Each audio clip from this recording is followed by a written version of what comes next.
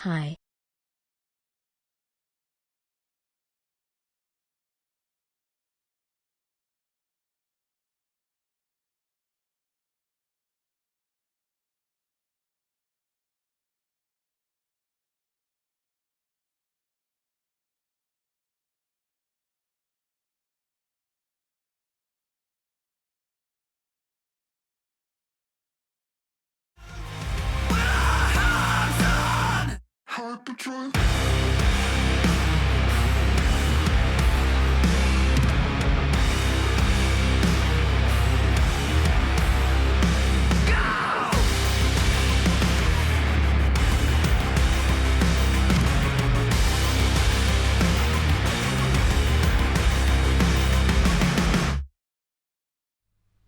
Hello, chatto. It's Sundat, and coming up today on Building a Nation with Sirens of Malta, we are just a few short ties away from our 3rd Champions League in a row and the 6th of the save. I think I've got that number correct. Hibernians, of course, join us in Europe with a chance to win their first ever Conference League. They're in a tough position, though, and it's going to be very difficult to get that through. I don't know why I said that in a Scottish accent. We're going to presume... Oh, fuck.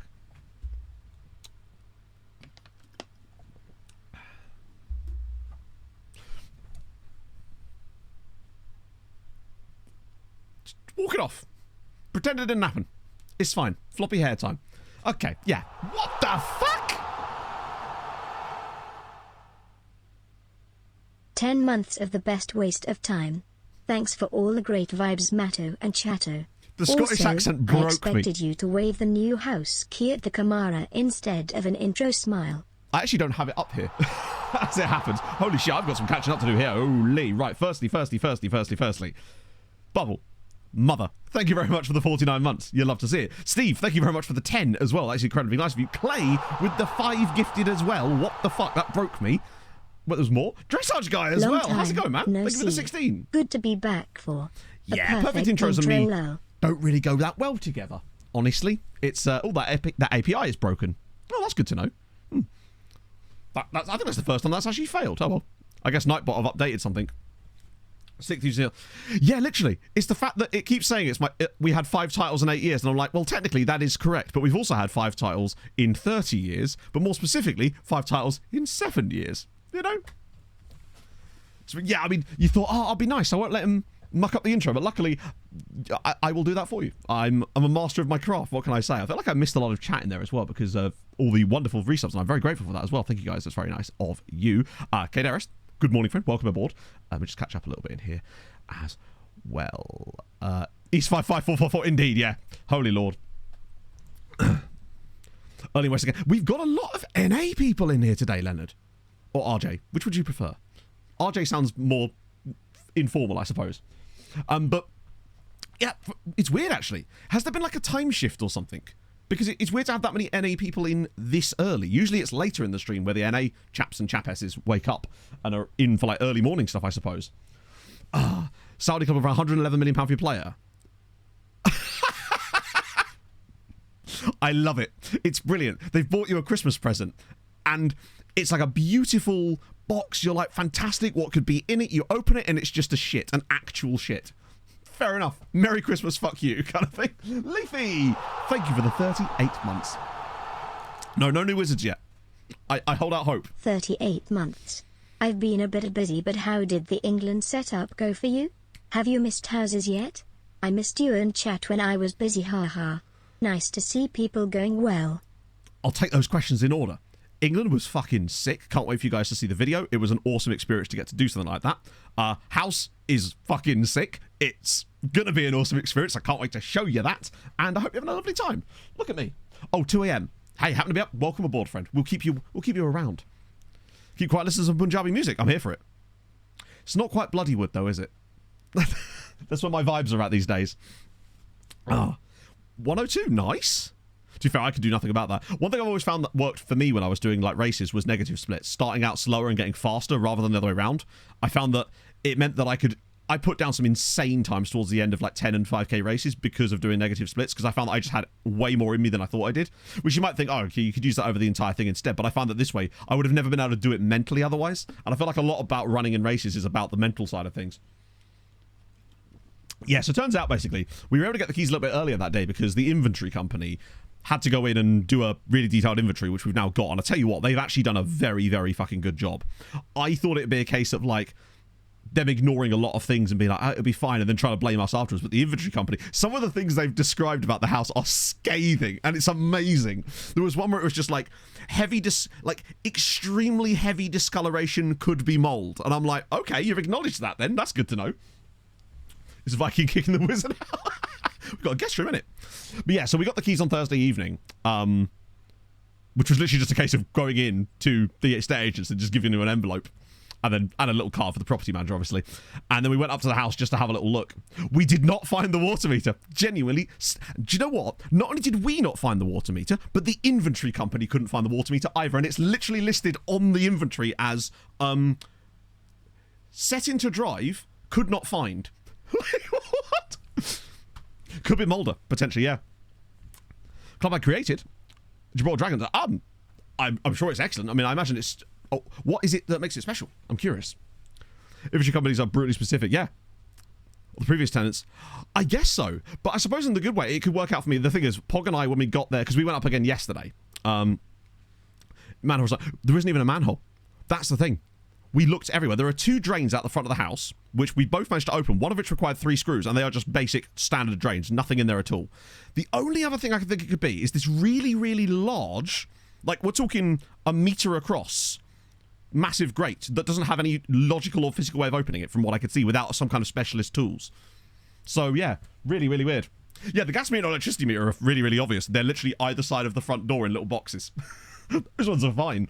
It was just all the other stuff. But yeah, I was quite glad they described it like that. The pregame, nice, that's awesome, man. It was pasta. Yeah, I mean, obviously, if it was... Half has a pasta meter. It's a very different thing. But yeah, so we went up there on Thursday night and did all that kind of stuff. No, it's really not. But we still managed. We ended up just getting a water thingy anyway because I was like, when I was up there yesterday, I was like, I really need a piss and I need to flush this toilet. Damn it. So yeah. So on Thursday we just did a little bit of that. Then we went to B&M in the city, but it was not a lot in there. But then yesterday we went to B&M and did the big shop. How was Dutty after? Tremendous. It hit different, you know. Particularly as it could be one of the last Dutties. I mean, it wasn't because we had Dutty again last night. Because it's just what you do. Can't even let the water company check it. Exactly, yeah. At that point, it's like, what more can you do? We've looked in every single logical place that it could be. Because we looked up online, because I usually, you know, either it's outside in the little drains, or sometimes it's actually inside in the kitchen under the sink with a stopcock, or in the reversal of that on the side of the house where the outdoor tap is. Nothing, nowhere. So weird. Title, I don't know. I've never watched boxing in my entire life, honestly. But speak to Anglian Water. Yes, that was our next step, is to ring Anglian Water, basically. At least found the stopcock. Yeah, no, we found the stopcock. The stopcock is literally just under the sink. It's right under the sink. Because that was our first thing. It was like, oh, it might be with the stopcock. So it was under the sink in the kitchen. No problems. Hello, Brazilian Flurry. How's it going, man? So, yeah, we did a massive shop at B&M yesterday. And then took a load of stuff up to the house on the way, well, just because we could, right? So it was a case of like just going in. I don't think I've ever spent I've never had 2 trolleys like that. No, we actually met our neighbour on Thursday as well, which is incredibly convenient. Because basically it's a semi-detached where the houses are in like groups of 2, like pairs essentially, with like some of them have got like a driveway, communal drive, not like a driveway in between basically, and that's what we've got. A stopcock is essentially like the best way to describe it is like a universal water shut-off valve. So it's the one that you can shut off all the water to your entire property, basically, with one twist. In case you have, like, a leak or something, basically. Semi-detached. Well, I mean, it's semi-detached on both sides. As in, like, because you can have a semi-detached on one end and have terraces, right? Like a main switch, yeah. But, yeah, so we, as it happens, Pog and I were outside looking for the water meter and stuff when our new neighbour came home and introduced herself. Her name is Shannon. She's absolutely delightful. So that's a really good thing because I hadn't even thought about the fact of the neighbours, right? But yeah, she's great. She seems lovely. It's a tremendous success, which is nice. RJ, thank you for the prime. Has everyone got through? No. Only Hibernians. Nothing. Bear in mind, I've not progressed since last stream. We're literally right where we were before. So the only things that have... Nothing has happened. Oh, dear. Everybody needs good neighbours. A certain well-known man told us that. No building planets. It certainly seems not. She seems like just nice lady. And not only that, but she works, from what I can tell anyway, like 9 till 5 jobs, which means she won't even be here during the day while I'm streaming anyway. So it means that I won't essentially have a neighbour during the day, which is tremendous. Happened to be out at the time. It was always, oh, it's so good, isn't it? She like, it was just the perfect thing, because we were only there like an hour and a bit. Shit, yeah, then I wouldn't say so. Like, we're on the year, we're second. So I'd actually say it's been a very good year. It just doesn't feel it, right? Forest's competition history. I don't think there'll be anything on it, honestly, because they've not been in Europe at all in this save, as far as I know, but we will absolutely have a look in a second. So I wouldn't say it's been a shit year. I think it just has limited scope to improve beyond its current stage, because it is just us and Hibernian left in Europe, right? So, and we don't know who they're playing yet, because the draw hasn't happened. The biggest thing was Slima, technically Slima are still in Europe. They're just unlikely to progress any further because they're 2-0 down from the home leg against Celtic, which is very unfortunate. Yeah, it ain't going to catch England.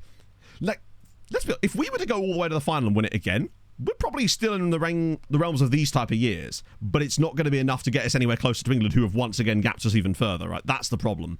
When you see the gap is still 16 points. Like, we're still 4th by a pretty standard margin. In fact, there's a really good chance that we could actually go back up to 3rd again. Loan farm vid. Yeah, no worries.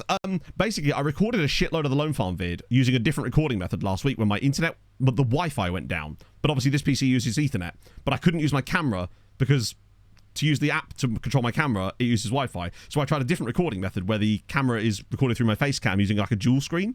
And this is the system that we use for Hood's match of the delay thing, which I thought was really cool. The problem was when I actually looked at it for like full screen face cam footage, my footage looked dreadful, and I didn't want to use horrendous looking footage for the video, so I'm gonna have to re-record that. The problem is I now have to wait till January in the save in order to re-record that footage, because I'm trying to find like case specific examples, which is very annoying.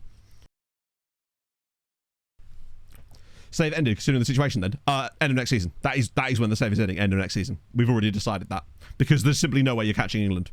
Not realistically in the meantime, with the way that things are financially. If the finances were still as they are, like, decent, then it would make more sense, because there's still the opportunity for the economic side of things to continue to grow. But with the fact that we know in this summer, the finances of all the Maltese clubs are going to be utterly devastated, because all our players are going to have a second financial crisis, basically. The actual, oh, I have so much stuff to share, it's unbelievable. It might end up coming after we move, basically, at this stage. To the point where Outcast to Icons, yes. So after next season, it'll be Outcast to Icons. We'll obviously have the looking forward stream in there as well, but that'll probably be at the new house. Yeah, I know the loan farm video's taking ages. It's annoying.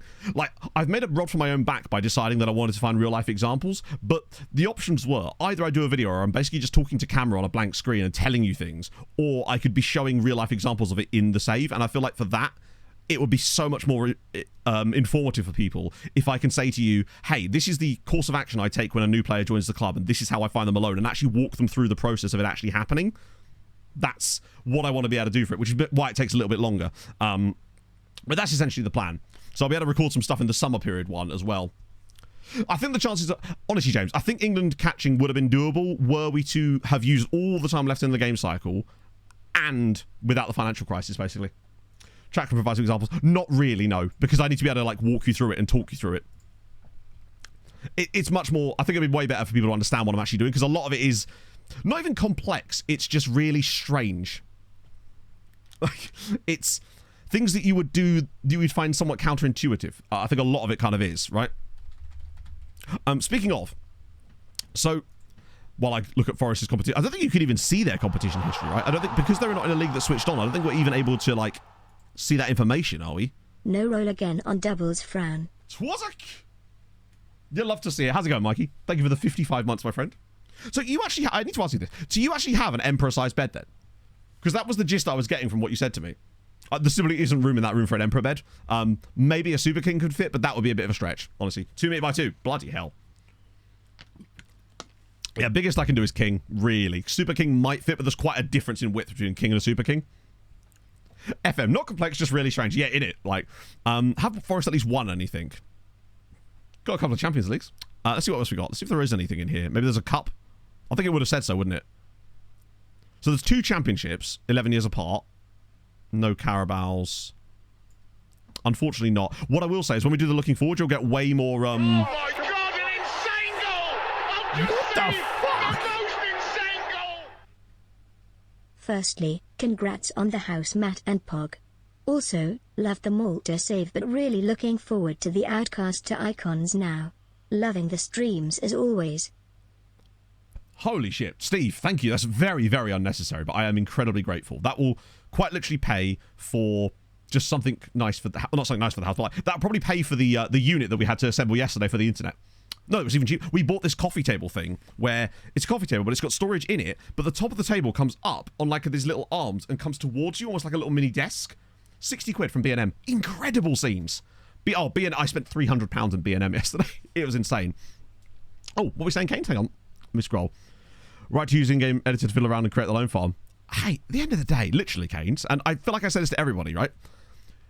It's a single-player game. If what you're doing there makes your experience of playing FM more enjoyable, then go right ahead. Like, that's all that matters. Are you having it? Is it going to make your experience of playing FM better? If so, do it, right? Because it's about having fun. I feel like something that gets lost a lot in the FM community, because there is a little element of elitism sometimes, is that at the end of the day, what it boils down to, it's a video game. If you're having fun, you're playing it correctly. I will never stop saying that. That's the great thing. You're forging your own stories. Did I miss a longer comment as well? My apologies. SecondYellowCard. Yeah, it takes a long time, especially with someone like NI, because you've got like work permit problems with Northern Ireland, I would have thought, right? Yeah, saves coming's fine as long as you get a power cut while you're doing it. By the store, pretty much. There was only one thing we didn't get in there, which was this cool... Basically, it's like this mini sort of wardrobe-y thing, but it's all open, that I want to have behind in the new set, where I can put these Yeelight things that you see here on the back side of it so that it refracts off the wall and that creates this lovely glow. But it's also got this open hanger bit, basically, where I can put like football shirts on it too and have them displayed correctly. It's just it's like 40 quid from B&M. It's so cool. Yeah, sometimes FM will make it really hard for you to have fun. That is also worth pointing out. It won't be easy. Yeah, I think there's just all sorts of like stuff with... I think partly, sometimes, like with any other fandom or niche, right? Sometimes people will put too much of what they do in the game as part of their actual personality. And take it a little bit too seriously, right? FMX was there. We get it all. Which is hilarious. Yeah. Pog is literally... She wants me to take her to 2 further B&Ms to try to find this place. We've been to 3 already, including the one in Cambridge. And now she's found 2 more local ones that she wants me to take her to try and find this damn thing. Which is hilarious, and I kind of love it for her, honestly. Oh, yes, very soon. Painty, thank you for the follow. I'll refund your points, Clay, for that, because that wasn't actually very useful what I was able to show you there. Oh, well, that's clearly, yeah. There's a questionable tactic. QOL stuff. Yeah, exactly. Like, it's not like you're stat apping it, right? And the other thing about it as well is, honestly, even if you are stat apping it, I realize this is an outdated reference, but those of you that know, you know, right? You're playing a single-player game. Who gives a shit, right? It's not like you're making content pretending to be good at the game and doing it. Like, that would be slightly different and maybe somewhat unethical, because essentially, if you're making a video where you're like, hey, this is what you do, and then it's just, like, built on a lie, right, fair enough. James, it's funny you say that. When we left B&M, Pog literally looked up what the biggest B&M in the country was to try to go there, and it was obviously Bournemouth, as you say, and she was like... I was like, they're not just going to have the square footage. No one would do that. I know. Thank you, Penny. Now, actually, thank you for bringing up the Malta's YouTube series, because this is a bit of a weird one. There might not be a recap for this season, because this is the last video, or like last stream of the year, of the season. And obviously, that means naturally I would then record the recap in the day in between, which obviously is Monday for Tuesday's stream. However... my plans tomorrow include sitting in a camping chair in my new living room waiting for the internet to come. At a time unspecified. Which means I will probably be at the new house the entirety of tomorrow waiting for the internet to arrive. Which is good in many ways, but also will literally prevent me from making a recap video because I won't be able to be here to do it. Because we don't know when the internet's coming. It's one of those sort of jobbies. And so because there's nothing there, it's just going to be me on a camping chair. Take my Kindle. Luckily, we've got a kettle there now because my parents came up to the house with us yesterday afternoon and they just brought some like general accoutrement, a favourite word of mine, as you probably know. So we've got a kettle at least. I can finish reading. Oh, actually, the book I'm reading at the moment is called Antarctica Station by A.G. Riddle. I do like a good A.G. Riddle thriller. We've actually got a lot of water up there as well, so it's going to be all right. But yeah. Not a bit of North Pole smut, you know? She rid his North Pole. Also, Antarctica is in the South Pole, Hadrian. I don't know if I need to break this to you, but like you're at my age, you should know this by now.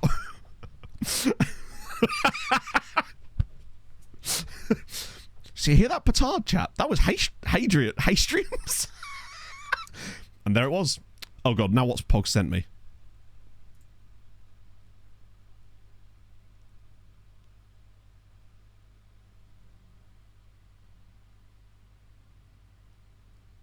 What the M's managed to find it on our Anglian Water account.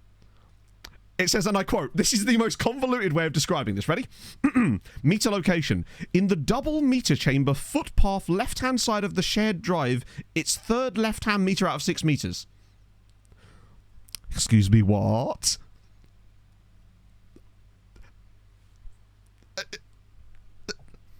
Literally, what?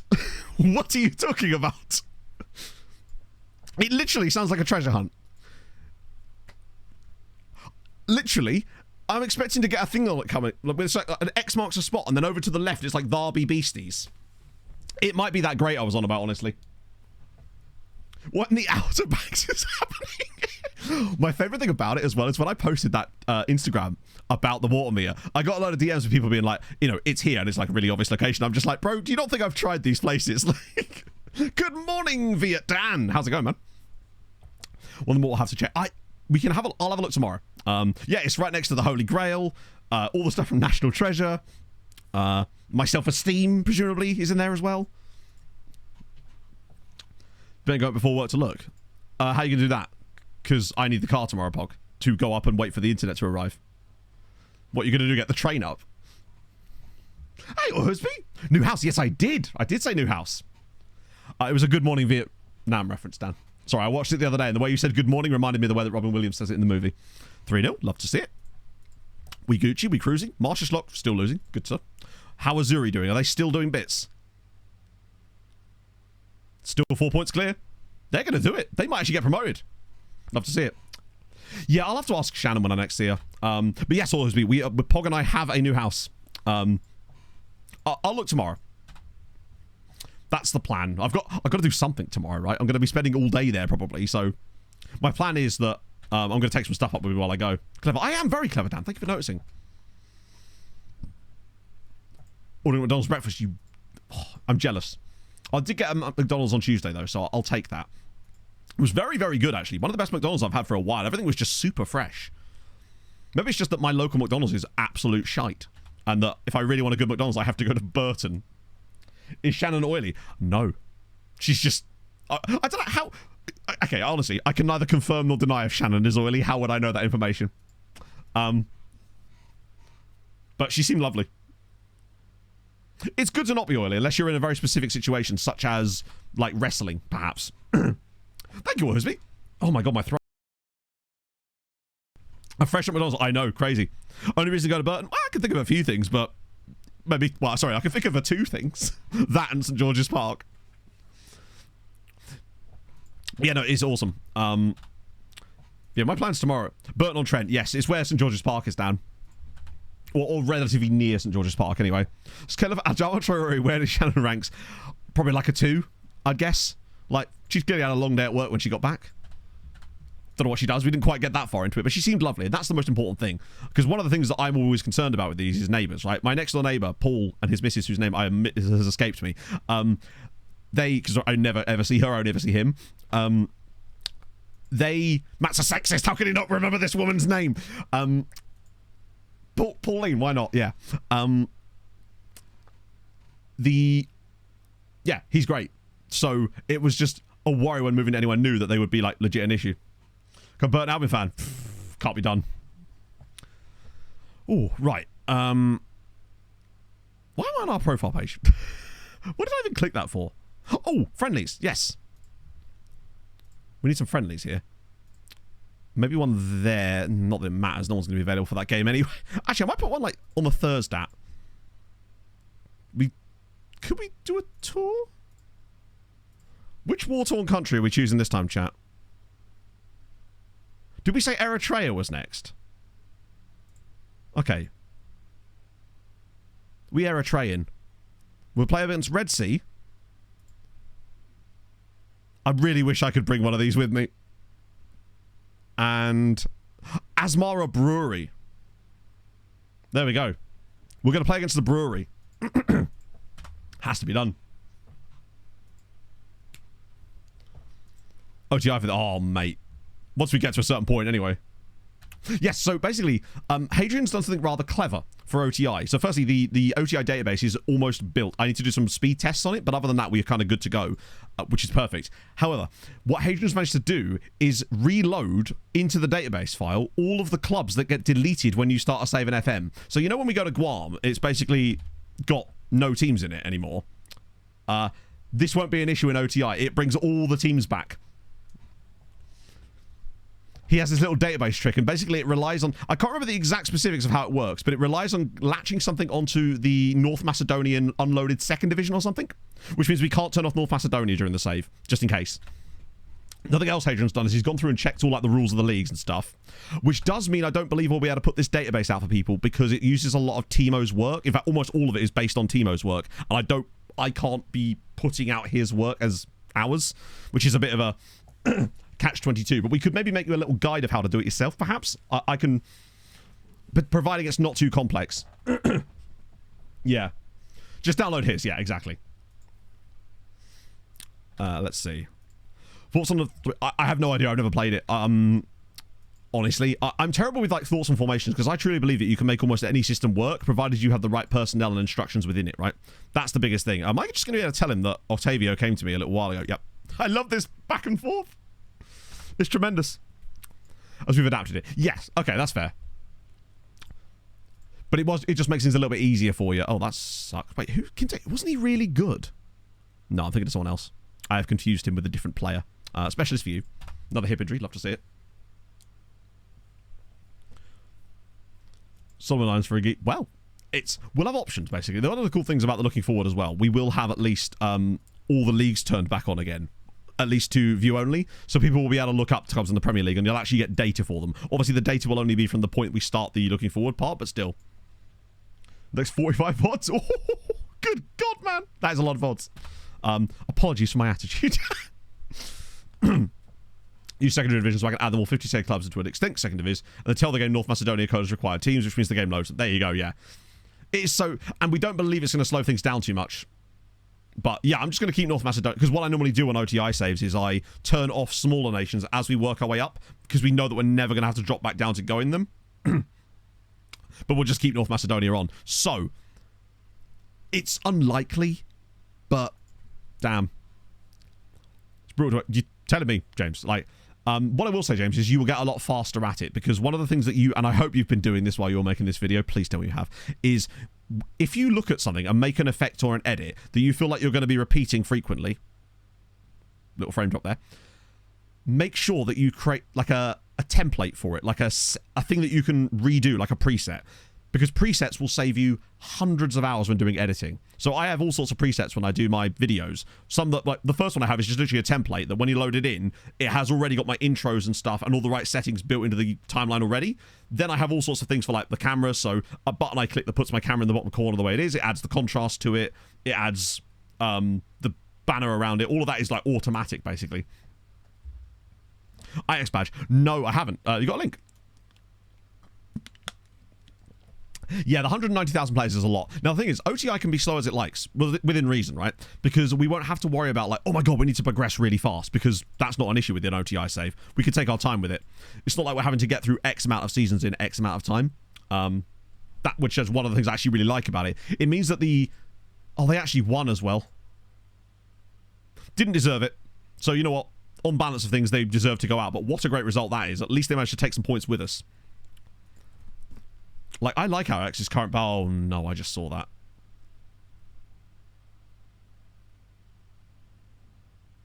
It means outcast to icons, Elfie. Sorry, my apologies. I always shorten it just because it's easy.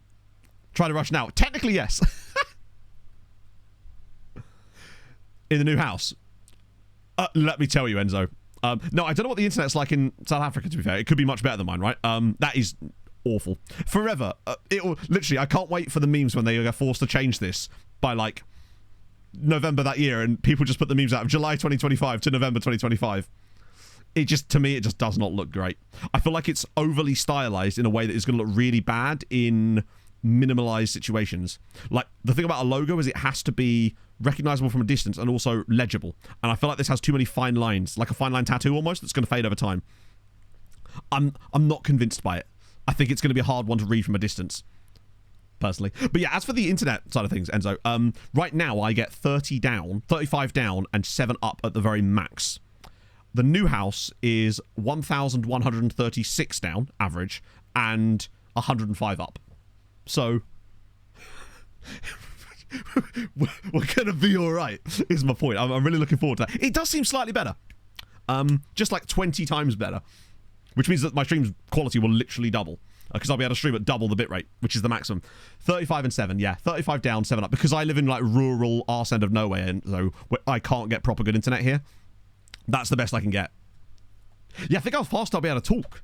It'll be buffering, my thoughts will be buffering. Looks like the guy that died during the play. There's just the one guy. Yeah, I mean, admittedly, the actual quality of the streams itself will still be me. So at the end of the day, that is capped at a certain level. We can skip this. We literally know who we're playing. Like, it's dumb, but there you go. Real Madrid, yeah. One of the worst teams in the Netherlands. Good to know. Which team is that? Talks fast enough to keep my HD brain engaged. So hey, fun little trick for that, Clay. So one of the things I struggle with, and I believe this is a common thing in that sense anyway, is transitions. So transitioning from one activity to another. So one of the biggest issues with that is getting out of bed in the morning and doing stuff like that, right? And I have a propensity sometimes, if I wake up, I could be in bed for 2 hours after I wake up before I actually get out of bed and do something, right? This is something that I found works for me over the last couple of days, and I almost discovered it accidentally, is that, generally speaking, not long after I wake up, I find that I need a piss, and I have to get out of bed to do that, or I will literally wee in the bed. And that's not fun. No one wants to do that. Seems like it would seep through the mattress, etc., etc. Right. So when I stood up to go for a pee, I was like, hang on a minute, I'm up now, I'm transitioning. I'm going to quickly grab a bath. And I did the same thing yesterday, when I needed a wee, got up, and all of a sudden I was like, right, I'm dressed, I brushed my teeth, etc., etc. Pog wasn't even out of bed, and I was just sat here playing EAFC. I was already up, ready to go, like just chilling. I was like, that works. Me needing to get up for a wee is actually a really, and as long as I don't let myself get back into bed again, it works so well. From a new place, that's still pretty good, to be fair. Do I have a piss straw? No. Oh, I do, but it's full, you know? And emptying it just seems a bit disgusting, honestly. Where am I going to put my piss straw? I like the wall. First one in piss, task pisser. There you go, yeah. Exactly. Or whatever, go back to bed. Exactly. Read sometimes for there. Exactly. I do that too. It's so easy for me to just start reading, or more likely scrolling TikTok lately, which is bad. Yeah, I call it FIFA most of the time anyway. Lying in bed, I argue. Well, point is I'm up in it. I was dressed, cleaned my teeth, I'm ready to go basically. I could just put the controller down and we can go. We have a smart water meter. What does that even mean? Surely it just measures the water. What? Why does that require smart technology? I've never actually used defensive wingers. So, but where is it then? Usually with a smart reader, you can actually see the device. I don't remember seeing any devices. You can do quantum physics. It makes Spurs lose. Already knew the reading. Oh. Yeah, no. I realised that, but I'd quite like to be able to see the reading as well, so they don't pull bullshit on you. Like, it's great that they can see the reading. I'd like to be able to see it as well, so they can't just lie about it. Because there's no way that they... Do you know what I mean? I'd like to be able to check they're working out. This is a computer from 2005. Really? Huh. 2015? That surprises me. We'll sync to it. Yeah, I would be amazed if you couldn't, because that seems a bit shady to me. 200 people. That's more like it. Halfway through season... Oh, Thomas, you're going to have so much fun in a few years. If you've already got 200 players on the books after season 3, you are doing it right. Fair play. No reason they can't... Yeah, you'd think not. Because I like... It's fine and all, but I want to be able to make sure that they're not just pulling the bullshit, because that's a thing that a lot of utility companies have a habit of doing. They have this fantastic thing. My dad constantly gets into arguments with them, with Eon, over this, because they have this wonderful way of not giving you receipt of payment, and thus then claiming that you haven't paid. and shit like that. Not sending you any kind of receipt to say that you've paid. Even when you request it. Like, really shady shit. Yeah, which is why, naturally, we're not using Eon. I think my parents are switching to Octopus as well, as it happens. 6 to the meters. Yeah, that would be fine. Well, I'm less concerned about the water company, obviously. Of the 3 like main utilities in this country, water's the one that's just kind of like, is what it is type of thing. How is he suddenly so good? Like, we've been noticing this over the course of the season. Despite not getting a huge amount of football, Zimzims has just been getting an insane... Is he getting prepared for a late developer, do you reckon? It's weird to me how good he's suddenly been getting lately. In star-wise, anyway. I know he's played a little bit more because Babasi's had a few injuries, but still. Patch for the stadium inside the match. Inside the match, there's, as far as I know, not a lot of real mods for stadium graphics. Not to my knowledge, anyway. Yeah, you just pay it because it's usually quite cheap anyway. 3 solid minutes the other day with 87 players. That's beating my record for sure. Incredible work. Love your stuff. When's the next album dropping? Remarkable. Zuri are going to do this, you know. I'm feeling it. I wish I could be you.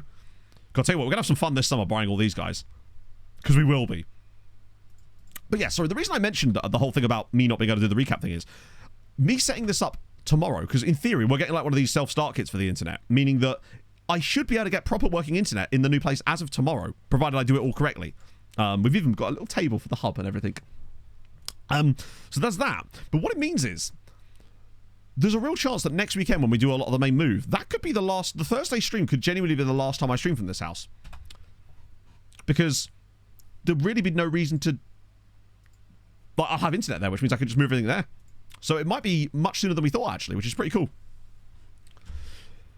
Buried in a mind to watch. Really? Shit. At least I suppose with someone like me, Who's me, and I'm sure other partner streamers that you watch, you get transcoding.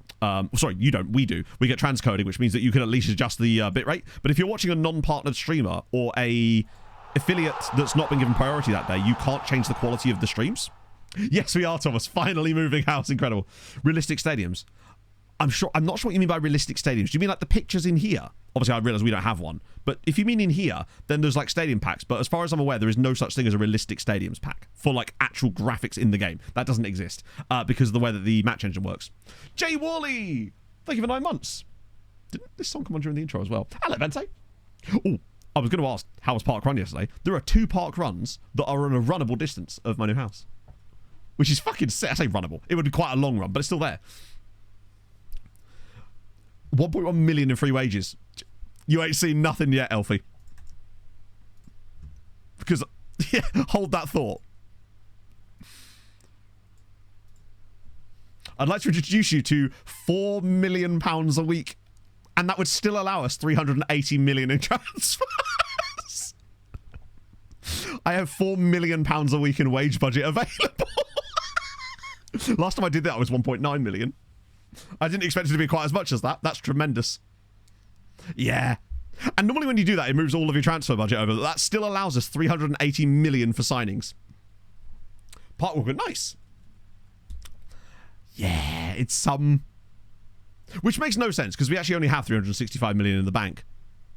Like, our current wage budget is... So we're spending 3.5 million on wages, but our wage budget is 7.5 million a week. A week! So, that means 10 weeks is 75 million pounds. 40 weeks is 300 million. 50 weeks is...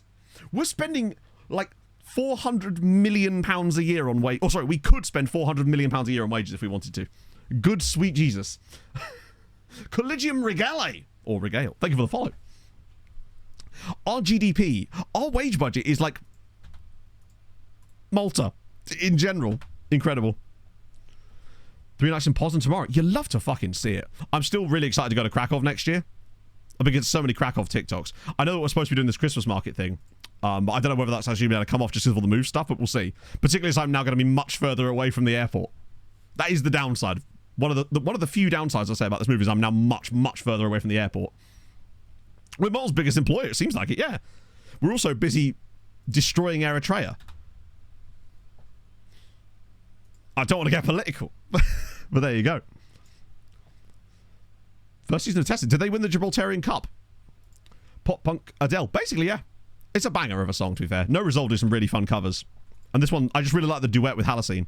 Right, it's FM Christmas. And there's actually not a game on that day for once, which is lovely. Sorry, it's in a day or two. The Rock, of course, yeah.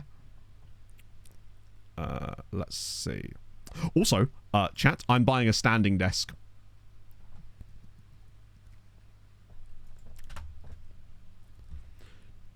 Basically, we're doing a little... I don't know if you missed this, Don, but every single international break now, we are doing a tour to a random country that you probably wouldn't want to do a tour to. So we've done North Korea. We're now doing Eritrea. No, it's an adjustable height one. So it's... The lowest height is, ironically, the exact same height as this desk. And it will go up to, like, 1.15 meters as well, which is, like, up here. And it's an electric one with, like, memory, so you can just push the buttons and it knows where you want to set it and stuff like that. It's also... another 20 centimeters deeper than this desk and 40 centimeters longer, so it's massive. It's it's from Amazon, but it has incredible reviews, and I'm hoping that with the right, its price has just been put back up again, presumably because of Black Friday coming, so they can drop the price down again. So I'm just going to wait and then get it then. This one's going to cost, I think, if I can get it for the right deal, about £150. It's called Devoco, I believe. Anyway. Media description does matter. Yes. Oh, wait, no. No, sorry, media description. Sorry, I was going to media hand. Media description is a bit of a misnomer. Most of the time it's meaningless. There is one thing that sometimes... What is it? That hang on, I'll find the link. Not the link. I'll find the... Was it promising? Was the media description we wanted? I think. A few late developers in there, actually. Which is intriguing. 1 second, let me see if I can find it for you. I swear it was promising. Just happens to be none in here at all. I believe that there was a person that did some scout... Here. Yeah, here. A person that... I can't remember who it was, so my apologies, was... They were doing some scouting, and they were scouting players using the media description promising. Because in theory, they believed and posited that it would give you a better chance at... And you'll notice that the players that we have got promising on here, reasonable PA on these guys, to be fair. Let me just clear this properly so we can look at players we've actually scouted. Hello, Crazy Brit. But that's one way of doing it. That's about as much as... And obviously Wonder Kid. But Wonder Kid can mean many different things. I think you're unlikely to find that much information by doing it. But if it says promising, maybe consider that a sign to maybe have a little look at the player. But beyond that, I don't know what more you're going to find out from it. Media description is usually not that useful. Let me see if I can find you more on this one. Less players, but... means I can actually scroll through it. So here we go. But you'll note that their PAs aren't noticeably higher than any of the other players around them. And you'll notice here that when I sort by potential... For example, these guys here, this guy's 16. Seems to have decent PA, but no sign of promising on that. Might be something you can use.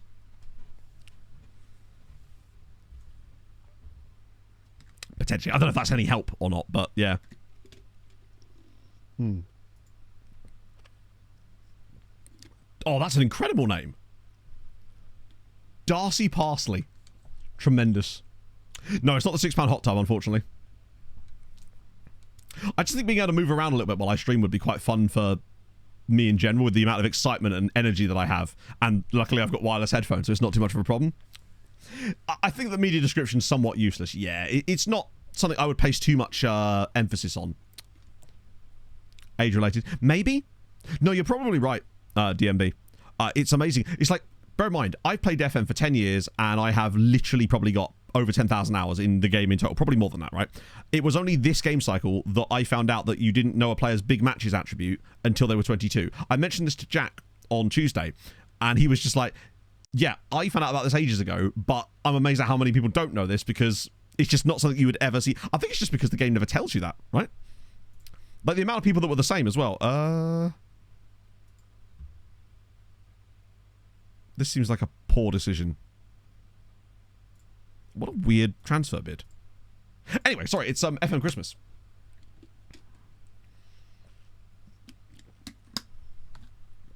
You in the Discord? Oh, hang on, I'll see if I can find it. I can show the Discord on stream, so I'll check. Just don't want to accidentally... Oh, we got some money for the Hoydar deal. Hello, Tomat. The Flanders jumper. You'll love to see it. I can't start wearing it yet because it's not December 1st. But the moment December 1st rolls around, you can bet your ass I'm breaking out the nothing at all jumper. Let me see if I can find it. So in the regen chat, you say. Straight out regen. Is it recent?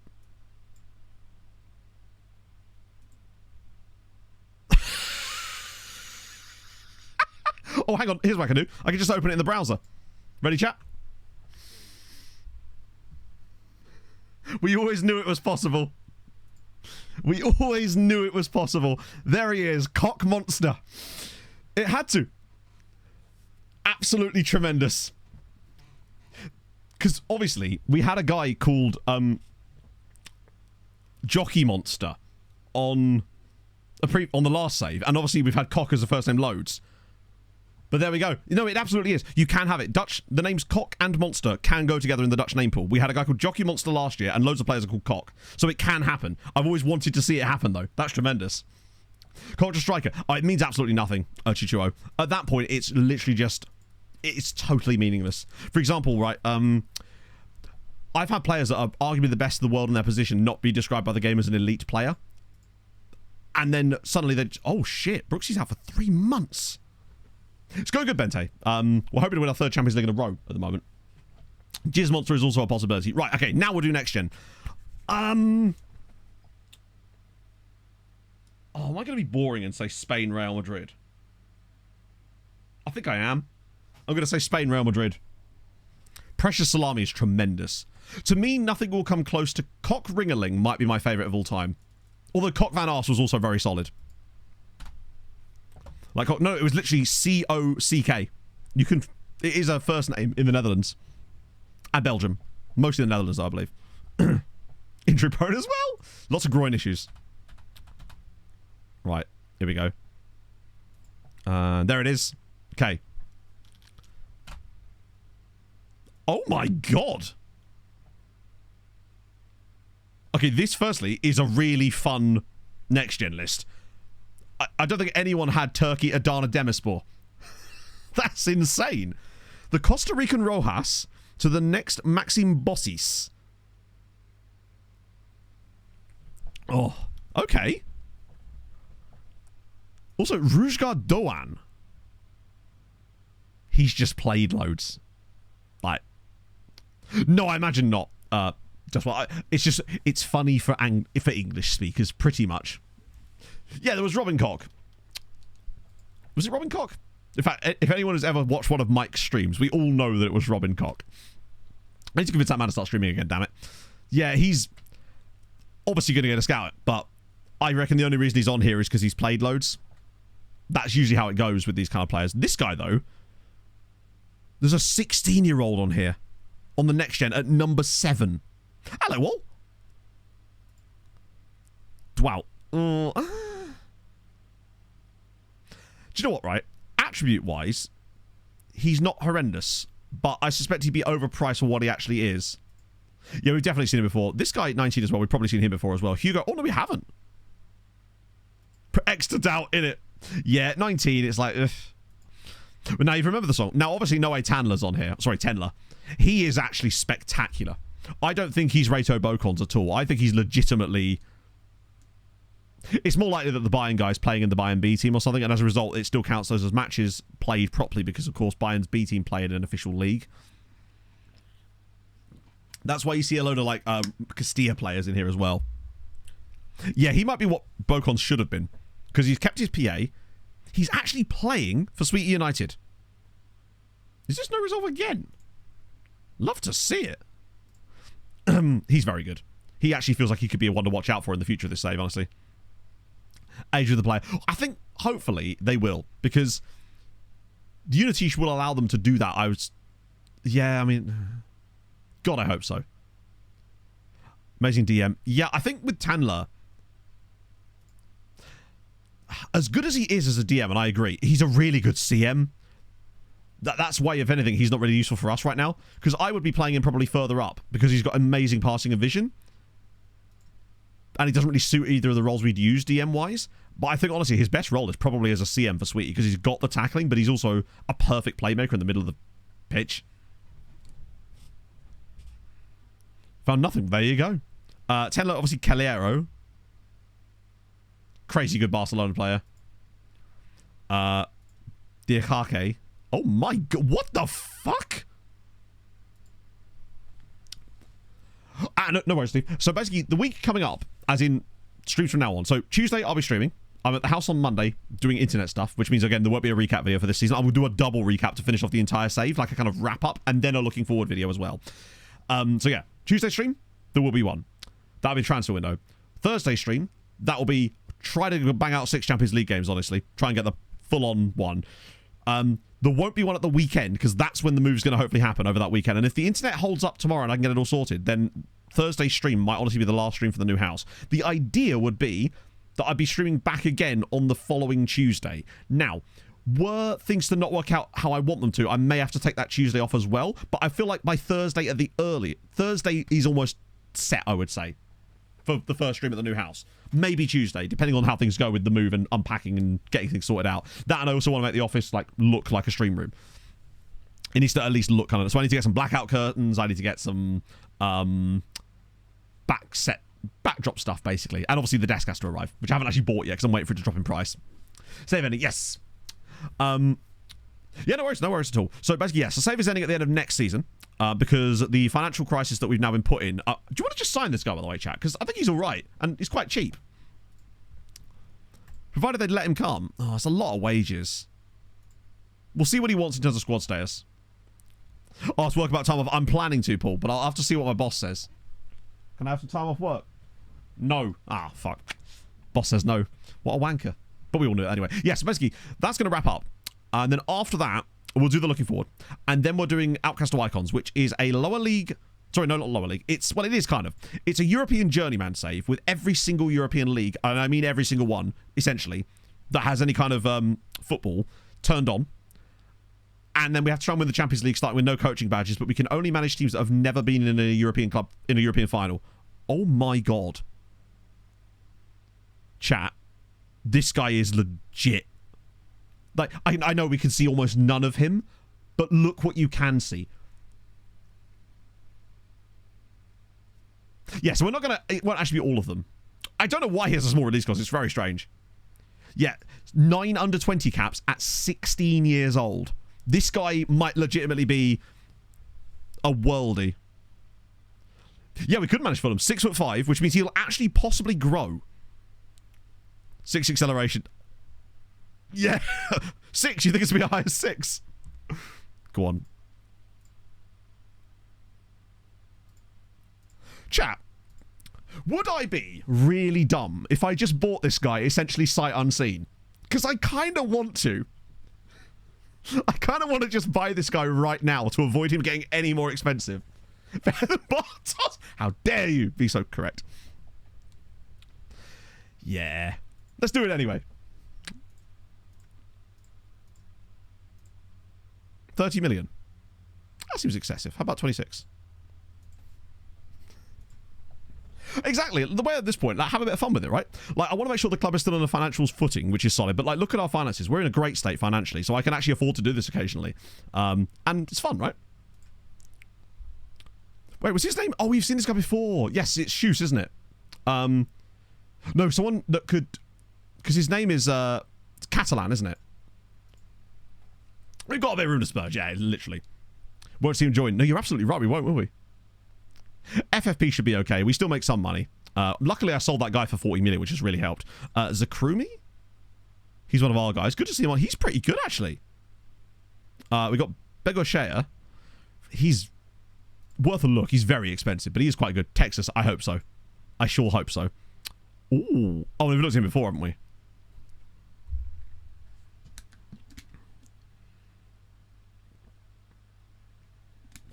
Oh, that's annoying. They bought him from ASO Schleff for £125,000. That's a tremendous bar. Oh, look at the work rate as well. God damn it. They got in there and stole my Schleff.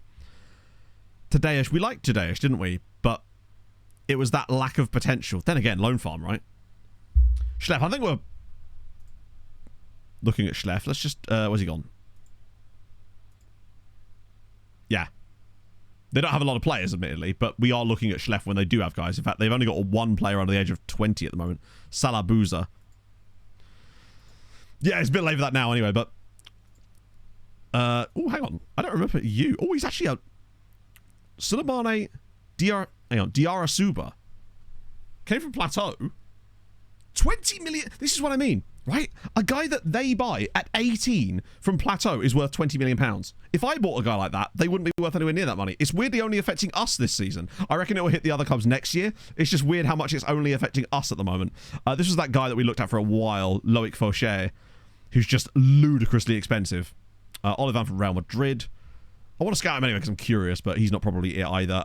Overpriced Saudi. Oh, Jesus. He's super mid as well. Yannick. He's not one of ours either. Again, the values. Particularly as he's really... he's not bad, he's just limited. It could be a Boulay type of guy. Yeah. Erman Aiden. I'll give him a scout, but he's not the other guy. Skip number 2, did I? Wait, hang on. I was in number 2. No, it is number 2. Del Trotter, thank you for the follow. Yeah, this guy we've looked at, but it's just a lack of potential on him, and he's quite expensive for a Czech player. Like, he's got some good attributes, but I'm just not convinced that he's going to be... I think he's basically as good as he's ever going to be already. Antwerp guy. Oh, yeah, Samaka. Oh, he's on loan from PSG. God damn it. And then Volland. These guys I'm less interested in. We will still scout him, though, admittedly. Still amateur. Players get trained, so I released him. I like that. Unless they're good, in which case you've cut off your nose to spite your face there a little bit. Ariash. On loan from Porto. Damn it. Another mid-Saudi guy. Very mid. Oh, hello. Cypriot. No. Oh, hang on. English player on loan in Cyprus. Probably on loan from Man City, right? Okay, on loan from Newcastle. They're usually, if you ever see that, it's almost always on loan from an English club, which is disappointing. Oh, look at this guy. On loan from Chelsea, yeah. Mungo King Elliott. Big fan of Mungo King Elliott. Tremendous name. Not a bad player. Probably not bad. He actually has some Chelsea appearances, surprisingly. This is that guy, isn't it? Amy Nyongira, the Rwandan guy at Porto that we kind of like the look of. I want to keep an eye on him. Oh, it's Moritz DM. Brother Carpe couldn't be reached for comment at this stage. 2 months with shin splints. Holy shit. Looks like he sees that air a little bit too much. Ramos. Chat, it's Sergio Ramos. The fact that he's a DM. DM is a DM. Sensational. I didn't even notice that. DM is literally a DM. Tremendous. Just classic Sergio Ramos as a goalkeeper as well. Here's Ronaldo. While we're at it. Just Ronaldo. Whose name is Ronaldo Albino da Silva. Stoyanov. Oh, Bositar. Okay, this is more like it. This is what I like to see on a next-gen list. Like, 18, 19-year-old Bulgarian. Super two-footed. Some nice green in here. These are why I like the next-gen list. These are the kind of players I love. Casas. Oh, this is Missile. This is Missile Casas. We already know... I recognise this name because his first name is Missile. Yeah, it wasn't Levski, which is surprising. With white hair, red eyes. It's Cristiano Ronaldo if he was in the Da Vinci Code. It's Homing Missile, who was from Kansas City, Kansas. Makes sense? Wait, hang on. Is it Kansas City, Kansas, or is it Kansas City, Missouri? No. Because isn't there a Kansas City, Missouri as well? Or something like that. Right. It's... Right, I don't know who this is. Is it going to be Dan White? Dana White? Dylan White. Another Italian at Cypriot club. God damn it. Just one of these days I'd like to find a... Is it the same city? Is it just because it crosses state lines? Oh, I see. Okay, I've always... that has always, like, confused me. Carpet salesman. Carpet... Good. Solid stuff. I feel like we never see Cypriot players on here that are actually at Cypriot clubs. Here we go. Oh, much more like it. 19 years old. Banik Ostrava. 5 Czech caps. Stanislav Hang on. Havranek.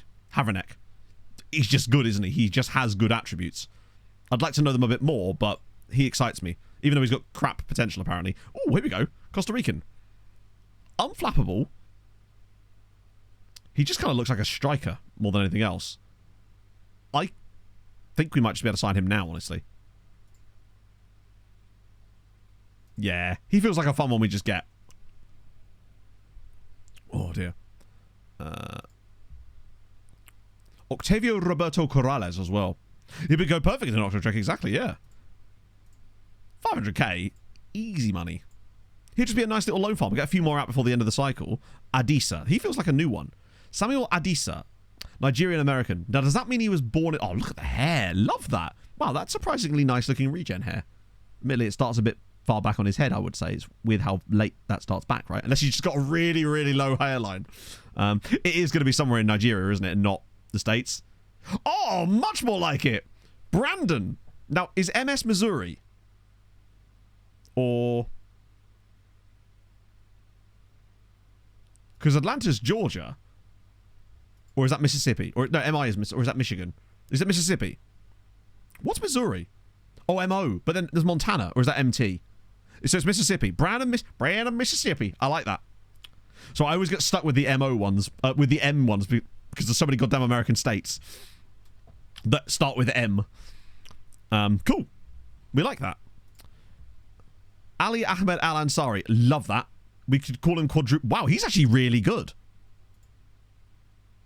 Minnesota. Could be. I don't know. Massachusetts. Yeah. He's kind of intriguing. And he's quadruple A. Got a Japanese guy in here as well. Hiroshi Matsumoto. Hey. 3 Japan caps at 18. Love to see it. Oh, another Egyptian dude. Ali Aboram. God, he looks all right as well, actually. Oh, look at you, Dan. See you on Tuesday. Enjoy your golf. Does this guy look really pale? If anything, he's the albino Ronaldo. Paul Taylor. Fair. Yeah, a lot of Egypt tax there. Hervé Kudimbana. Tell you what, Hervé looks kind of... Damn it, he's on loan from Club Brugge. Shit. And then... Last page. Rojas, which I assume is this guy. I love that. From the Costa Rican Rojas, who's number 41 on the list. Mess Virginia Mountain. View only. None. I have no leads loaded on view only. He's a low determination boyo. Wanted though by Dortmund. Wow, okay. Steven Rojas. He'll be from Costa Rica, won't he? Santa Cruz, Costa Rica. Cool. Take me mome. Oh. Wait, what nationality is that? No way. Ryan Rodriguez. From Lincoln Red Imps to Hibernians, and he's worth £7 million. He's 19 and has 16 Gibraltar caps. That's the second guy to go with Neil Batten. Hang on, isn't Neil Batten... Oh, no, he was at Zabar, wasn't he? I think. No, Niall... Oh, no, he's actually at none of them. He's on loan at Brisbane Roar now. But Niall Batten, yeah, he's on loan from Zabar. Still. That's a great buy. He looks like he could be quite decent, actually. I want to scout him. I want to find out where he ranks. I think I already did, right? We've also got a guy at Valletta, who I think is one of our guys, actually. Yeah. Adama Compaware. Then this guy, Asgari. He's fast. He be quick. Is what he be. We've got this guy here. Stanjan Skakic. 2 goals in 1 cap for Bosnia. Dinamo once again cooking up mad things. Love to see it. A guy from Orlando. We don't see many players from... Hang on, what is that nationality? That's not South Africa, is it? Oh, Zimbabwe! Get in! Malvin Kapusha.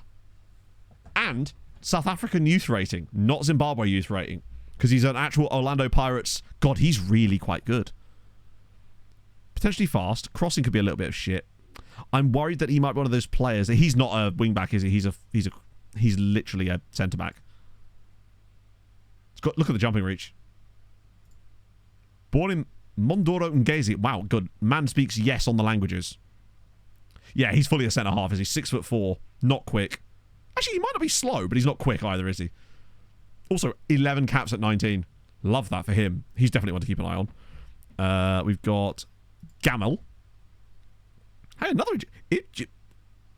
Benfica want him. Egypt have been... Don't know why I've said it like that. Egypt have been cooking this cycle. That's a few little good ones. There's Caesar here, who they blatantly brought... Wait, he's a Bayern youth prospect? Wanted by Dortmund, Milan, and Inter. Yeah, he's not very good, is he? He's from Nova Brescia. Okay. We've got Njoya, who is obviously Cameroonian. Came through at Canon Yaoundé, although it looks like that was a poaching rather than a full-on. And then last but not least, an Austrian at Beveren. On loan from Red Bull Salzburg. Wow, he's got really weird attributes.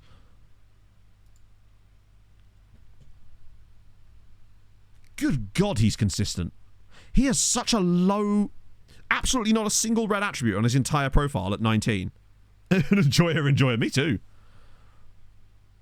Also, what are we talking about here? He came from FC Pingau Saalfelden. All right. No, you're right. He's very much one of those players that's got like 3-star PA at most. Wait, who just got a grease cap? Really? Is he good now, or am I just... Okay, he's better than I thought he was, in fairness. Best of the top 50. It was a guy from Adana Demirspor, but was only on there really because he's played loads of football for them. It's one of those years where, unfortunately, you're not getting too much information out of it because it ranks it... I recognise this song. Oh, Wrexham County. It sounded a bit like Small Pools for a second. So he's probably got some money out of us. But he's on at Bikikara, so we're doing fine with that. Debutant. Wait. Raymond Vella. Just got a Malta. It's always scary when I see Maltese players getting called up for it. You're the option to pinch youth talents. Technically you can, Chuchuo. It never happens, but it actually does exist. You know, like when you're doing a save, I'm sure some of you might not be aware of this, so I feel like it's important to tell you.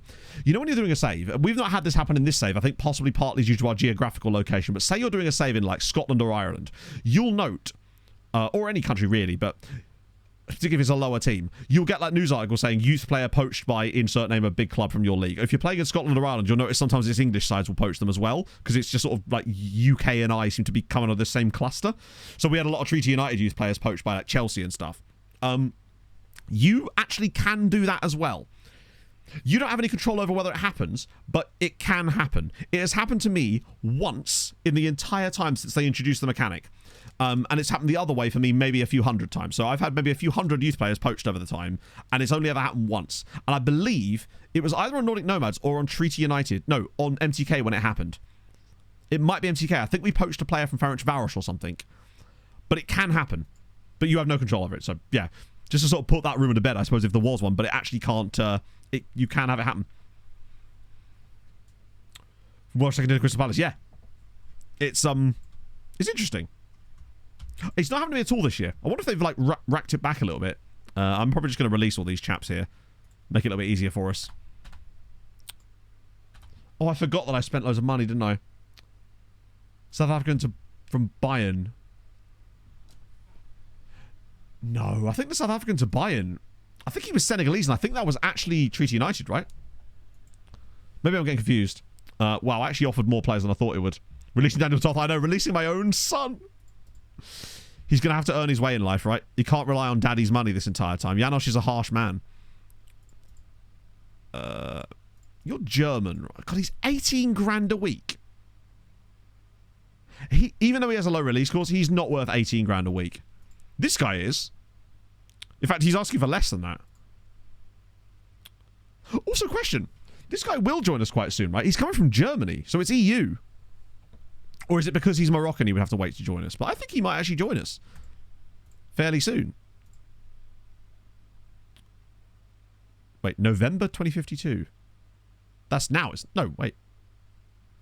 That must be when he joins, when he wait, what? Or is that his like full pro contract perhaps? That when that kicks in. He doesn't have caps yet. He's going to get caps. And in great quantity. And I have to be prepared for that. But we've got to try and lock down some kind of deal in the meantime. There we go. Sick. Yeah, you can't sign Pro till 17. Ah, true, yeah. Oh, here we go. Yeah, it's weird how it said November on that thingy. You're 17, so you can have a loan move. It's a shame there isn't a clause there that says, will find you a loan move upon you turning loan eligible age. I know that's a bit of a mouthful, but I'm sure you could shorten it. Like, that just says... But honestly... The will find you a loan move thing should just be able to be included on 16-year-old players' contracts anyway, but it doesn't trigger the promise start until they turn 17. Then you get the same amount of time as always. I feel like that would be a nice way around that. Seems weird that you can't offer them that promise. Wait, you have caps already? Oh, you're Costa Rican, aren't you? Oh, you're... I might just offer him what he wants on the end of his contract. Because at this point, as you say, with the sheer amount of money we've got flapping around, when turned pro, yeah, something like that. Whenever, I don't think it even needs to say like when available. It literally just needs to be exactly written as it is now, but just so that it only triggers the promise at the moment they turn pro. Don't reject. Yeah, that's true. Yeah, I think what the find a loan move thing for you does, I don't think it personally drives any more a loan interest in the player, but I think it makes the players more likely to accept the loan deals when you find them. Because I've noticed that we've had way less players turning down loan moves as a result of us now almost without fail putting that in every contract, potentially. Like to be included. Yeah, exactly. The contract doesn't even start officially until they're that age anyway, I think. So it does seem strange to me. That's all still the same. Balsan are promoted at an absolute... Balsan have not lost a single game this season in the second tier. Despite not that they don't have the top scorer, but what they do have is finally a good season from Emanuele Iannone. He's finally had a year where they've actually played him. Like, he's been on loan at Melita and Zabar and had never managed to get any real consistent game time. Finally got him a loan to someone where he's actually played, and he's smashed it. 15 goals and 6 assists. 21 goal contributions in 23 games is tremendous. And he looks to be... Honestly, with him, I'm getting maybe the next Tabakaru type vibes off of him. He feels like he's following a similar trajectory. Emanuele Iannone. Yeah, that's his full... Just change his name to one word. I'm here for it. Huachipato. Speaking of, I probably should actually look at the scout reports, because we went into it early when I was trying to show that example, and then I just didn't actually look at any of the players in it. And it looks like one of them's actually now disappeared. Oof. There's another Mish in there. I always give these guys a little go, just in case. But it doesn't look like a great batch. Which is weird, because there's a lot of Chilean clubs in there. Manny Lanny, yes. 55. There's almost so many more players in these reports now. I've got to start being a bit more...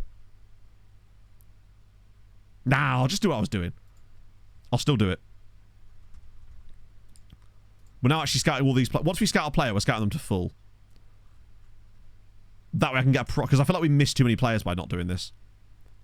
Does take a little bit longer, though. But it means that at least we're looking at proper knowledge when we're actually looking at players now. So it means we can look at this guy, Salah Al Ali, and be like, yeah, you're probably not that good, right? Supermango goes, yeah, that's annoying. They'll go back around again, but we're probably unlikely to see them anytime soon. You're into... Ooh, Mohamed Mihal. Quite cheap, but Montpellier, yeah, he's just a bit mid, isn't he? He's not fast, and he's a striker, and it feels like that's the only way we want them. I don't really need you on the shortlist anymore, honestly. You have dropped a lot of PA. Wonder Kids. So I'm not looking for Wonder Kids per se. But I suppose it depends on what you mean. Like, if you mean like players with the actual Wonder Kid designation, I don't really care if they have that. Some of the best players we've had in this save have never had that, for whatever reason. I don't really know what causes them to get it. It might be CA hitting at a certain point. But we're doing team report scouting basically. So we're getting team reports of the individual clubs that the players are playing at, more specifically the under-19 sides of those clubs. And then this big filter that you were just seeing here, what it does is it will only show you players that were found specifically in the last 30 days using the team report method. So these potential stars here that you see, you'll note here if I go on the player's profile, it's a scout player, because technically they aren't scouted, they've been team reported, but it still allows you an initial early stars here, and by using these settings it will isolate every single player that is team report found and not, and it means that once these guys get a scout report they get removed from this list automatically. It's brilliant. Shout out to Jimmy again, incredible work with that little touch on it. Champions Leagues, we have 5 Champions Leagues. 5 Champions Leagues in 7 years, or 8 years if you ask the game. For some reason. Alice on the youth contract. That's very cheap, actually, isn't he? I like that. He's just, where do I play? Left. His job is left. He reminds me a little bit of how Jose Otavio was super cheap. He was like £80,000 when we bought him. Maximum Dumont is 28. I need to remove him from the shortlist now. I only had him on here because his contract was expiring, but he's now too expensive. You're the same story, aren't you? Shigeki Kono. Oh, no, he signed a new deal. So I can remove you from the shortlist as well. Eurico Luis, I did try to sign him when he got released by Al Ahly, but he chose to go to Benfica instead. Fair enough. I think they might have offered him more money. You're already joining us, so you can come off the shortlist. You are interesting. Oh, what are you?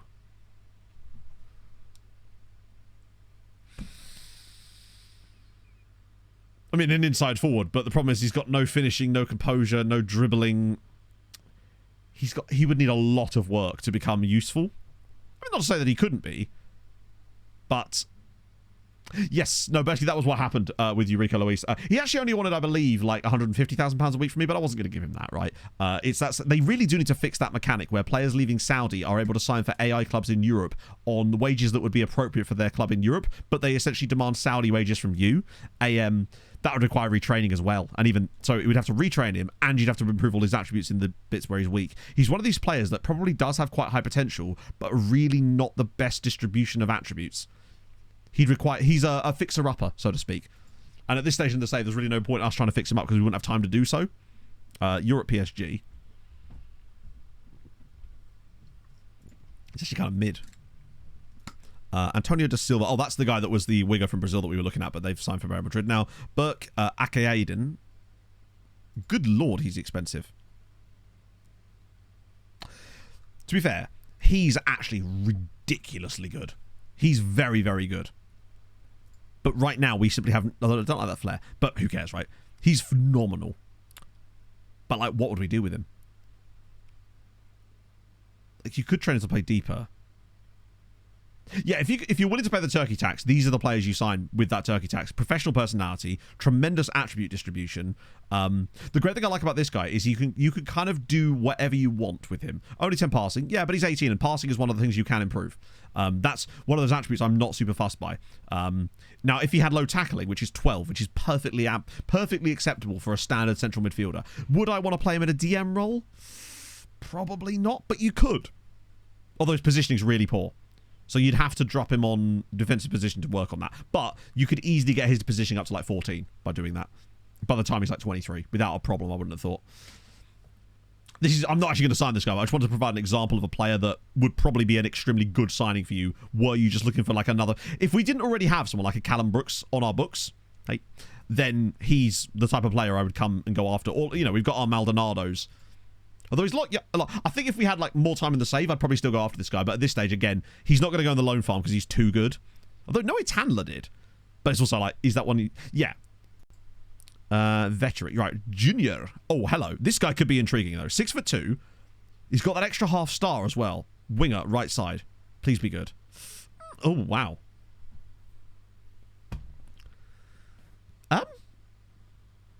I know he's young. But I get the feeling if we signed this guy, he would immediately have 4.5 star PA when he joined us.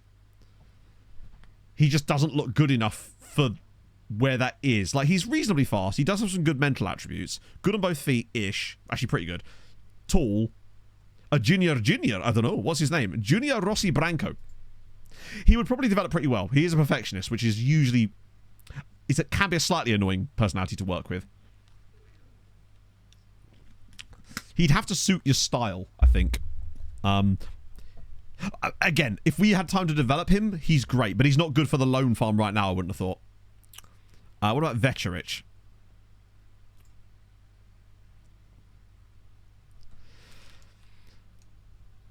So all these guys would probably be solid-ish loan farm players, but they're just quite expensive at this stage. Like, if I'm signing him, he's not... Yeah, I couldn't play him as a ball-winning midfielder because his tackling, marking are not good enough. He's got good work rate, though. And for me, as a segundo, he lacks any of the good segundo vibes. So you'd essentially have to play him further up here. And I'm not sure how well he'd perform as an advanced player. He'd be okay as an advanced playmaker. The flair is a little bit concerning, but that isn't always the worst thing. He's on the shortlist. I'll leave him on the shortlist maybe for the summer. Yeah. I'm seeing a lot more of these centre midi type players that sometimes don't always fall into the brackets that we need them to be, which is fine. That's why we have the loan farm, because Noe Tandler is kind of the epitome of that. Like, I spent a lot of money on him as well, slightly before. So the Maltese League, we've won 26 times. We're in season 29 of the save. We're doing one more year after this. Who's... Jesus Christ. He's still not had the best time of it, has he? Yes, we have Master Trams. We're finishing it at the end of next season. Oh, hang on. He's done a... what was his name? Miguel Torres. Always hard to improve. I don't know if it always has been. It feels like it has, but I can't remember back far enough to know if that's the case or not. But it's almost impossible to improve. Oh, God, purely easy. How on earth we got that loan to happen, I genuinely will never know. It crazes me. sorry, not crazy. It baffles my brain how we managed to get a guy that I think what happened is he dropped down to like 3.5 stars and it was just enough for them to be able to sign him on loan because it's mad. Moving to a new club. No, end of save. Moving to a new club would be pointless in a save like this. So yeah, what we're doing after that is Outcast to Icons, which you can see a sort of general breakdown of in chat. But if you've got any questions, ask me about it. I'll be happy to tell you. Ah, good. But Basie's now happy now. Garcia considers Toth to be overrated. Sorry, who are you? You used to work for me. Absolute penis. God, that's another injury to Lahovi. Don't you dare retire, buddy. I want you here the entire time we're at this club. God damn it. That's true, yeah. Snakes everywhere, man. Put the Snapchat filter on it now. Snakes everywhere.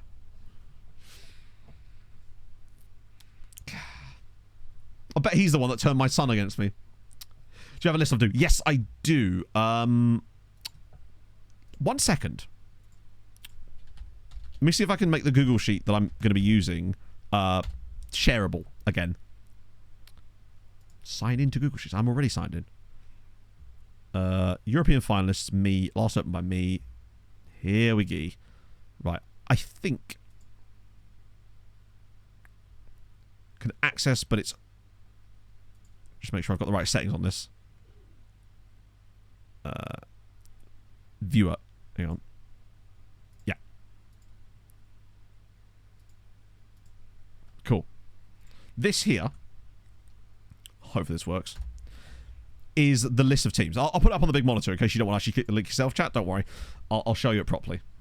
But if you wanted to actually want it yourself, but say you wanted to like download it for your own means and then edit it for your own save, then you can. So yeah, basically this is how it works. So this is the overall thing, and then they have different tabs for each competition. So this is the Champions League one. You'll see it's been updated for the latest ones. Then you've got the Europa League one, which is the same thing. So it's got the information about the league, sorry, the season, the nation, the winners, the score, the runners-up, and the stadium as well. Conference League has obviously only got these 3 options in there too, and it has the Cup Winners' Cup in it too. And then what it does here is it automatically populates this. I'm not sure what this is here. With that, basically. I'm not sure what... I actually have no idea what this is. But, yeah. That's basically how it works. So, it shows you when you add a team on this page here. Say I was to add a new team in there. It would then make a new entrance on this side here. So you can keep track of who's won what and how often, basically.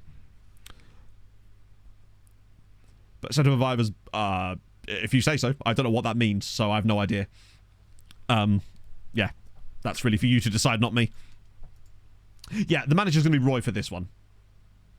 We'll give him Anguilla nationality, surely. It's got to be, right? Because he's got to play for someone, man. Except he won't have played for them at all because we have to give him, like, no international experience because that makes his manager attributes too good. So he'll actually won't have played for them either. So I guess we're getting Safar now. Can we see more information about him yet? Oh, God, I've made a horrible mistake.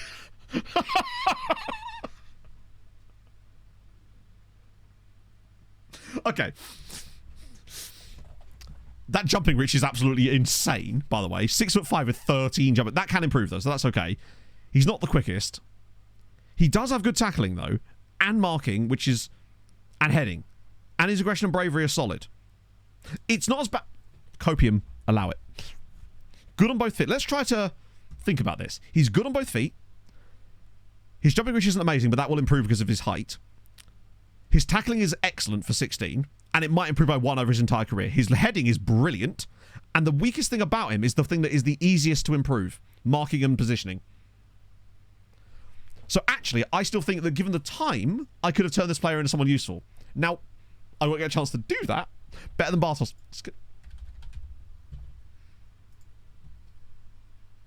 I think Bartos is legitimately catching strays for no reason here. I think he's legitimately excellent now. I don't think there's any doubt about how good this guy actually is now. I mean, maybe he could be a bit better, but like he's still good. I like him. I will not stand for the Bartos slander anymore. I'm not here. Missed me with that shit. But yeah, as for like comparing Outcast to Icon to like other saves like that, I simply don't know because I don't know how other YouTubers do their saves. I like to believe that the little twist we have on it of the not being able to manage clubs that have been in European finals is a nice little twist. But at the end of the day, it's just a European journeyman save with some extra rules attached that we like to have fun with, right? There's only so many ways you can play a save, right? Toffee Boy, thank you for the 8 months. Hope you're having a fabulous Sunday. It is Sunday, right? I will not stand. I will not stand for it. It was still some dodgy Fulham love. No. You don't know what you're talking about. You don't understand. You don't understand my vision. I'm going to have to pick this team, and that's terrifying. It's a pretty strong team. It's just, unfortunately, the lack of match sharpness is a bit of an issue, but we know that we get this every single season. Look at number 1 and looking forward. Yeah, and you won't be laughing when he's won Ballon d'Ors, comes back to manage Sirens, wins the Ballon Manager with them, 17 Champions League titles in a row in 5 years. Non-league move way up. No, non-league. Well, depends what you define as non-league, right? Basically, it's every single European league will be turned on, including ones that aren't part of the base game. We start with 0 badges, 0 anything like that. We do have to work our way up to the Champions League to win it, but we're not allowed to manage any team that's ever been in a European final. And if we get to a European final during the save, we have to win it or we have to resign, basically. And also teams that reach European finals during the save that aren't on that list get added to the list dynamically as we go along. Which, I don't know, I think it's kind of fun. I've always enjoyed them as saves. I've never had I think they have... It's probably my second favourite save type after Building a Nation is OTI. I've enjoyed the hell out of every single one of them I've done. Like, you could even argue that Nordic Nomads in many ways was essentially an OTI as well, just specific to the Scandi region. Hard X is added, yeah. Because otherwise, really, with any kind of journeyman like that, it would be super easy if you really wanted to complete it fast to just build your coaching badges up really quickly, get a big club job with someone like Manchester City because that's how the game works, and then just win the Champions League really easily. Cup Winners' Cup count? Yes, it does. It's on the spreadsheet. It is. So the Cup Winners' Cup has already been added, so they all count as well. Obviously, there's no additions to the Cup Winners' Cup, but yeah.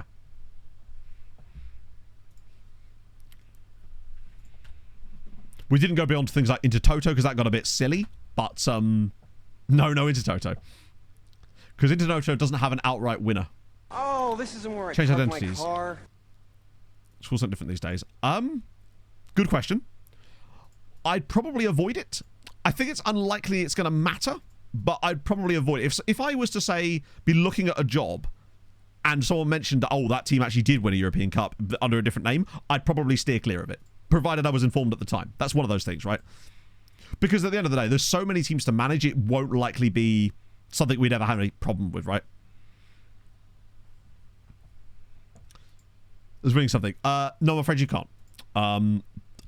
I still maintain the right to say that, but not include it in this series. I will not be taking questions at this time. Please direct any questions to my press secretary. Unfortunately, she is not here right now. Yes, you would, Savik. That's the real, like, problem. I say problem. The biggest sort of jeopardy point with it. If you got to a European final and lost, you have to resign. And obviously the idea is to win the Champions League, but if you were to, say, win the Conference League, of course, you'd keep your job because you won the European final and can go from there, basically. But yeah, that's the drill. And it doesn't count for things like Super Cup. So if you lost the Super Cup, say you won the Europa League or something, and then lost the that wouldn't count. That's not actually a cup, you know? That would be incredibly unfair if you had to lose the Super Cup because you won the Europa League and then you just get sacked by it. You basically would be unable to win the Europa League ever in that save otherwise. Didn't have a true winner. What do you mean by that? So hard to explain. Essentially, the Intertoto... Chat, how do I even explain the Intertoto Cup to someone? Basically, it reached a certain... It formed part of a qualifier, essentially, for the UEFA Cup back in the day, right? Essentially. And they reached a certain stage where... Wasn't it, like, up to 4 winners in a given year? They basically got to a... Imagine that you got to, like, the... quarterfinals of the semi-finals of the Europa League, and then UEFA just kind of went, oh yeah, all of you that are here now, those are the winners, and you're like, what? How's that work? It was indeed a silly. Vice versa. No. So the plan we had in place for FM25, because originally the plan was to actually do it for FM25 before we discovered and decided to do Wisła Krakow instead. Our logic there was that the men's and women's teams would, obviously because they are separate, would not disqualify each other. So if a women's team had won the Women's Champions League, that wouldn't count. Sorry, or had been to the Women's Champions League final, that wouldn't disqualify the men's team, and so on and so forth. Win something in the history. I'm not really asked about that. Look at the little cup. Look at it. Maybe just move the picture slightly to the side. Hi, Mohammed Al-Fayed there. 11 winners. 11 winners. Insane. Yes, so Fulham actually got into Europe once through the Fair Play League. It happened. We ended up... But when you got into Europe through the Fair Play League into the UEFA Cup, you had to start at the first qualifying round. You couldn't get in based on your country's qualifying round statistics the way you do now. So Fulham started in the first qualifying round of the UEFA Cup. And I remember watching a live stream of Fulham's game against a team in the Faroe Islands, and it wasn't Klaksvik. I believe it was Runavik. But because it wasn't televised anywhere, literally no cameras there, Fulham took their own television cameras with them and broadcast the game themselves on their website. Takes me back. One time as well, I'm fairly certain that Fulham deliberately got bookings on the final day of the season to avoid getting into it via the Fair Play League as well. I remember Zat Knight got a very he'd been barely... We had like one of the best fair play records in the league, and on the final day of the season, just a lot of convenient yellow cards for things that you would never normally get yellow cards for. Pre-YouTube. Not pre-YouTube, but pre-YouTube streaming. This would have been like 2011, 2012, probably. So you couldn't stream on YouTube back then, as far as I know. Was that the home leg? No fucking way! So it was Runavik, I was right. Yeah, so sick. It's cool though. I really hope Fulham do back into Europe again at some point. It's just harder and harder. It's harder and harder, but also easier and easier. There's more European places available, but there's also more good teams now that can fill those spots. Pretty good internet as well, yeah. Intertoto. Yeah, Intertoto started in 2008, but I was talking about the Fair Play League, which was how you got into Europe sometimes in like the early 2010s. To Heidenheim, yeah.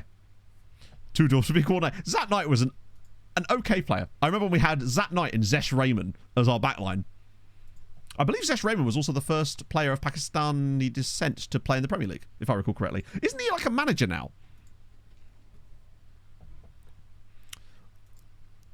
Yeah, Zesh Rahman. What a great, just random old Fulham player names. It's tremendous.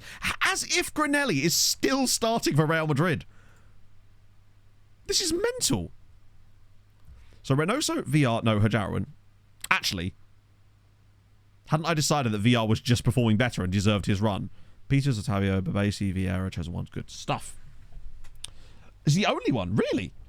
Wow, it's crazy actually that none, considering the sort of large diaspora we have in this country, you'd think that more, I guess, potentially culturally the more interested in cricket, but still, it's interesting. Who's a Pompey? Really? Oh, cool. For fair play, wants to be the best player record in the 3 leagues with the best player record. Yes, exactly, yeah. I'm surprised there hasn't been more, like, outreach effort to try and... Because there must be some incredible athletes that football is missing out on, essentially. Right. How old is Granelli these days? The fact that Lorenzo Granelli, he must be like 36? 36 years old, and still this good. He is slow-ish, though. But it's actually unfair that this... Oh, he's retiring. There you go. Chat, for the final season of The Save, we will be done with the scourge that is Lorenzo Granelli. So if nothing else, the last season of The Save should be slightly easier just because this man isn't around to haunt our dreams. He has generally tormented me for nearly 20 years in this save. Hopefully we've done all those. Yep, sick. Nice. Right, off we go. This is where we just get banged out of the Champions League here at the quarter-final stage by Real Madrid, and it's just an absolute disaster. Who's getting a squad number? No. I mean, I've got no choice now, but as if he's ended up on the bench. No, he legitimately could still go longer. Maltese done. Slima did manage to win away at Celtic in the only game that's actually been played by a Maltese side today so far, but they went out because they lost the home leg 2-0. So, unfortunately, and they deserved to go out. They were not the best side. They scored every shot on target against Celtic in the second leg. So, they went down swinging at least. The only team that's left in the tournament other than us now is Hibernians. This season is the second to last season, so next season will be the last season of the save. Yeah. Right. It would kind of suck if we just got randomly dumped out here by Real Madrid. Because our record against Iberian sides is just so damn good. And this team really, I'd say, is our strongest starting 11 that we're going to be able to put forward at any stage. Are we just going to get boring Sirens? Also, are we even able to play Man United in the final, or would we have to play them sooner than that in order to actually... Oh, look at that! that? Please tell me that's onside. It is. That is a lovely goal. Chosen one gives us the lead at the Bernabeu. First pro team, indoor sports team. Really? I kind of think it's cool because you see in a lot of, especially on the continent, like sports clubs especially, being like having multiple different teams from multiple different disciplines of different sports, right? And it's interesting that doesn't seem to be anywhere near as common in English sports. Like, for example, Barcelona, massive basketball team as well, right? Same with Red Star and Partizan, have enormously popular basketball teams in Serbia. Oh, he's in again. Hey, that's offside, surely that time. No? Oh, yeah, that is. Although it might not because of the assist, potentially. Peter, thank you for the 5 months. How is your Sunday going, my friend? Hope you're having a fabulous weekend so far. That was disallowed, yeah. Huge for basketball too. Yeah, exactly, yeah. But it's not just that, isn't... Don't Barcelona and Real Madrid also have, like, handball teams, if I remember correctly? Or is it water polo or something like that? Massive football team. Are there any teams in, like, the EuroLeague that don't have connections to massive football clubs? Split off the 1800s. Okay. Never another sport. Yeah, but the thing is, right, I think if we have to be pragmatic about this and say that, honestly, I don't know how much success the women's teams would have if they were independent from those teams as well. I feel like a lot of the funding comes from them, right? Did we win the Champions League yet? Not today, not yet, but we will, hopefully, in this way. Andrew, thank you for the 11 months as well, of course. And Toonie Loons, thank you for the Prime as well. That's very kind of you. And handball, no way. Some rowing teams. Yeah, why not, right? To be fair, did I read something about Lyon potentially getting relegated or, like, administratively demoted? That's what it is to do by the Premier League. Yeah, exactly.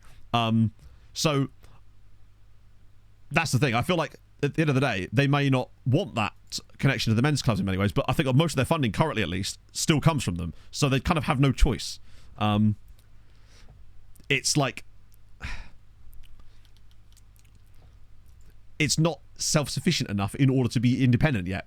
But it's getting there. It's making progress. And I think sometimes people want to rush the progress and make it inorganic. And I feel like that will not work. You have to let it actually grow naturally. But it is growing at an insane rate. But I feel like sometimes people get a bit ahead. They put the cart before the horse a little bit with it. I think it's awesome that it's growing. I think it's amazing that we're constantly seeing transfer records broken, wage records broken for the women's players. But they can't force it too quickly. It has to grow in a sustainable way. Otherwise, it's just going to collapse. Yeah, having the Premier side.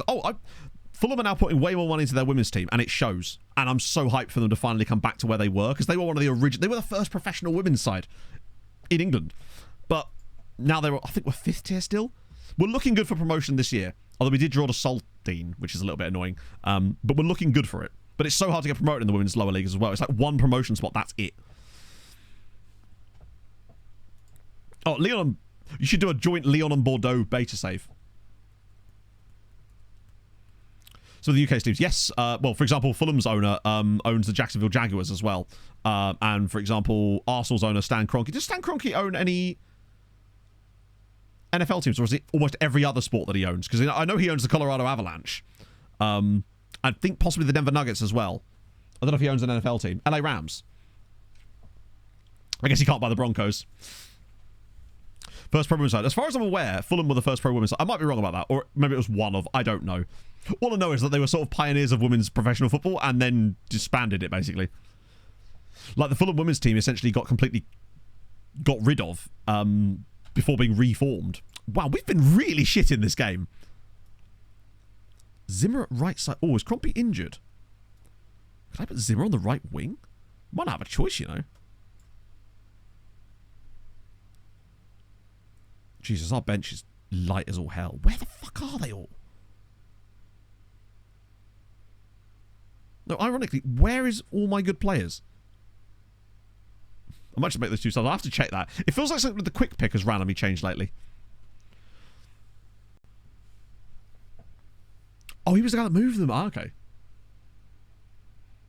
Fulham plays forward as well. Yeah. I think you guys are still in the division above us, right?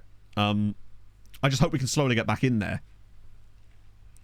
But at least Fulham are actually promoting it properly. Like, they play a lot of games at Craven Cottage now, which is cool. The money is being put into the team, finally.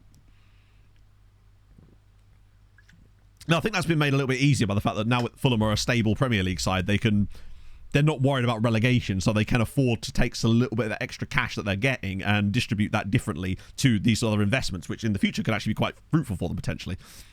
The fact that Real Madrid have not found an equaliser in this game is honestly surprising me. Oh, okay. Yeah, this is gonna be it's going to be banging. The standard will improve. I still do wonder. You often see a lot of discussion about things like the size of goals, and people will say, "Oh, you can't change the size of goals because it's in some way sexist." And I'm just like, at the end of the day, you want the sport to be good as an entertainment product because that's how you grow it, right? And the problem I always find, and the problem I've always had with women's football, and not the problem I've had, but like the thing that for me makes it slightly less enjoyable to watch is the goalkeeping, because they're just on average much shorter than the men's goalkeepers. And as a result, you see a lot of very strange goals going in that simply wouldn't happen in men's football because they're taller on average. And that's the one thing that I'm like, if they could come to some solution for that, it would be amazing for the sport in general. Powerful shot. Yeah, exactly. Congrats and there's on the looping house ones matter, as well. and hope you and chat are well. Joe, thank you for the 6 months. I'm tremendous. 2 keepers. Now you're talking. We'll get to Bauerschon for a little bit.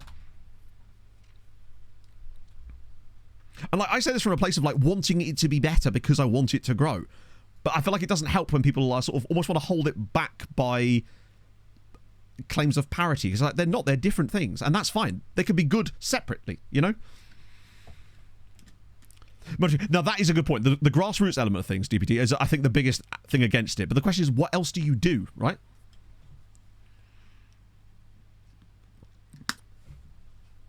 The game itself. Yeah, exactly. Fuck me. Well, 94th minute winner. Oh, sorry, 94th minute equaliser for Real Madrid. We are still playing FM.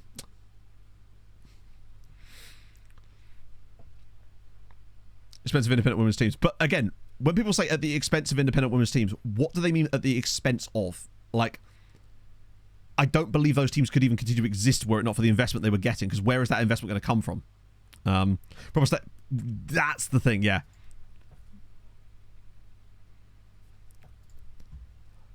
It's a double-edged sword. You can either have independence or you can have sustainability in a lot of these ways, right? Unless they are sustainable as a product that can keep the team and pay the players, then it's going to be difficult, right? Like obviously everyone wants that independence of that, and it's cool if there were, but if the money's not there for them to be that, then it's difficult. It's like, do they take the independence to the point where they just end up going bust because they can't afford to compete anymore? Because if that's the case, then what was the point? It's like to prove a point, sure, but that doesn't help the game for me. What is the European model? I'm not familiar. I like learning about stuff like this. That's annoying that we've dropped points there, but I think we should be okay in the home game. A little bit worried about that, though, because we shouldn't have won there. Hello, Juice. Could compete. Yeah, exactly, yeah. Because we're Bristol City, one of the like better women's teams for quite a while. God, our left backs are taking an absolute beating this year. Yeah, exactly, yeah. Because I think basically, in an ideal world, the league would make enough money that by competing in it, you'd earn enough money to be independent, so you wouldn't require money from the funding of the main sort of parent club, so to speak. But at the current state of the investment and where the revenue is at currently, that is simply not sustainable yet. It's the same with the WNBA. But that's changing as well, slowly. But you can't force it. And if you go too quickly, I feel like it just ends up holding it back. Not most teams hand-holding the men's... It's a club model. It's just a part of a big club. Yeah. But it has to grow to get to that point. Potsdam were the last one. Right. But why was that a thing that happened? It's like, what led to that happening? Because at the end of the day, if you... It feels like one of those things where you can't have it both ways. You either want the league to be invested in or you want it to be independent. Like,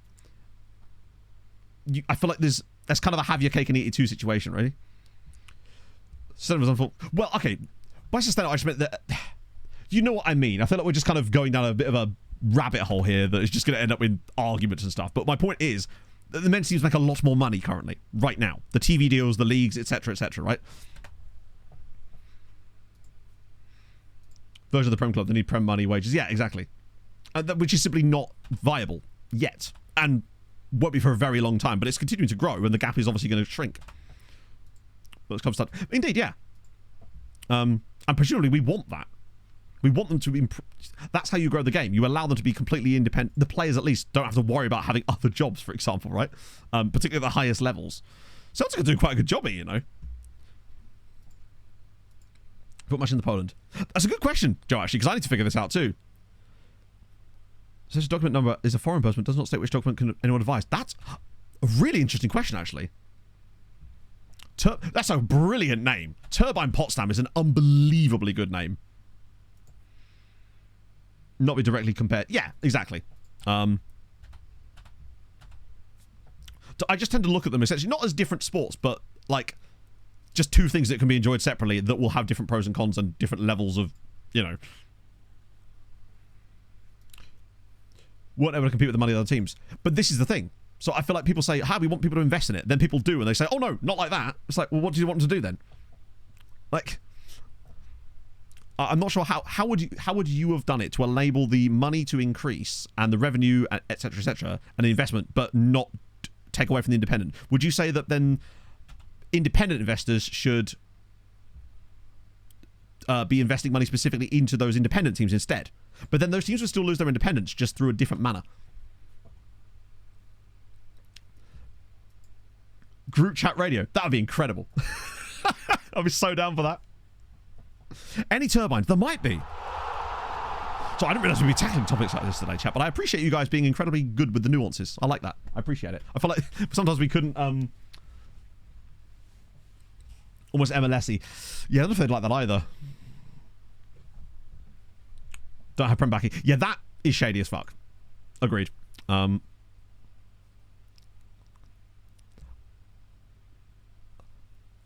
Byproduct of the interest that's being shown in the women's game. But why would you not want people to be interested in it? And people to invest in it because of it's interesting. I don't know how else you grow a sport if you don't want people to invest in it because of the growing interest in the game. That's how things grow. That's how any sport or any topic or trend grows, right? I feel like it would be somewhat unrealistic to expect things to grow out elsewhere otherwise. Things can still grow organically, but not when they require immense amounts of infrastructure investment. Full independence takes decades to sustain. Yeah. That's the thing. I feel like it's one of those things where it can kind of essentially become that later anyway if it just takes the investment now. Gets to a certain point and then it kind of, not breaks away, but yeah. What did Stream Nana say? The weirdest thing, Scott, is I can't for the life of me figure out why she didn't say it. There's nothing in there that she wouldn't read out. Scott, thank you for the 40 months. That's very kind of you, friend. Oh, yeah, Albanians win. Sorry, I'm so sorry. I glossed over that. Who are they playing? Wolfsburger? It's annoying that if they were to get through, they'd play the winner of Fenerbahce Wolfsburg, I think. Oh, I was hoping we could have a Wolfsburg tie. The mental tiny bit. Fair enough, of course, yeah. So I think I misunderstood. I thought you were basically saying that shouldn't be the case, that they shouldn't, the men's team shouldn't invest in the women's teams and they should just do it independently because that's better in some way. My apologies. That was me misunderstanding. Blow me? Maybe. Maybe she just doesn't like Bang.com. She's not a fan. And I do not respect that attitude.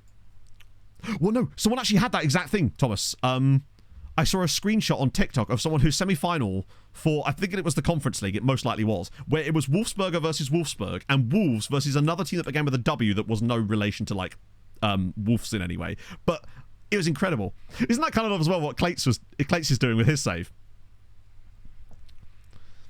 We need, like, another Wolf-based team. Damn it. What's the closest we've got in terms of European teams that are likely to qualify for Europe that have some connection to Wolves? Werder Bremen?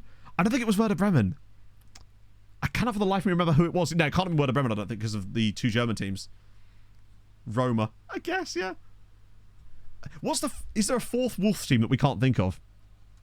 We've won 5 Champions Leagues, BNT. But on the way to hopefully 6 this season. Right, this is rotation, isn't it?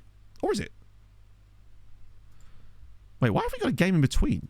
Oh, no, because, yeah, we do. This is that annoying round where we've got to really be careful, otherwise we're screwed. I suppose, yeah. It's easy to play their cup side. No shot. Coupe de France for me, there is nothing that comes close to the fun of the Coupe de France. Harlan Wolfvelders, there you go.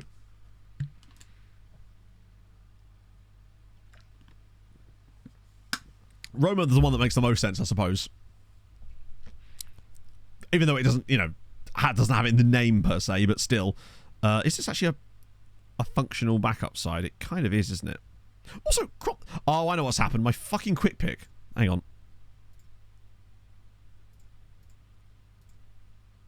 Right, that's what it was. Somehow, all of my quick pick stuff got reset, and it meant that it was no longer picking good players from my bench because they weren't entirely match fit. And I never changed it. This feels like another one of those FM versus mode curses. Viswa? Could be Viswa. It definitely wasn't in this particular example, because Viswa are obviously, unfortunately, second tier in Poland at the moment, and not, I say not likely to play in Europe, but of course they actually are, as it happens. Icarus, thank you for the 35 months. How's it going, friend? Oh, 100 points for the turbines. Hello, again, you delicious little streamer man. Hope you are doing amazing and excited for the new place. Really hope the move goes smooth and easy and you'll be back to playing with your little pixel men soon. Damn, will be. Yes. The plan is Thursday, most likely this week coming, is the last stream in this house. And then hopefully the following Tuesday with the first stream in the new house. Maybe next the Thursday after, depending on the way things go with the internet and setting up desks and making the stream room look like a room I can stream from. The biggest worry for me is the echo. Those of you that heard my Instagram story will have heard the echo that there is, obviously, because there's no furniture in it, so that makes a little bit of sense. I will continue posting random Instagram stories about the house move because I just quite like making that kind of content for some reason. Mr. Stories, yeah, it's still there, I think. Well, the one from yesterday is, anyway. Which is even more echoey.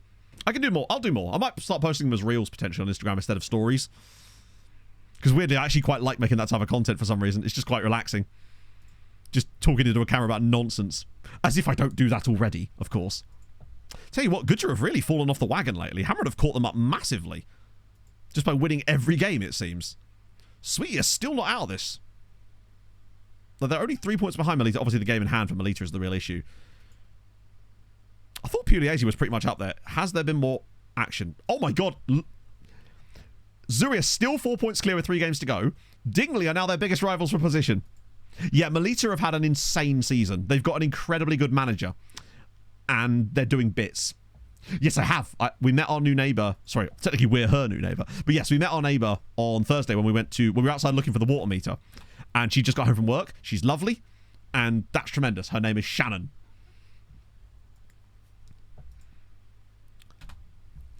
Teams for 90 minutes. I'm thinking Vanuatu. There's just something fun about saying Vanuatu. Yeah, crack on, Donny Joe. I need that information myself because I'm going to be going to a Viswa game next year. So, oily Shannon from Treaty in it. But no, just bringing it back slightly to the women's football thing. That was a cool discussion. I really enjoyed that, and you guys were great. I really enjoyed having that back and forth and actually discussing things like that without people being dicks about it. It's so cool. Yeah, Zealand's her nephew. Yeah, I moved to next door to Mumbot, actually, turns out. Right. I love that. I love that we can even do that in these streams. It's cool. It's a testament to how good you guys are as a community. Beat Vanuatu 8-1 on Friday. Good lord. I can't imagine they've got a lot of quality there. Shannon Elizabeth Ezra. We'll have to see when the pies get delivered. Tell you what, the amount of things I ordered, Pog and I ordered last night, the Amazon man that's going to be delivering it tomorrow is going to be like, just, you know what, I'll open the doors, you just take everything in the back of the van, because it's all going to be ours. Like, literally every... Melita went again. Do you know what? I think they've basically got it now. They're 6 points clear with 3 games to go. Well, next season's going to be an absolute journey. National team manager. How do we do that? There was another way that we found to show national team managers that wasn't as... Because they patched out the thing we used to do. Aman, thank you for the prime. Hope you're having a fabulous day.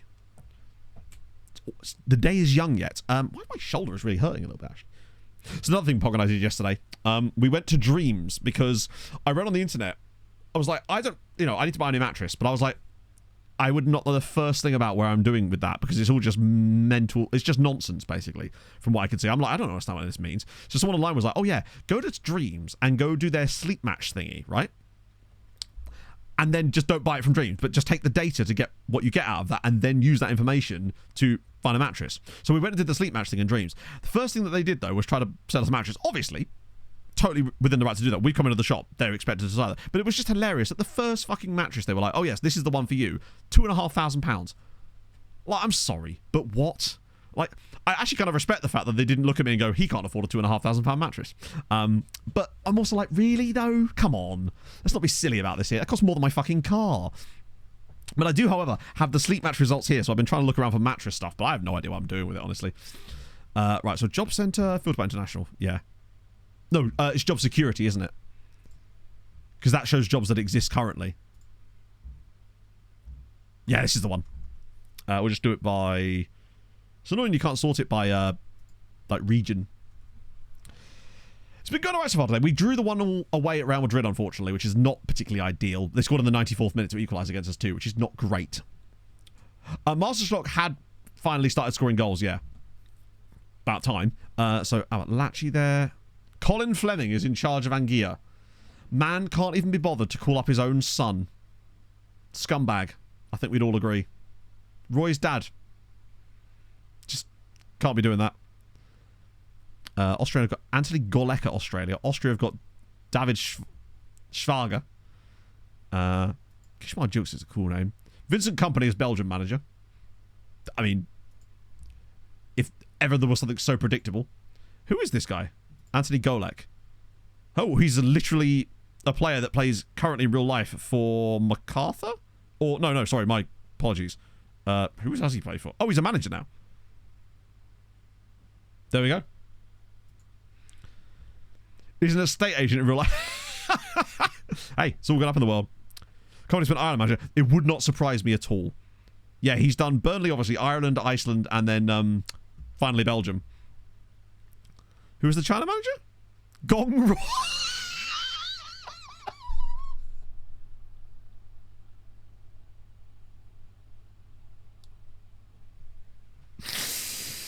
Oh, Jesus Christ. What?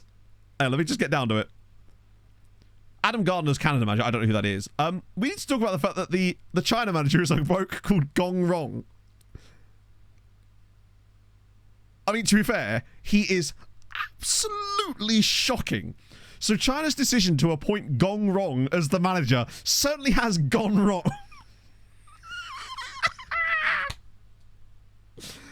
Oh, that's incredible. He's been there 7 years, and do you know what? Has actually got a really good record. Has he got any like trophies or anything? Qualified for the second round of the FIFA World Cup. Knocked out in the second round by Italy. Knocked out in the second round of the AFC Cup. Third round of World Cup qualification. He ain't done a lot, pretty much. That's tremendous. I've got to save that as a clip. That's one for the recap. I can't believe their manager is actually called Gone Wrong. Wan Chi Ming, also a tremendous name. For a journeyman, that depends on any number of factors, Kenneth. Surely if you're doing a journeyman, then you wouldn't have a team. Isn't that kind of the point of a journeyman? I might be wrong about that. It depends on what leagues you want to load. Depends on what countries you want to do, which regions, etc. The multi-journey relatable ADHD talk is what I do. No way! That's amazing, man. So how was the process for you diagnostically in terms of like from when you first went to a doctor to walking through it? What method? Are you based in the UK? I'm fascinated by people's stories and this sort of stuff because I'm going to have to start all this shit all over again when I move, which I'm not looking forward to. They've got Yannick Poati here as well, which is just fun. What else we got? Cyprus have got Fortis Loizu. Raffaele Palladino is in charge of Denmark. He's bound a little bit. Alberto Gilardino. It is, yes. Like Austria and Denmark. Right. So I'm a little bit confused as to what you really want to know, because isn't a journeyman where you don't have a club and you move roads to clubs, right? So presumably you would just choose a club based on the jobs that are available to you, no? God, Alberto Gilardino. What a guy. Fitzelizi, which is just a great name. His brother Chomps is way better than him, actually, but we move. No worries, Kenneth. I really do want to help you. I just want to understand exactly what I'm being asked so I can give you a proper answer. We were not going to beat Gong Wrong, are we? Miguel Bravo is solid. Private healthcare covered by work. Oh, you see? This is why I can't have something like that. Did you know how much it cost them, by any chance, that man? Because I mean, obviously I can't afford to do that at the moment, but like, I'm probably still going to go down the right to choose pathway and try to use ADH 360, but I'm now going to have to talk to a different doctor. Yeah, Nuri Shahin's been injury manager for a little while, I believe. Well, I say a little while. So he went from Antalyaspor, where he was there for 29 years, then Serbia, then England. Is Nana Eckert? Oh, she is, yeah, Henry Nana. Robert Colve. Jeppe Dalgas. Penny Ram. For when you buy the really cheap Dodge truck. France are being managed by Jonas Haf Thorup. Wow. Just straight from Norgeland to France. Missed the appointment. Holy. £85 a month. Yeah, to be fair, I wouldn't care about the monthly. If I was in a situation where I'd finally got a diagnosis and was actually able to get medication, I would be like, I don't care how much it costs, within reason, right? But fuck me. I've been finding better coping mechanisms lately, but at the end of the day, I do still feel like I'm still in a battle against myself. I'll have to get it. Hopefully it's a case-by-case basis. Ah, that sucks. I think, yeah, that's the one that I'm waiting to see what happens with James, because he's using ADHD 360, and I'm curious to see what his experience is like, as it's the most up-to-date reference I'll have for it. But yeah, I'm just worried about the fact that I've done all this work with my current doctor, only to then have to move and change doctors, and then probably end up starting it all over again. And what if I don't get someone who's as empathetic and actually cares about this sort of shit as my doctor does? It's I thought I was pretty lucky with her, honestly. Ole Werner here, who is the current manager of Werder Bremen. Just keeping it in the German family. We like that. Ben Brown's in charge of... Got Georgios Diakos. Any fun ones in there as well. Leaking hay. For when it rains overnight on the farm. Busy head. Yes. That's the thing for me, is my head is... It's a constant, like, battle. Task initiation for me. My forgetfulness as well, actually, is particularly galling. I have a habit of interrupting people, not because I'm trying to be a dick, but because if I literally don't say the thing I have to say, I literally will forget it within 10 seconds. I've forgotten things I'm saying in the middle of sentences in this stream, as you guys are fully aware. Obviously, that happens to everybody sometimes, but for me, it happens at a bit more of a rate. Russell Martin is the Ireland manager.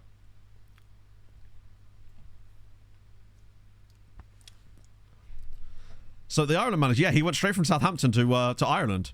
10k a week. Sorry, Ireland. Stefano Turati, of course, is England manager. Sorry, is Italy manager. This would explain Italy being bad lately, because he's there. What else we got? Japan, no. Usually it's European ones where you seem to find the biggest, like European nations is where you find the weirdest managerial appointments. The rest of them usually are just like guys from that nation for the most part, generally speaking. Mo Salah's Jordan. Wait, what? Imagine if it actually was Mo Salah. That would be superb. I got Mitrovic there. Different one, of course. Northern Ireland, I've got Stuart Kettlewell, who is the Motherwell manager. Love to see it. Netherlands, I've got Luigi Weber, who's just a random regen dude who's... Oh my god, he's appalling. Why have the Netherlands appointed this melon? Look at him. He looks homeless. He's like a homeless Jurgen Klopp. Okay. He's literally stuck in Luigi's mansion. New Zealand have got Ben Cipolla. Get the general fault. Yeah. Man is... So he at least is actually quite decent. He's currently... Wait, what is he currently doing? Okay. He was the best Dutch manager they could find. Apparently so, yeah. Nigeria, North Macedonia. Thiago Motta's in charge of Norway. Wow, look at this. Man has managed all the national teams. Iceland, Slovenia, Kosovo, Croatia, Australia. I like how in this save, because there's no club teams or whatever, they just go around the international circuit. Wow. That would be incredible too. Peru, Palestine. Javier Bobadilla, great name. Vasco Sibra is the Portugal manager, who is the current... maybe unemployed manager? I don't know, actually. Unemployed for 30 years! It's like dusting off Roy Hodgson. Adrian Siminitz, who is the Białystok manager. I never know how to say that first one, so I always just call them Białystok. Romania have got Costin Curelea, who's retiring, actually, at 67. I think Gerrard did move around a lot. Nick Montgomery is in charge of Scotland these days, which is one of the most bizarre ones, because he's Central Coast Mariners manager, and then he was Wales manager for a bit, and now he's the Scotland manager, is old Nick Montgomery. The fuck? Oh. Okay, FM has decided that we're not allowed to look at this screen anymore. Oh, it's job security, my bad. Deary me. Maxi or MaxIT97, thank you for the follow. Voltaire contracted syphilis just 2 blocks from here. They do like a long periods of unemployment, don't they? Stjoppa... I'm not convinced that this is a real person's name. It almost sounds slightly Armenian, actually, does the surname. It feels like... Am I having a stroke? Wait, hey, was he actually Armenian? He sounded Armenian. Oh, was he? He had half. Oh, okay. I'm sorry, I didn't see that. Andre Zek is manager of Slovenia, who's just a random regen. Wait. Oh, you had a really good player, though. That's how I pronounce Mkhitaryan after a few ciders. Spain have got Alejandro Moya, who is another one of these random regen guys. They're just giving up now. Kim Hellberg, there you go. Is the... Wow, okay. EFK Velnamo manager as well. Waikackham with the raid. You bloody love to see it. Those of you joining from Waikackham, I have something to show you. You'll enjoy this. It has to do with the China manager, naturally. So, the China manager in this save, I'd like to show you him. There he is. No, I'm asking how his stream went. This is the new China manager. His name is Gong Rong. And he is truly appalling. This is real. This is not a nickname. It's just incredible scenes. He has won something, though, apparently. Was Andre Gray in there? So there he is, Gong Rong. That is him in all his glory. The A-League. I don't think I can really show much from it. Does the G'day League even come up? Let me type in Isuzu, because it is actually... There it is. Oh, we can see it. Okay. So it's... Wow, Melbourne City have been through... Jesus Christ, they've been dominant. Yeah, it was the EAFF thing, wasn't it? You're right. Yeah, mostly Melbourne City, honestly. Wellington Phoenix did grab one. Central Coast got one. Newcastle Jets also nabbed one in there too. Adelaide United, but it is in an absolute dominance for Melbourne City. Because even when they're not winning it, they're usually one of the runner-up spots as well. Is that the case in real life as well? Oh, yeah, it is a bit, isn't it? Oh, these guys are linked to City, aren't they? They're part of the Manchester City Football Group. Right, yeah, we've got to get going, actually. We've still got another round to go. It's not like there's only 2 o'clock kickoffs in the football today, at least, I suppose. Guzek. God, I forgot about Przemysław Guzek. It shows something about how Tarshin have progressed, that they're not actually giving games to someone like Guzek anymore. But that's a good thing. They've improved.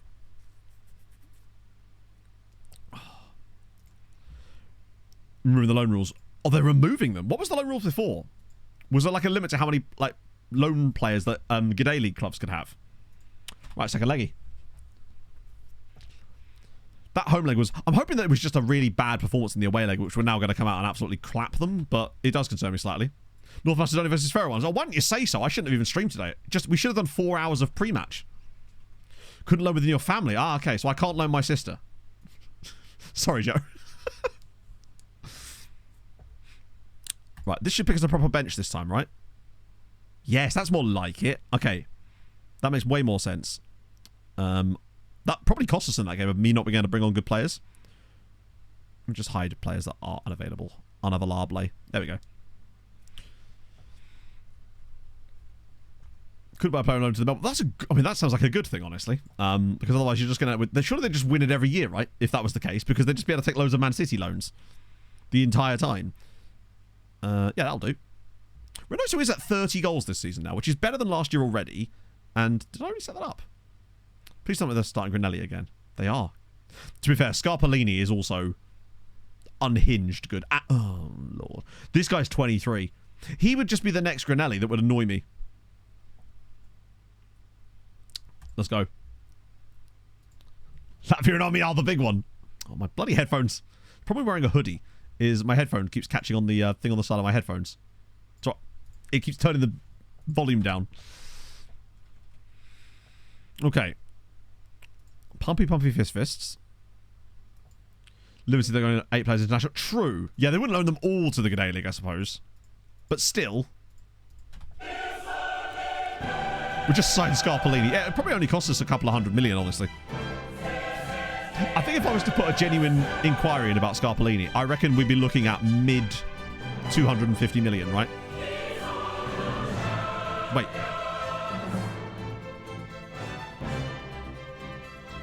Hang on, he has an agent, but I'm not allowed to ask his agent about anything.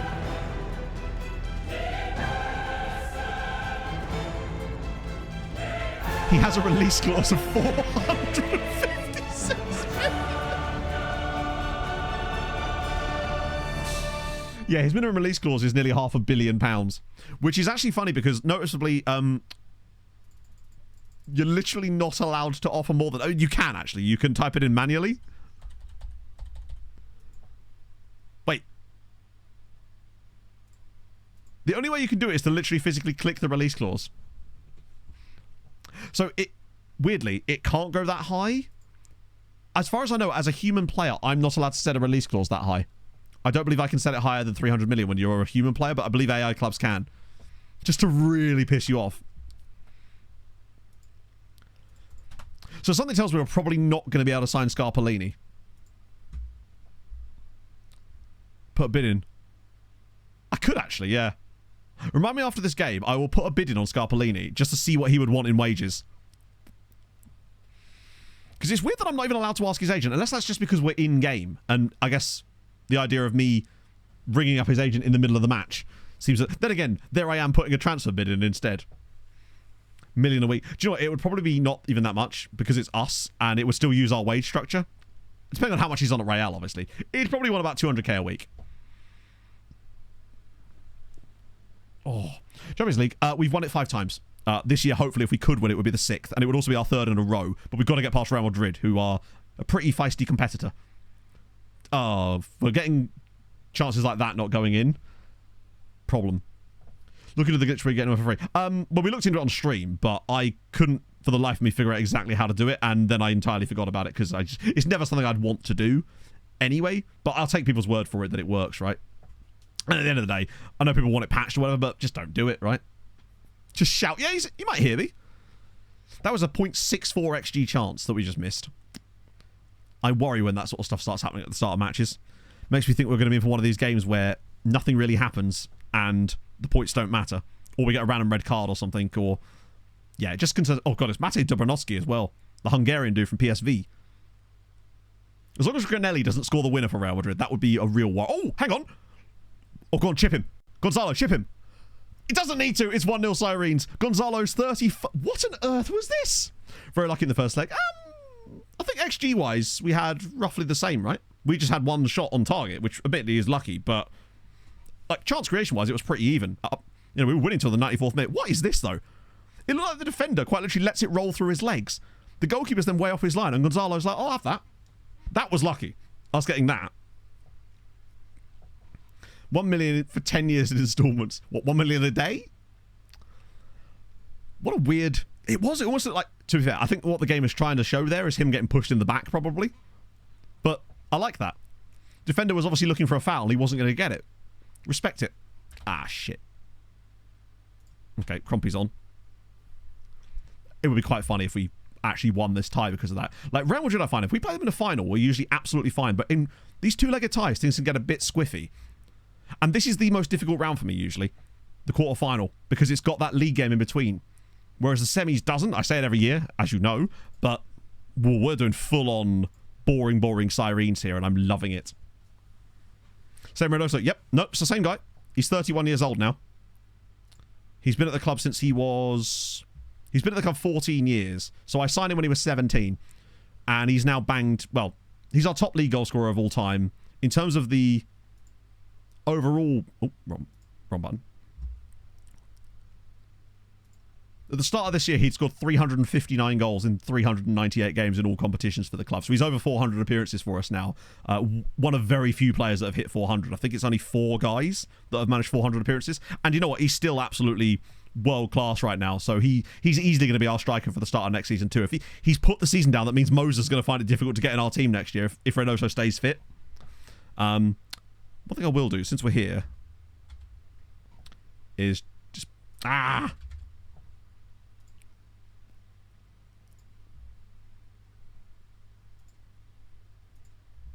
Just put a £450 million bid in while we're at it.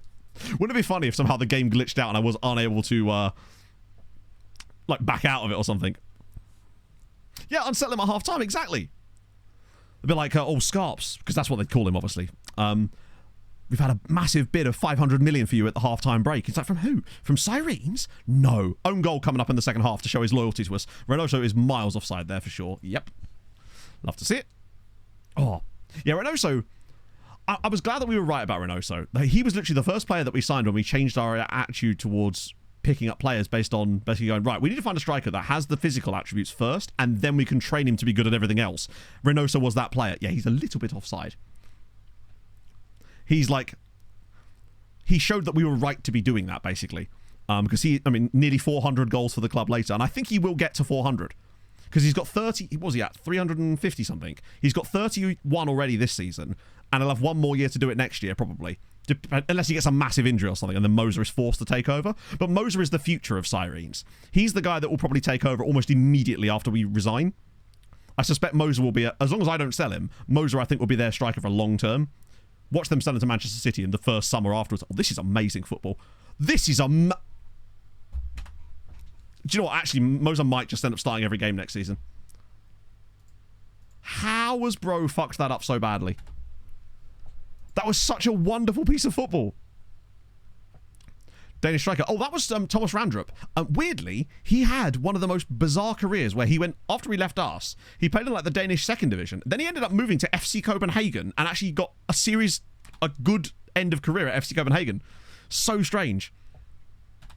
Now Vieira's hurt as well, I think. Yeah, he actually scored a goal against us in the Champions League. You're right, yeah. He had such a weird turnaround. Is that because he's on a booking? Like, what's this about? Yeah, literally, they'll... Oh, God, yeah, I forgot about the value drop. To be fair, at least Moser, at one point this year, was worth £220 million. And then the game's like, a deal that could be worth up to £55 million. Meanwhile, you go on the profile, and it's like, he's worth £220 million. Typical FM, just lying. Oh, go on. Go on, Crumpy. Oh, we're going to overplay it a little bit. I like that. Oh, hang on. Peters! Oh, Mr. Ballon d'Or couldn't quite do it. It's Chris. Thank you for the follow. How's your day going, friend? Thank you for dropping by. No Christmas tree yet. It's only November. Particularly as, obviously, there'd be no point in setting a Christmas tree up. One, because it's November. And two, because if I'm moving in, like, 5 days, I don't have to take it down again. I'm actually going to have to go and get some new Christmas decorations. It's an opportunity to do stuff like that. I really like tacky Christmas. I can't take Vieira off here. Camping still on the Christmas tree. In it, yeah. Also, Barcelona having a nice time. I have no idea what I'm actually going to do tomorrow. I'm going to literally just be sat there all day waiting for the bloody internet to arrive. At least I can set it up. We have at least already built the table it's going to go on. As one of our many B&M packages from yesterday. I can't even bring on Brooksy. Lahovey, maybe? Strikers are doing okay. He's a little bit limited.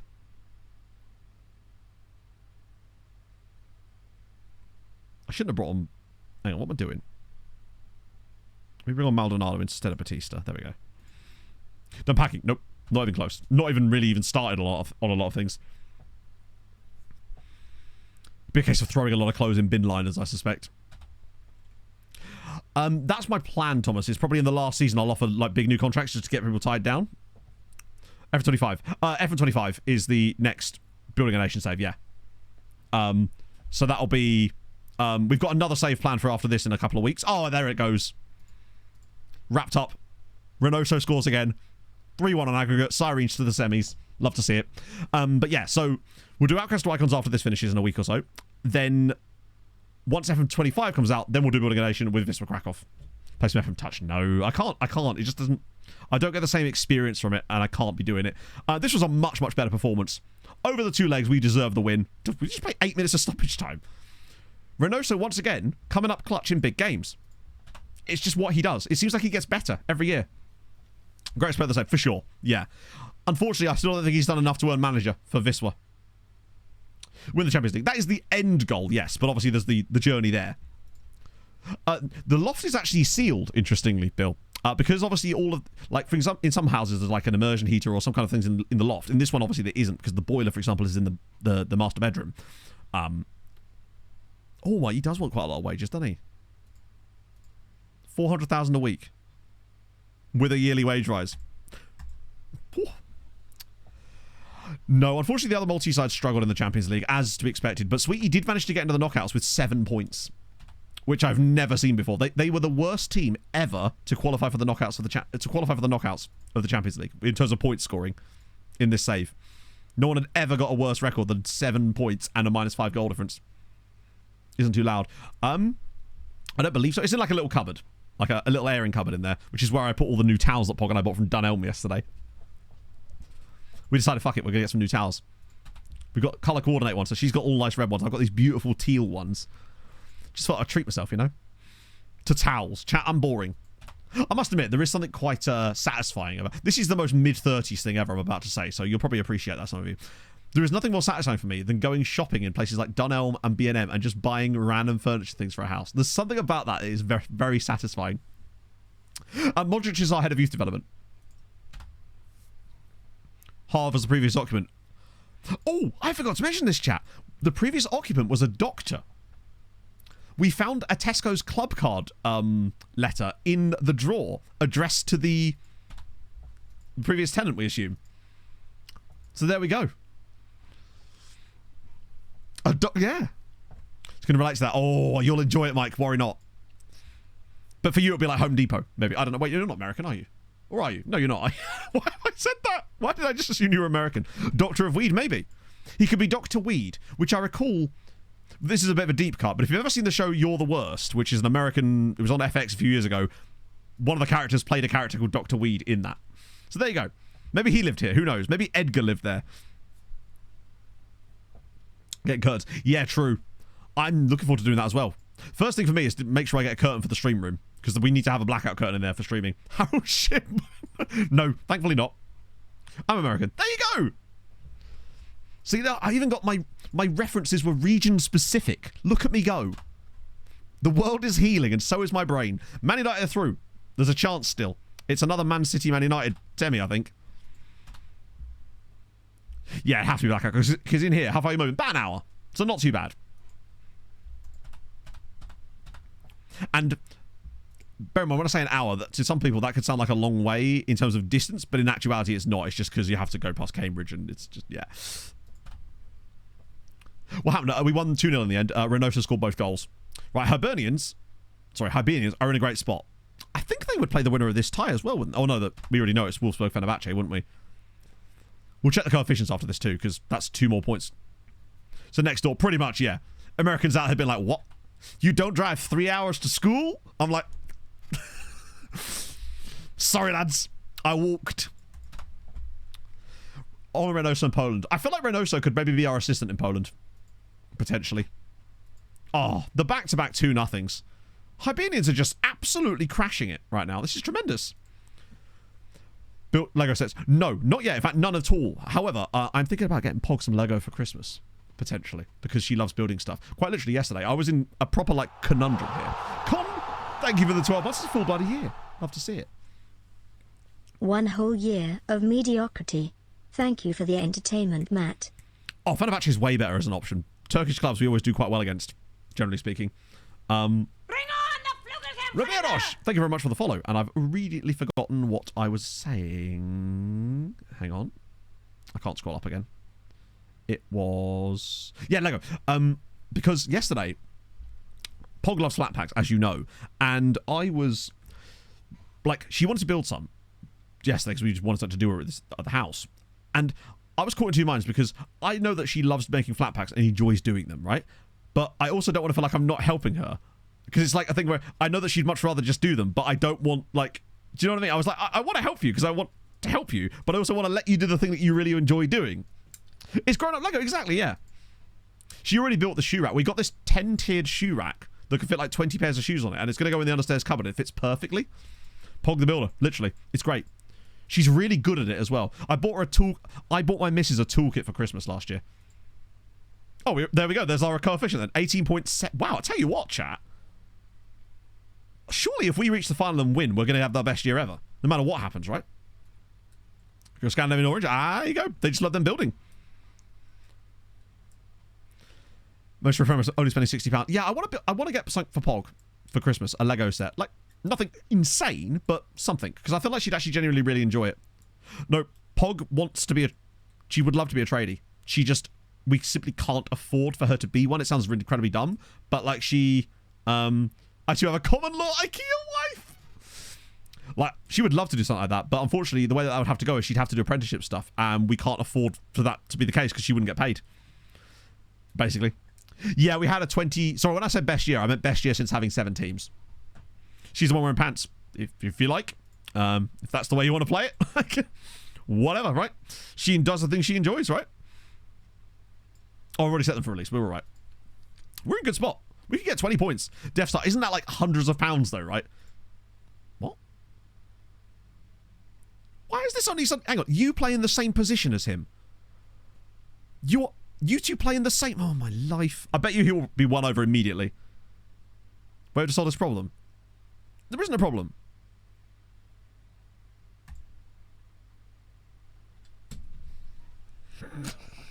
Man. Yeah, that's a bit out of my price range, particularly with the whole house move thing. So just to clarify, 3 players come to me saying they want Mbar to play. I say, that's ridiculous, lads. 2 players agree to that. The 1 player that doesn't agree to that is the guy that plays in his position. Brother, you would literally not play if he plays.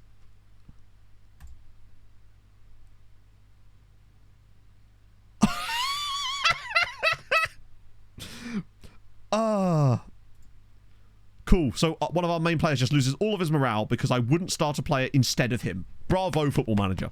Bra fucking vo. Look. Yeah, I did bid on the player. He wanted £400,000 a week and a yearly wage rise. I'm trying to think, because Pog doesn't really like Star Wars. I'm trying to think what she does like that might have Disney stuff, not Disney stuff, sorry, that's related to it in Lego potentially. At least minimum wage, even minimum wage, it wouldn't be sustainable. Like, at the age Pog's at now and where we are in life, she can't afford to do that right now. As cool as that would be for her to do that, I would, if I could get to a position where I could earn more money, then there would be space for that to happen income-wise. But particularly with this move, we simply couldn't afford to do that, basically. Like, Pog wants to find a new job, but she wouldn't be able to find a job that pays her less. She'd have to find a job that pays her more. Or at least is the same but better job, you know? So that she would enjoy more, which I'd be totally down with, right? Like, I'd love to get to the point where I could earn enough that she would be able to do that. That would be my dream, honestly. Because I want her to be able to do something she's happy about, right? Right. Sick. Well, we're through at least. Did I miss something? Oh my god, I hate the Twitch chat thing that won't let me scroll up, man. Jesus. How long does it take for your players to get fairly valued? There isn't really a set time on it because we don't know how much the... Honestly, Bill, I can pretty much tell you this. If I streamed like 5 times a week, I would earn exactly the same amount of money as I do now. Because it's not going to suddenly make more people watch me. Because those people that are subscribing to me you're watching anyway, right? So it wouldn't actually make any difference. I think I stream about the exact right amount per stream, pretty much. But, yeah. It wouldn't really change a lot as far as income. That's why I split my time between YouTube and Twitch, or try to anyway. Do 8-minute ads. I could just never do that. You know me, chat. I'd rather there be none at all. That's the thing as well, yeah. If you don't do massive numbers. You'd be surprised. Streaming's okay. For the longest time before I changed my YouTube content, streaming was pretty much the majority of my income. I could always rely on it to just be a solid amount steadily each month, whereas YouTube was obviously a lot more up and down. But then, obviously, over the course of the last year, YouTube became a much bigger part of my income pie. Obviously, now it's back down to being tiny again because I've just been really losing my mind on that side of things for the last little while. But that's something I can rectify, you know? Also, I've decided I am going to do an agent video as a manager, as an agent of a manager. Someone's brought this up a few times. I was trying to think of the best way to go about doing it because I like the concept. I just need to figure out the way of doing it, and I think I've figured out how I'm going to do that. So I'm definitely going to make that video. Maybe an Aaron Walker style one potentially with a manager agent video. It wouldn't be able to work the exact same way, obviously, because you can't approach a manager as the club or anything like that. You have to just I'd have to use my own judgment on it, which is never a good thing. A lot of these guys, I think, are just... Oh, this was the Gibraltarian dude. Do you know what? He's actually pretty solid for a player that's genned at Lincoln Red Imps, right? Stream or walk faster in it, yeah.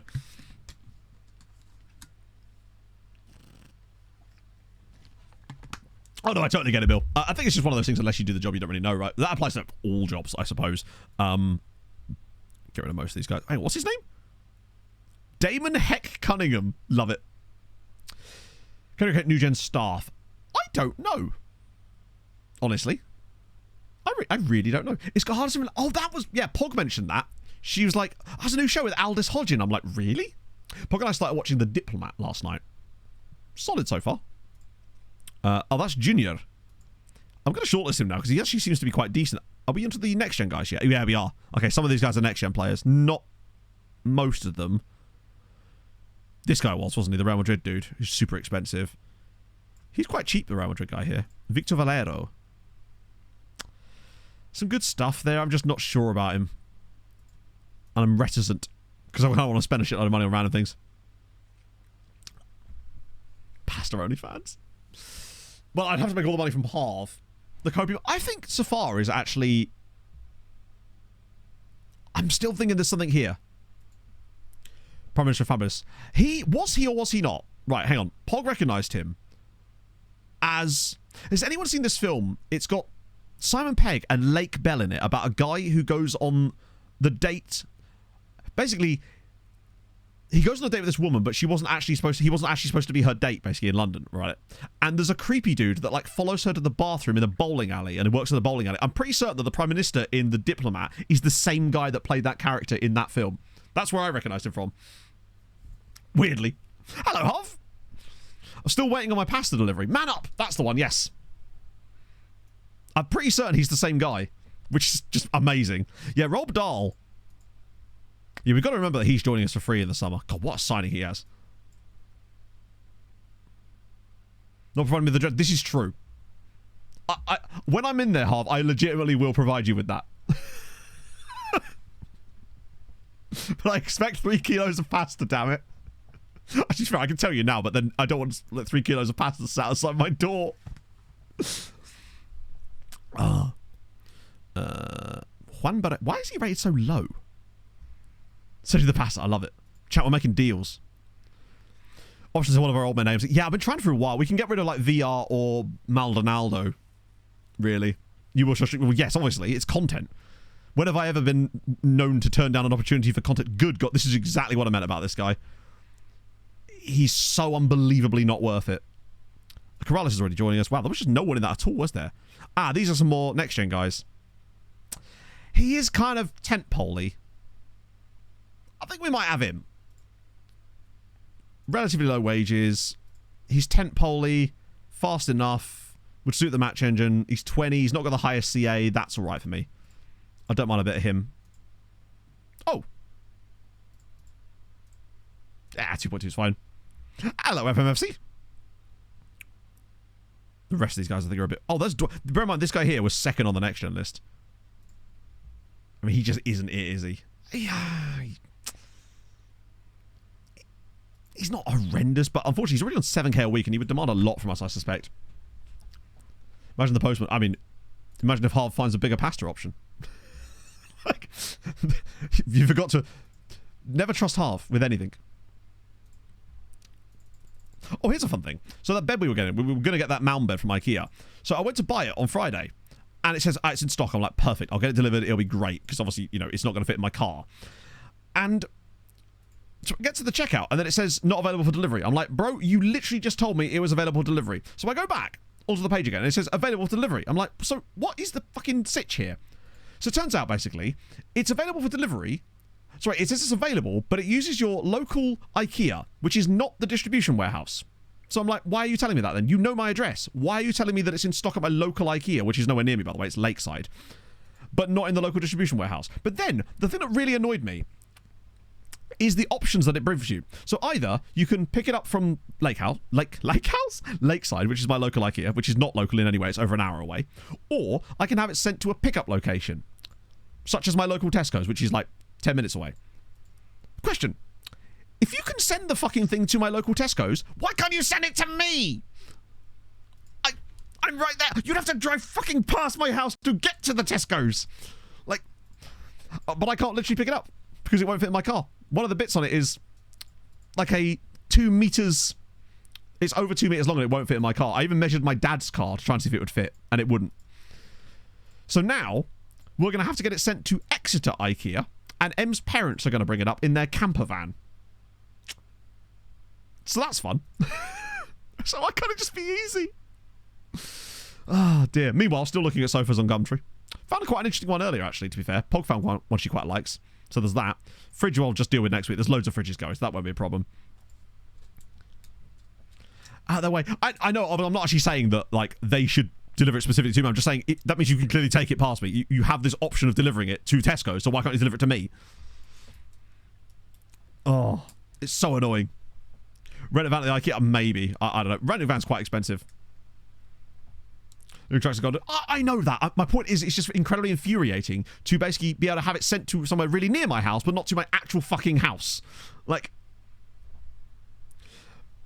book yourself on Gumtree. Nah, no need. You can get new bookshelves really cheap from like B&M and stuff, so I don't need a Gumtree bookshelf because you're not going to get anywhere near the savings that you would do on, say, a fridge or a sofa, right? A Witch subscription for a month. Do you know what, right? Well, I was going to get a fridge off Gumtree half because I can't afford to buy a new one. So, but yeah, I actually did look into getting a Witch subscription. The reference, unfortunately not, but do explain. No, renting a van myself. There's not enough stuff for that. Because remember, like, this place is unfurnished, but I'm moving from somewhere that is. So this is why I'm having to buy new furniture, by the way. Wagons you attach to your car. Well, like the little red trolleys that kids have. No, I don't have towing capacity on my car anyway, so even if I could get something like that, it wouldn't make any difference. You mean like a U-Haul trailer, I suppose? But yeah, no, I don't have towing options on my car. I drive a Ford Focus. Like, so yeah, we're just going to rent a van. Try and swing around, do all that in one day. It's not a big deal. It'll be fine. Plus, I'm taking stuff up there as I go. Charity shop for £120. Yeah, I can get one Gumtree for like 75 quid, like really good ones. So that won't be an issue.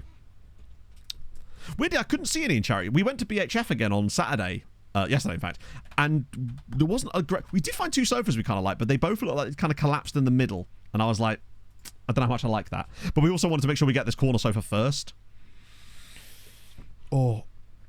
I mean, I'm willing to go a drive-by of IKEA in a way, but it would just not be as simple as that because I'd have to basically get the van, drive over an hour in the wrong direction, then an hour all the way back just to where I am now, to then drive another hour to where... So it's a lot of time that would be wasted in doing that, really. Randy Feltfus. I've genuinely never heard of him. Like, legitimately.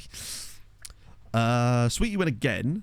Melita... Oh, hang on. We're going to do Sweetie a favour here. We can batter Melita, drop their goal difference down, put the gap to within 3. There's a chance here. Mungo Killer. Hello, friend. Welcome in. On the topic of your name, Chelsea have a player called Mungo King Elliott, and I just thought you'd enjoy that. So far, so good, Aaron. Aaron.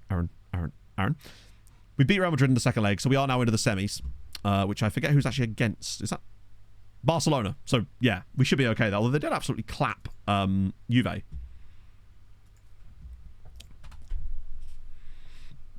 don't know, Charles. Yeah, no, exactly. Yeah.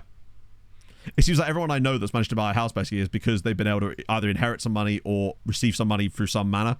Like, Pog and I obviously have savings, but it's nowhere near them enough for a house deposit. Like, a lot of the savings that but the reason that we're able to buy this stuff for this new house is because we were frugal and, with this in mind, knew that we would need to buy furniture and stuff like this for a new house were we to move. So that's why we actually have this money available, because we were saving for that exact purpose. So I actually feel quite financially responsible. Spending on the full house, don't know. I simply don't know because I haven't bought it all yet. Starting to save. Maximum stats, I think. Like, I just basically max it out because in a save like this, any little extra help you can get is good. Sorry, we're trying to find the profile, but I don't believe the profile would have changed much. I believe these stats would be exactly the same. Service and charity shops end up being really nice, but not too... Yeah, exactly. I feel like one area where, like, I am going to be spending a bit more money is things like the mattress and the bed, because I don't really want to... That's an area where I'm willing to spend a bit more. But yeah, we don't have a specific budget. We're obviously not going to spend our entire savings, but we have a budget available to us because we've spent time being very frugal and saving that money over the last like 3 or 4 years with this exact in mind, considering how long we've been looking for this, you know, as I'm sure a lot of you that watch the streams for a long time will know this, right? This is Chelsea. Yeah, unfortunately, but it's called Mungo. I thought you'd enjoy it. We want full strength here, don't we, really? Oh, I'm going to let Hajara run back in for a little bit. Highest PA. I honestly think it's someone like... It could honestly be someone like Mohamed. No, it's not, is it? It's not Reynoso. He looks like it should be, but strikers you can sometimes get looking like this with like 180 PA. Pereira, maybe?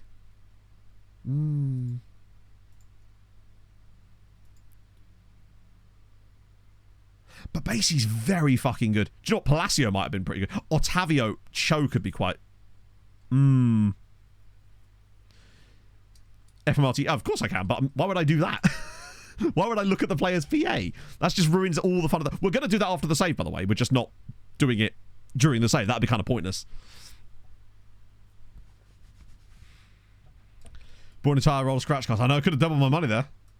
It's the most middle-aged... Hey, I'm fine with that, right? I like being able to relate to things like that. It's, you know...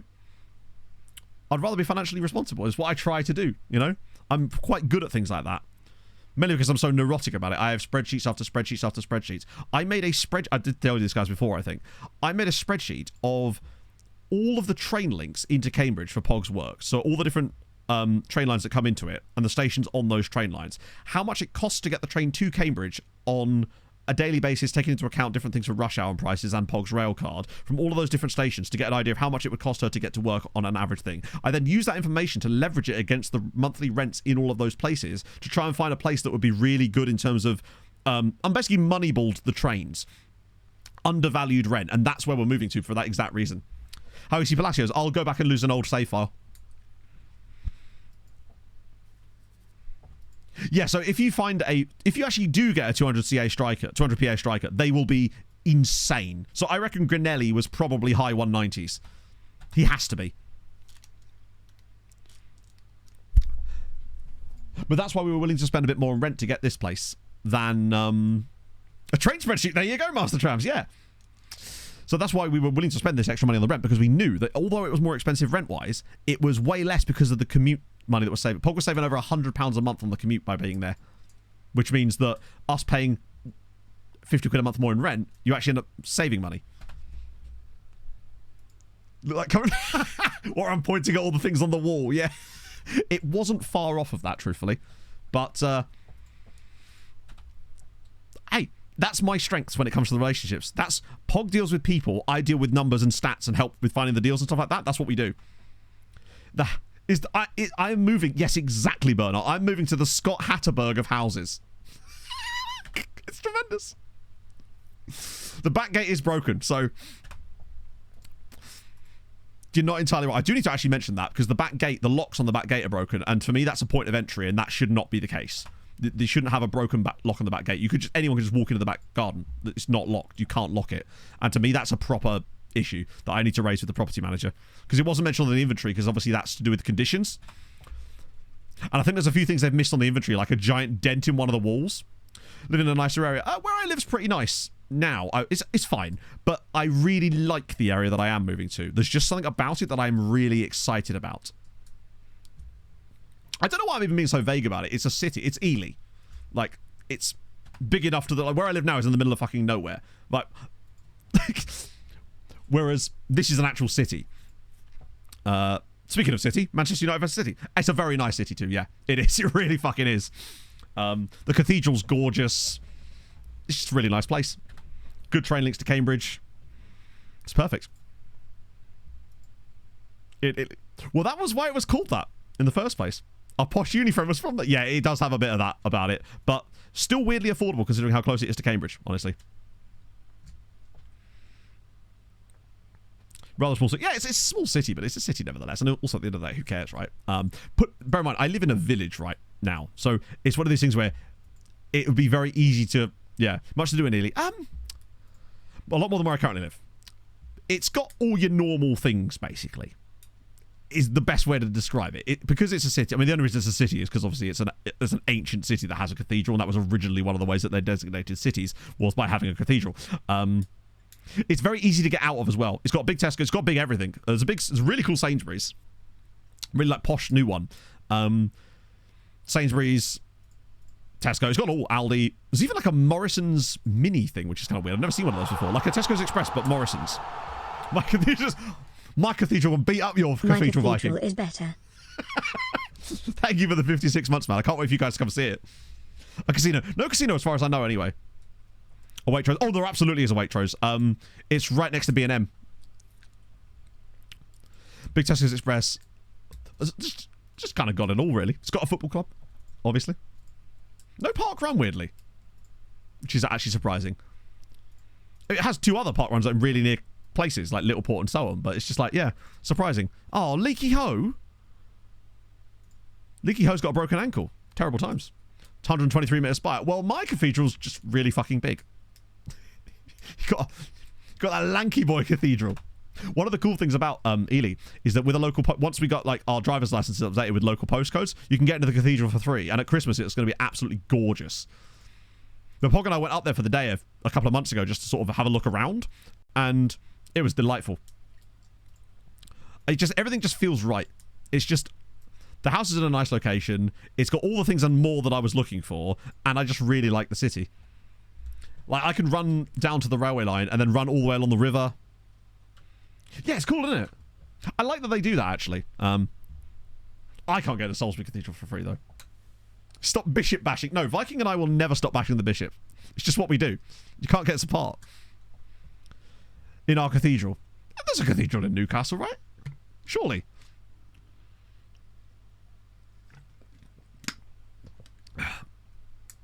Oh, no, I bet. Like, this is not cheap rent, because obviously it's the south, but it's still a relatively good deal for the area because Cambridge is notoriously expensive, and this was one of the few little bastions of still having not horrendous rental prices. They have gone up a lot since we started looking, but it's still a good deal with all the other things associated with it, in the sense that it's just a good deal. I'm surprised it isn't more like £1,200 a month type of rent, which for me is fucking hell. It's just insane. Obviously, I mean, some places around here go for way more than that. Pog and I drove past a place in one of the towns just slightly over. We saw this relatively nice looking house. It looked just like a normal house on a new build estate. $3,000 a month. I'm like, it ain't that nice. Unless that house gives me a blowjob, it ain't that nice. I've only ever been to Bath once. Bath looks lovely. It's in London. No, it's not. It's not even that close to London. We're talking like over an hour away on any form of transport. Crazy. £550 a month mortgage. God, that's so nice. I would love something like that. But no. I'll have to set off my £1,000 a month rent instead. I literally limited blowies. How limited are we talking about?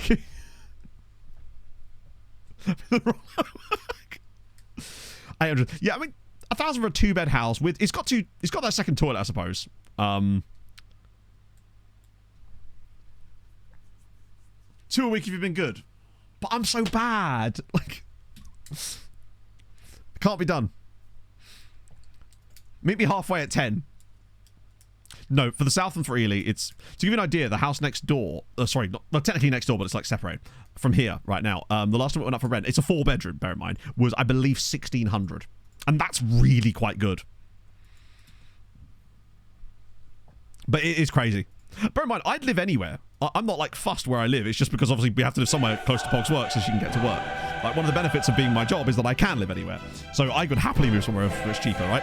But I really do like this Ely. It's a really nice city. So I'm actually kind of glad that we're still doing it. Yeah, the weed farm probably brings down the rent a little bit. Just ever so slightly. God, I hate the fact that we're playing $1,300. Yeah, I mean, like, I'd much rather pay a mortgage, but at the end of the day, I simply don't have enough for a deposit on a mortgage. Is he still playing for them? He bloody well is. And it's David Crawford, too. Getting this home leg right is crucial. Come to Essex. Where do you think I live now? Oh, dear. This is both good and bad. Like, it's nice that we're winning. We're not winning. It's 0-0. It's nice that we're being the better side, but once again, the possession is really... We usually do quite well against this shape, though. So I'm not super concerned. Generally speaking, whenever we come up against Barca and they play this shape, we're usually all right. Oh, yeah, no, work from home. I love being able to work from home, but Pog simply cannot work from home with her job. So it's like not possible. On the border, yes. To the point where if I was to say to someone that knew the local geography that I lived in Essex, they'd be like, no, you don't. Asymmetric playing right now. Yes. AI trying to copy it. No, it's not possible. The AI, there isn't... When people say AI, it's not actually intelligent in any way. It's just... It doesn't learn your... tactics. None of that stuff is ever applied. There used to be this myth that would go around, which is why people would say, oh, it gets harder when you get to the Premier League after a couple of seasons because teams learn your tactics. It's not a thing. It never has been a thing. It might be a thing at some point, but it ain't currently a thing. The only reason it would get harder, despite you getting better players, is because they would adjust to your reputation increases. That's what changes. Teams will adjust the way they play against you based on your reputation. So yeah, teams, they won't learn your tactics or anything like that. It's Essex. You said it's not Essex. Don't have to go far to get to Essex. My ex-girlfriend was extremely Essex. Call that fake Essex in it, yeah. Take my copium. No. I refuse. Does the thing where tactics will stop working for no reason? It doesn't. That is not a thing. I hate to break this to you, but unfortunately that is simply not a thing. The reason your tactics might not work as accurately is possibly because you've made signings that you might think are going to make the team better, but they may have intrinsic values in the players, be it the traits or the certain attribute combinations that cause the players to work in the exact system that you had them in, and thus changing it can make you worse overall. In addition, it's more likely the rep change. So yeah, we're losing to Barcelona. They take you less serious if you have lower rep. Yes. They're more likely to be more attacking against you with lower rep, which means that most of the time, as a human player, you're playing quite an attacking system, so it's easier to find gaps in it. Whereas as you grow, they're more likely to sit back on you, basically. So we're losing to Barcelona's only shot of the game. This would be the most FM way to go out of the Champions League ever. Mid-season slumps. Yeah, mid-season slumps could have any number of things, though. It could be injuries. 2 shots, 2 goals. We are 2-0 down at home to Barcelona, and they've had 2 shots. I mean, this is what I mean about how it's almost impossible to win 3 Champions Leagues in a row, because this will happen, and you just can't... What can you do about that? Like, they've had 2 shots, probably for a combined less than 0.25 XG, and they're 2-0 up. And it's also our former player. Cool. So 2 shots, 2 goals. Sorry, my apologies. 0.27 XG. Changes with my bench players. I hate to break it to you, but again, they don't just stop it. Okay, just to clarify, I'm just saying this right now. Your tactics don't stop working because something changes in the background. The only thing that would change is something that you have done at that point. Or other teams that you're playing against may have changed managers with different tactical styles that might potentially work more efficiently against you. My point is, if you think if the game is changing to make your tactics not work, what is it changing to make them not work? What possible feature would it have that could make that happen, is my question. Because that simply isn't the case, unfortunately. I wish it were the case, because I'd have way more excuses if it was. But it's simply not true. It's not a thing that can happen in the save. This has been shocking. We've not been that bad. We haven't taken our chances, but then they have, because they've only had 2 of them. Yeah. Oh, fuck me. I'll get Babasi off too. Since Zimmer's basically nearly as good as him now, I might as well give him a go. I'm hoping we can at least get a goal back here. But also, if they are going to beat us 2-0, I really want it to be with literally the 2 shots, because of how outrageous it is. RNG decides... Well, I mean, RNG is obviously a factor, but it's not that RNG decides you're going to lose. There we go, 1 goal back. Not so much that it decides you, but if you statistically have good luck over a strong period, you are also just as likely to have that same level of bad luck. Because there are obviously a lot of things in FM that are controlled by RNG, but you also still have a decent amount of control as a human player. This is good, actually. We're back in the game, at least.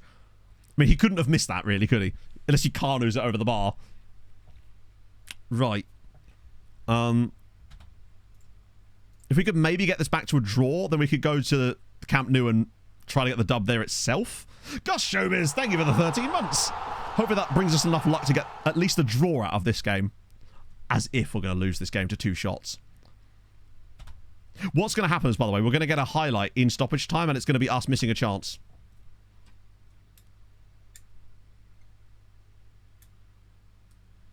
Or not. Or just nothing. Incredible. Incredible. So we lose 2-1 at home to Barcelona. They've had 2 shots. And a grand total of 0.2 XG. There's nothing you can do about that. Like, there is nothing we can do physically. We've played well tactically. We've got enough chances to score goals. Even if they were allowed these 2 goals out of nothing, we still should have scored 3 probably at least. Most upset. Honestly, I think the most upset I ever was about a single game in FM was probably... It wasn't even about a specific game. It was when, on Treaty United, the board sold my player to Bayern Munich out from underneath me, gave me the chance to protest it, agreed not to sell him, and then it just went through anyway. It was the dumbest thing in the world, particularly as they sold him for like an absolutely tiny fee. Hopefully we're good enough to win the second leg, because what I mean about that tactic is that we always play well against that Barcelona tactic, and we still did here, which means if they play the same shape again, we should probably still be able to win it. I don't think we're down and out yet, just because of how well we normally play against them. That is just such a one-off game. The problem is we do have a habit of randomly shitting the bed away from home, like we did against Real Madrid in the first leg, where we just kind of didn't really turn up and play that well. But that is an absolute joke. Cooper, take off but that's why I don't think we were ever... We've managed to win 2 Champions Leagues back-to-back twice now in this save. But we can never seem to get that third one in a row because a result like that will always happen. That just makes it very difficult. Gio, thank you very much for the follow. Ajax Rabat.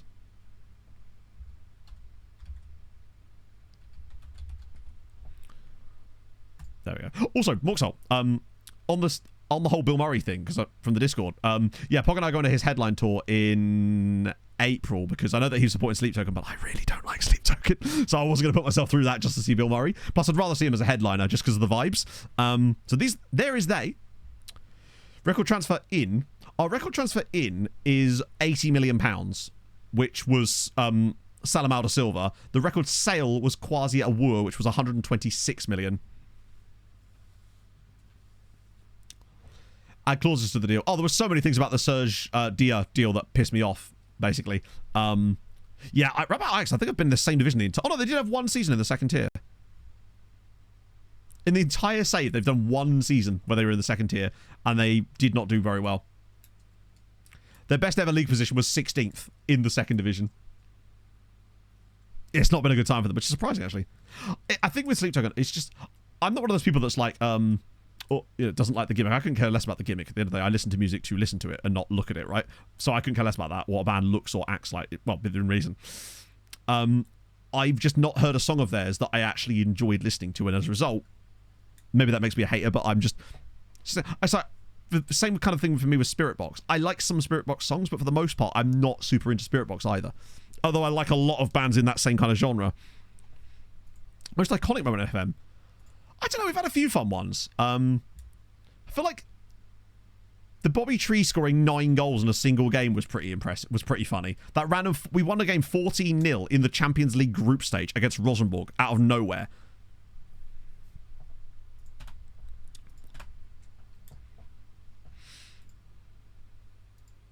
Point Baby Metal. Fine, yeah. Yeah, it was just a random game in the middle of the Champions League group stages where we beat Rosenborg 14-0. the Bells. I like a couple of Spirit Box songs, but honestly, the main song I like by Spirit Box is Yellow Jackets, and the main reason I like Yellow Jackets is because Sam Carter is really good in the songs. I don't even really listen to Architects anymore, honestly, because I haven't really liked anything Architects have done since Holy Hell. I'm one of those people that has, like, I have my music taste, and it's actually quite broad, generally speaking, given the fact that we're listening to Kelly Clarkson right now. Just that I put on this playlist specifically. That's how hipstered, unfortunately. No, it's all right, but I wouldn't choose to listen to it. But sometimes I'll really like a band. Like, I was massively into Architects, but then they started making stuff that for me I just didn't find very inspiring anymore and that interesting. So they kind of went off the side of what I actually really liked to listen to. And as a result, I was just like, that's fine. Same with While She Sleeps. I loved everything While She Sleeps have ever done except their most recent album, because I don't know what it's supposed to be. It just doesn't sound like anything I would want to choose to listen to. And that's fine, you know? They've got their fans, and I am still one of them. Just don't particularly enjoy that album. Things with Architects obviously have not been the same since Tom died, right? Obviously. And obviously a lot of the material for Holy Hell was obviously clearly written by Tom as well. And that's a difficult position to be in. But I still think there's ways they could have done with that, really. Yeah, I was never really a huge fan of Enter Shikari anyway, honestly. Lost Forever, Lost Together. It is an absolute banger, Lost Together. I still think, like, my favourite Architect song is still Nihilist. It's still an absolute monster. But even songs like, what's the really long one? On All Our Gods Have Abandoned Us. The one with, like, the Alan Wake quotes in it. What? There's more stuff in the As I Lay Dying drama. I hate it because I actually still really like As I Lay Dying. I was going to say, is it really even As I Lay Dying anymore? It's just Tim Lambesis, right? These Colours Don't Run is an absolute slap. Yeah, These Colours Don't Run is great. Alpha and Omega is also brilliant on that album. Also, honestly, the song Cancer itself is an incredible song. Even more so now. Thursday's Dutty was spectacular. Sometimes midweek Dutty just hits different. As I Lay Timmy. Yeah, it's just the riffs. For me, I feel like, honestly, As I Dying could exist without Tim just fine. I feel like the riffs is actually why I like listening to them. There's something about the way that they construct guitar riffs and that's general sound that I enjoy the most. Although, that's why I quite liked Woven War. The best blur in metalcore. Yep, for sure. Is that the, You Fucking Pigs one? Or is that Parkway? Old Parkway was also absolutely incredible too. As I lay murdering my way. Hey, he didn't do it. He just tried to hire someone to do it. Nothing like a good metalcore call out, is there? They just hit different. I haven't really got into any like new metalcore bands for a while now. I feel like I'm becoming a bit like Malevolence, yes. The one band I've really been enjoying lately, and this is not a new thing, is Polaris. There's something about, again, their riff construction and the general, how tight the production is on their records. And obviously their guitarist passed away as well. But Polaris absolutely slap. They're just so good.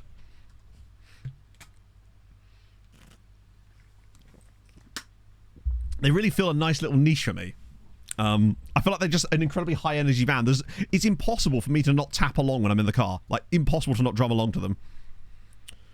Trivium, I haven't listened to Trivium in fairness, I was never super into Trivium, even when they were like massively popular back in the day, when they were like one of the big bands, like with Bullet and Atreyu and all those guys. I was never super into Trivium then either. I think they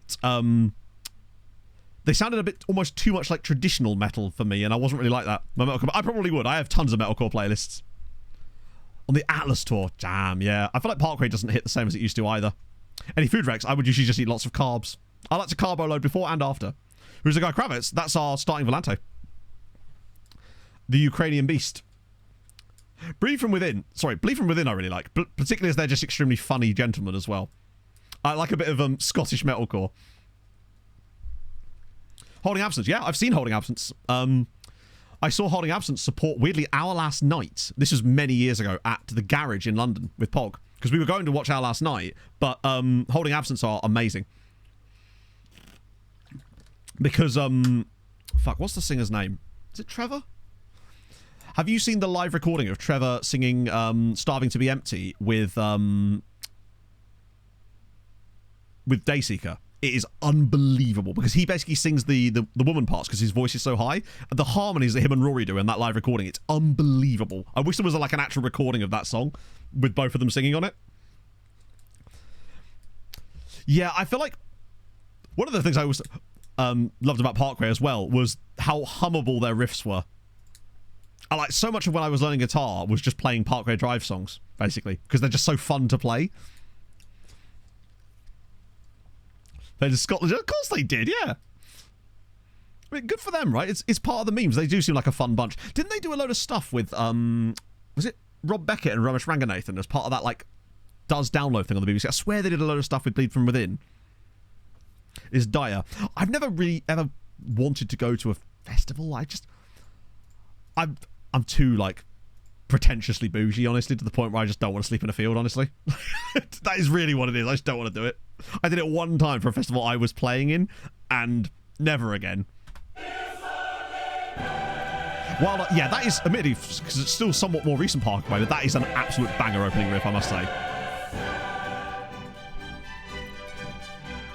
Right. I love how we've just gone from some of the topics today, the wild swings in thematics. Now we're just talking about metalcore. Huge fan of that. Fonseca! How's it going, man? I don't get to talk about metalcore enough. So the spare listening for the week. Yeah. No, I couldn't do it. I was only there one night as well at this festival. Queue up some Parkway right now. As long as it's a good one, hit me with it. Undertone. Oh, speaking of that kind of stuff, Amity Affliction. Isn't there a singer, the bassist, leaving or something? Oh, go on. Oh, but why are you shooting? He just has to square that. First leg, we lost 2-1. They had 2 shots in the entire game. Not on target, 2 shots in the entire game.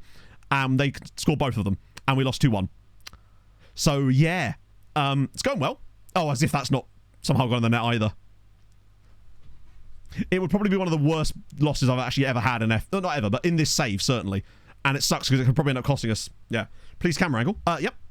I assume you want to know what the camera angle is. It's TV, and then all the height in, and then all the zoom out. Oh, sorry, other way around, basically. Although I actually have it on one notch here. But that's usually how I have it. Sometimes it gets adjusted accidentally. Cooper, take off the Pope hat. Do I? Oh, I think I do have a camera one. Don't I? Oh, no, is it the post? Chat, we're never going through. We've had 2 goals that would almost... Sorry, 2 chances that normally go in the match engine, miss. So I think we're going to be going out here. Juka, thank you for the follow. Oh, hang on, are we just queuing up random stuff now? What we got here? Parkway. Is this all song requests? Look what it is. What is the queue looking like now? Poppy, Trivium, Parkway. Okay, I'm with it. Which Parkway was that? Was that Wild Eyes? Oh, Soul Bleach. I can't even recognise that song. Do the broken corner tactic. I didn't know there was a broken corner tactic. Come on, Sirens.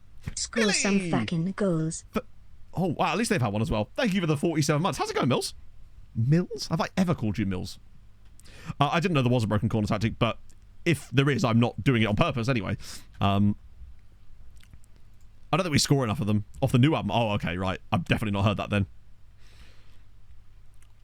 Maybe I'll like it. Who knows? I think the thing I feel like they lost a bit of the yeah, see, look, we're getting that kind of Real Madrid away here. I don't think we go through here, you know, chat. I think this might be curtains for us. Although we are starting to grow into the game a little bit more. They've already had more shots again. Pereira's really struggled. Scoring 30 plus goals. Oh, fair enough. Yeah, I'm not doing it, nor would I want to. Just not that fun, is it? Hungarian youth guy. Hard to say. At the end of the day, he's probably still nowhere near that good. But he has made the bench a couple of times in the Champions League for us, and has actually played in the Champions League, ironically. Sent him home. Then had a meltdown on social bit. Sent home. That's all I've heard. So basically, it's one of these things where they're trying to help him, but perhaps because of the addiction, which I respect is the thing that, you know, is difficult to deal with. He's not realised that yet, but probably will at some point if he can get himself clean and sorted out, which would be good. I don't think what my favourite Parkway song would even be. Oh fuck, what's it called? Oh my god, I actually can't remember the name of the song. It's the one with the Pirates of the Caribbean clip in it. Do I do this? I'm thinking Crompy. Any broken tactic? Just go to FM Scout or just go to FM Arena is your best bet for if you want like a broken OP tactic, honestly. Mutiny, yes. Used to love playing that on guitar. To the point where my band would be like, Matt, can we like do something different? Like, it's great and all, but like we're actually in like a alternative rock band. I do love how often Undertow is referenced in music. Makes it, oh no, yeah. Hey, I agree they are DPT, but if someone's asking me for a broken tactic, that's what I'm going to tell them to do, because that is exactly where you're going to find broken tactics, right? It's not for me to tell you what to do with a broken tactic, right? I'm just selling you the gun, all right? Crazy birthday. Oh, nice. 18th anniversary. That's awesome. Things are good, Millie. Pog and I got a house. I say a house. We're moving. We finally found another house. Which is dope. So for betrayers and mutineers, yeah, crowd kills you, man. We're not going to lose this game here, are we? Okay, good. If we could just find a chance. The reason I took Pereira off as well is I've noticed in some random games, Pereira does just have these shitters and they almost never get better. And I have noticed that Crompy can be quite effective off the bench in certain matches. And these feel like the exact type of games where he could potentially flourish for us. So I want to see if I can give him his chance to make that happen. Because otherwise we're done. Edit quick pick settings. Ooh. I don't know, actually. We can have a look after the game. I didn't think you could do that specific thing, but maybe you can. Oh, go on, Mohammed. Back post header? Oh, yeah. Back up. Oh, yeah, no, you can do all that sort of stuff. Like, some of those 4-2-4s are insane. Reserve Q to play right wing. I'd just say let him cook at that point, Master Tramps. Man knows something you don't. I trust him. We're going to have to take more risks. I'm actually going to go to attacking here. Potentially. Home to the Heartless is another absolute slappy song. Reynoso struggling. I'm this close to getting Reynoso off and possibly bringing Hajarowan and Moser on. Right, come on. Back post header or something. As if, bro. Nah, we're not going through. There's just no way we can deal with this over 2 legs and still miss all these chances. It's just not happening for us. It would suck to go out to this over 2 legs as well. Tavio's knackered. Yeah, we're rolling the dice on these guys here. And hoping for the best. Oh. Improving his penalties. To be fair, he can't really improve his penalties beyond where he already is because he's actually really good at them. It's just not in practice. Hey, Yuki. Hopefully I'm saying that correctly. Yuki Mal. Do let me know. How's it going? Hope you're having a great day. Defense is doing fine, really. Yeah, with the FM Arena ones, literally just go to the very top of the list on the testing ones and just take the top one. That'll probably get you. I think it's a 4-2-4 or something. There might be a 4-2-3-1 you can have in there because I think they've got the one that Jack used in the FM World Cup as well in there. The one that Aaron and I also used. I think they put that one in there afterwards. Right. I mean, this I think is just going to be the ultimate FMing in both legs, which is such a shame. Come on, near post header, something. We're going to create nearly 4 XG across both of these games, and we're going to lose 2-1 on aggregate to literally like less than 0.5. But that's life, innit? Got to take your chances. Do you know what the thing is? If we want to get a goal back here and equalise on the night or on the tie, I still think we could turn it into a win. I reckon we could win it in 90 minutes, potentially. Go on, Guthmanson. Take it in your own hands, bud. Oh, what the fuck? Watch us not have a single highlight after this. So he's about to get sent off here for... He's quite a flexible boy, isn't he? There is not going to be a single highlight after this. Mark my words. That's the game wrapped up. Yeah, literally, when the AI gets a red card like that, when it's a big team, where's the... Yeah, there's going to be no more highlights. Although maybe now would be the time actually to do this. Fresh legs, the wing-backs. Or one of them, since we don't unfortunately have. Yeah, they'll go very defensive. This will just be over from here. I'll be amazed if we see another highlight in this whole game. And there's not a lot we can really do about it. It's just what happens, sadly.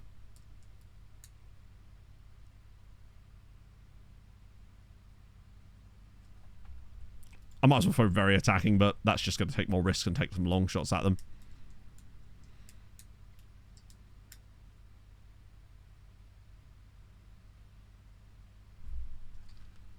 It's almost like I've played this game before.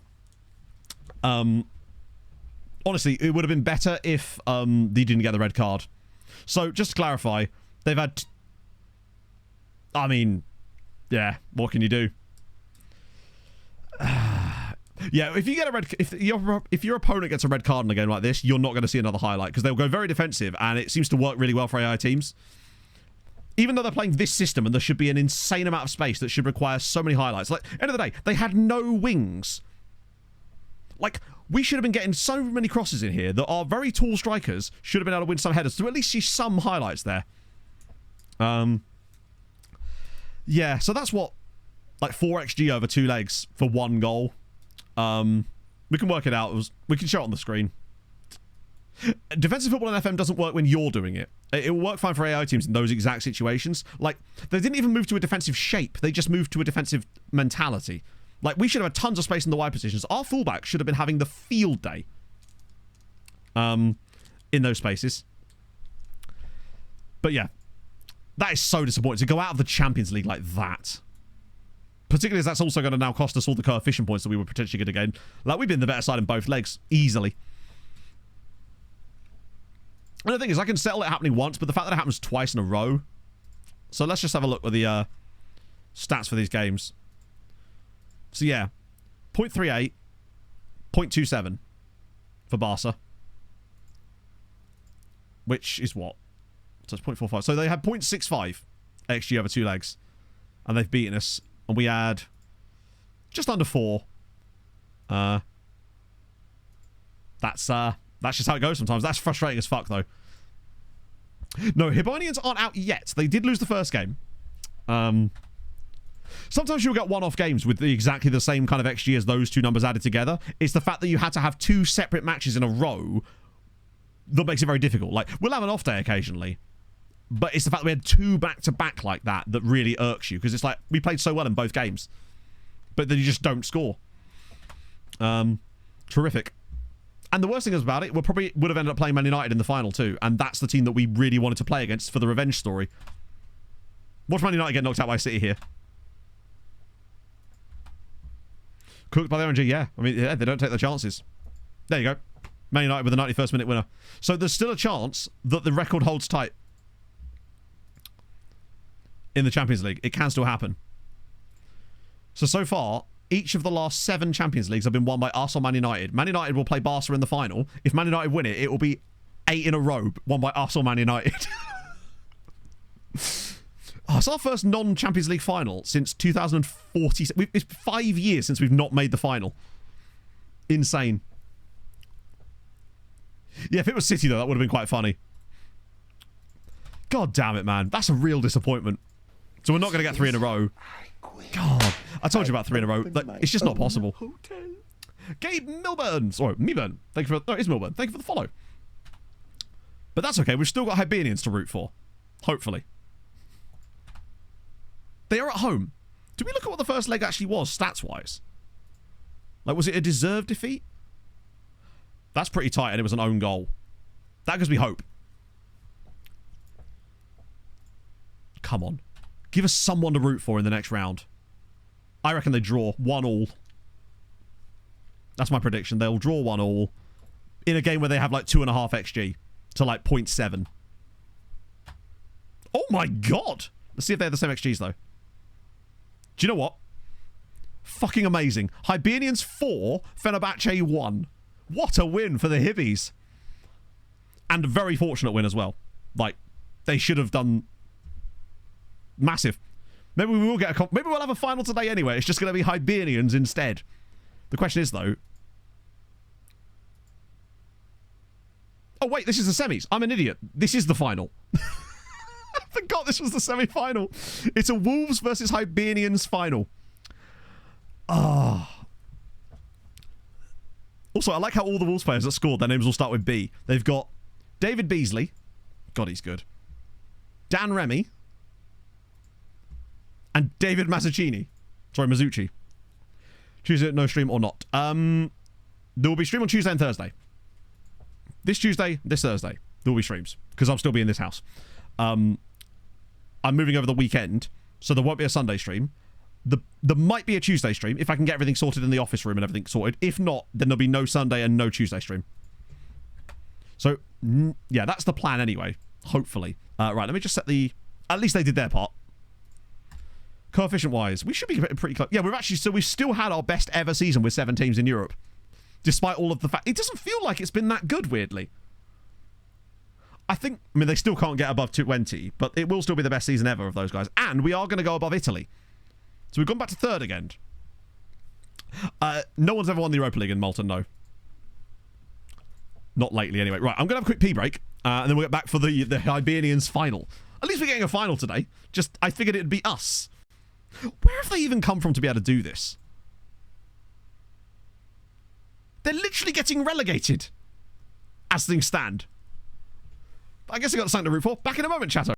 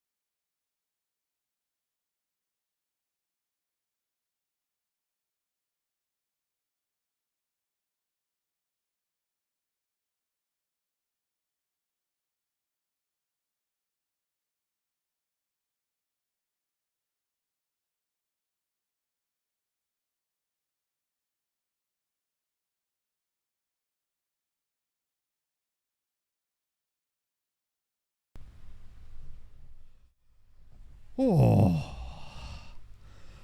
Lovely. It was Capablanco. I just found another Kepa and went, hey, fair enough. Europe is the hardest to win. Yeah, honestly, I would say it is, because we're never really in it. The only chance we'd have to win it is those early seasons, and it's obviously much harder for our compatriots to win it. But you do get more teams in it most of the time, so there is that opportunity as well. We did have it happen a few times on MTK. I'm trying to think who the closest... Have we ever had a Europa League finalist in this? We have, haven't we? Sweetie. Sweetie got to a Europa League final that one time, but then Newcastle absolutely annihilated them.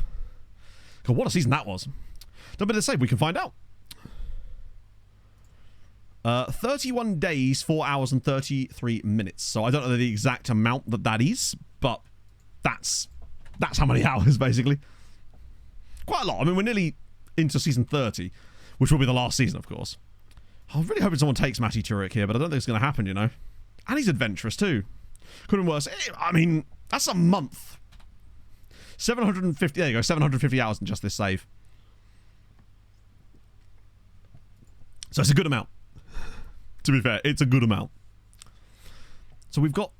I really hope... if Zabar could beat Melita and Sweetie could win, they could still flip them.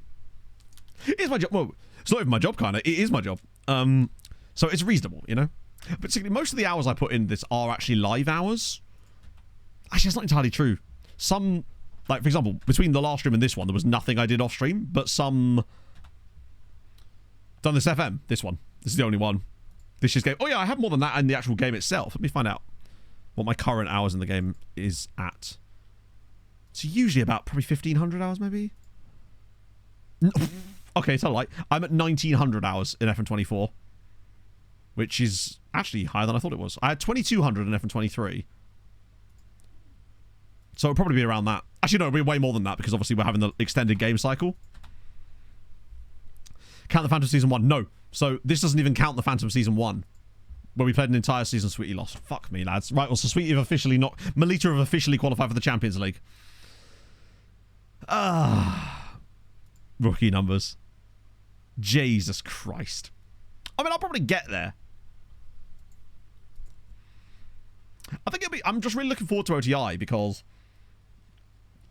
I think I'll have to try... I'll actually have to be good at the game at times. I'll have to, like, do more scouting stuff that's more difficult, more negotiating stuff, more actual, like, really difficult things. Unless you could advise me to do. Honestly, if you're doing your first one, I would advise Hungary or Poland. They're pretty good shouts, because then you won't have to change anything about the databases to make it work for you, and they have pretty relaxed rules, and they're just generally fun. Oh, in 1 year, yeah, exactly. But again, this is the thing. I am an exception. This is my job, so my hours should be particularly high in it, right? I'm actually surprised they're not higher. Melita being in the Champions League is going to be hell next year, unless they do something magical. But also, like, with FM, it's a big time sink game anyway, even if you're not, like, making content around it. Remember, because I almost never play FM in the evenings, because it's like outside of work hours, basically. So it's almost like flipped for a lot of people, whereas a lot of you, I imagine, play FM in the evenings or whatever. I don't, because I'm playing it all day, so I just have to do the opposite, essentially. Getting a better one? You just find one, really. If you need to get a better first team coach, just go into staff searches, select coach as your option, obviously get rid of that, and then you should just have a list of coaches in here. I have a filter that I use a filter. It's like a view that allows me to find coaches, and then I can just look at ratings, and then you can sort by their different attributes or something like that. That's probably the best way of going about it. Yeah, remember, a lot of those hours are probably like background simming as well. So it's not entirely all play hours, right? Hibernians are going to get relegated.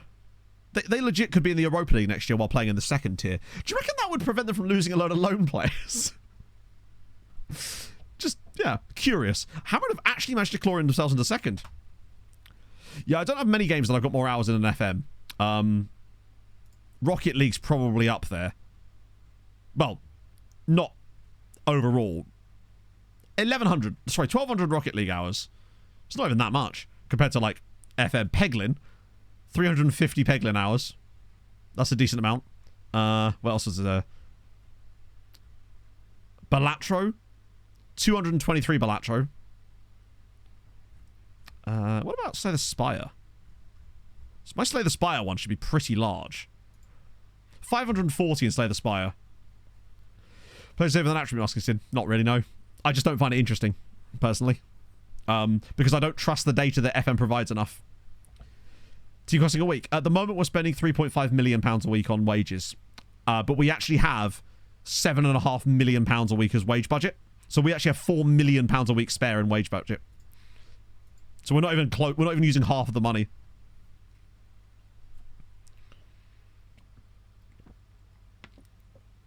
Plus 8 teams in Europe. Oh, shit, you're right. Yep. You're right. That would be absolutely true. The last thing we need in the last season is fucking 8 teams in Europe.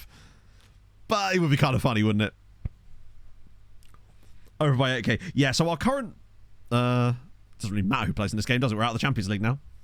Whole team is wanted. Yeah, that's probably because... of the wage...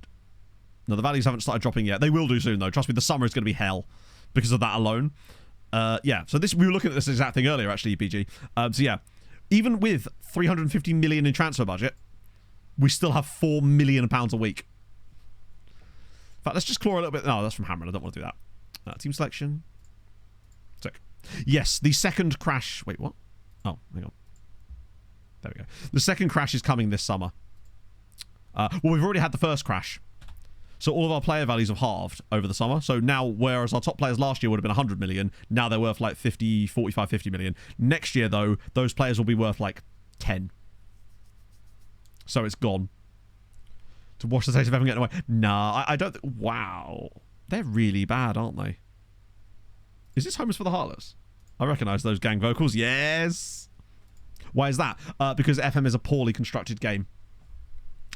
I wish I had another answer for you, but since FM SI will just claim that there's anything wrong, it's just because of a custom database, then that's the option I have to say. Yeah, I feel like they need to be put in the bed a little bit more. Hibernians really are trying to get relegated, aren't they? Are they just resting everybody for a game that's in like 3 weeks? It's because they're waiting for the phantom injury. That's what it is. Go to the 2100. Yeah, you can go as long as you like. BG. There's, as far as I know, no hard limit on the length of time you can go in. Now, it will get slow, but it can go.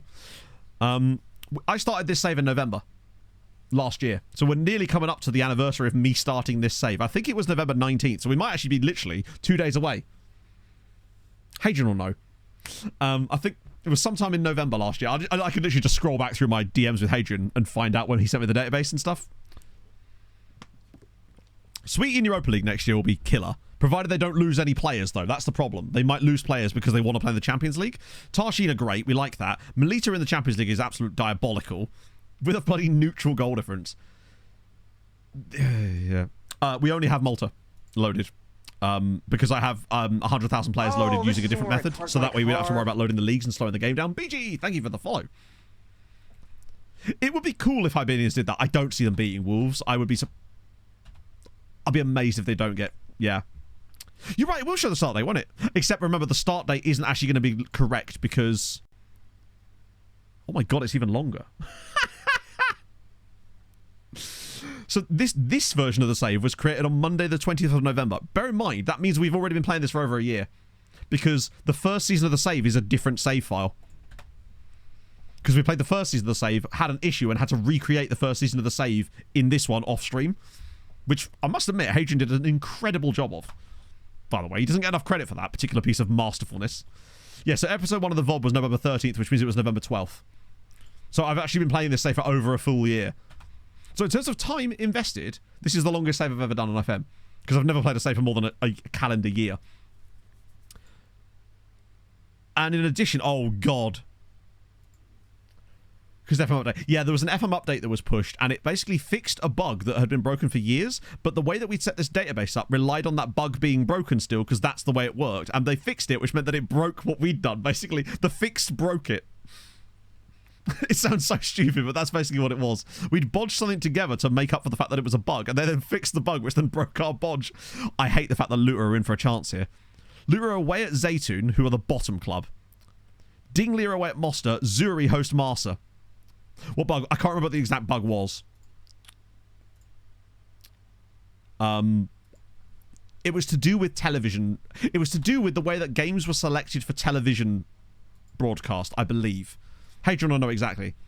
But what it essentially meant was you'd get televised money, you get TV money for games that weren't on TV, and we'd obviously built the money specifically to drip feed it like it was realistic. So that then broke it, and basically everybody got double the money.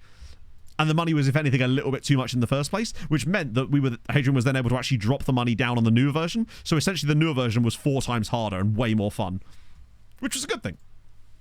But I must admit, the amount of stress, like, I was so worried about that, because I was just like, oh no, what we're going to do? People are going to think this, that, and the other about it. And I was just like, it was not a good time. It was like curl up in a ball type shit, you know?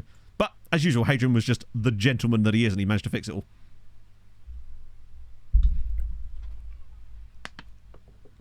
Oh. Yeah, I actually did see Parkway live. I saw them at the No, it was in Birmingham. I can't remember whereabouts in Birmingham. It might be the Institute. Probably not. It was probably a bigger venue than that. But we didn't remember much about it. I mainly, weirdly, went to see Miss May I, actually. They had some insanely good support acts on that tour. You're kind of interesting. Except he's not really that interesting, is he? Honestly, he's kind of mid. I'll save a load of that stuff for the transfer stream next time around. So we've got to lick our wounds anyway after that absolute embarrassment. I'm almost kind of glad that there isn't going to be a recap video for this season. Because then I'd have to try to explain. I mean, there will be, because technically it will be in the wrap-up video, which will be like a 2-season recap. So I'm still going to have to discuss it, but I don't have to discuss it until I'm over it. Yeah, so basically what Hadrian did to fix the save, other than the basic fix, was to use the FM's like real world thing to program in transfers for the save that we'd made. The only thing, and then he like adjusted some attributes of the players so that they matched the ones in our save, because a lot of players don't have their attributes actually set properly. Even like real players, it meant that I could sign the same player and he'd look completely different. Even his height. I can hide the embarrassment, exactly. His back could be. I hope they don't sack him. It would be funny though, and do you know what? If they get relegated, he will be sacked before the final, because they usually sack them the moment the league season finishes. Pele. There they are. Pele. Oh, they've actually got a guy as well. Andrew Lapo. At least during OTI, we will have every single club in the game that's actually allowed loaded. So we'll get all the fun clubs in Guam and all those guys back again, which is going to be tremendous. It'll just make lookup so much more fun. Having seen before, yeah, no, we won it 5 times. We've won it 5 of the last 7 seasons, but this would have been 3 in a row for us. And also, Barcelona had 2 shots and scored 2 goals. So I'm a little bit bitter about that one. You might say, Golazzo, thank you for the 12 months. It confused me there. It always does that. Thank you, man. How's it going? Drew Stout is on the verge. Yeah, that probably means, let's have a look at the staff thing. It'll tell us. What happened today? What happened today, Schubert, is we got FM'd out of the Champions League in the worst way imaginable. Thank God it wasn't our first Champions League win.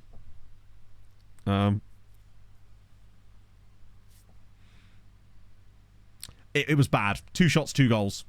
Literally. Not even on shots on target. 2 shots, 2 goals. In the semis, yeah. First leg at home, we lost 2-1. Barca had 0.27 XG and had 2 shots, scored both goals. We had like 2.5, scored once. Second leg, we had like 1.5 XG, couldn't score a single goal. Barcelona had like 0.3, didn't score a single goal. They also got a red card and we still couldn't score a goal against them. Basically, it was just like, no, you're not winning this tie. We want... This screen is just totally broken now. There it is. So... Oh, that's job center. Sorry, but I meant job security, didn't I? There we go. So...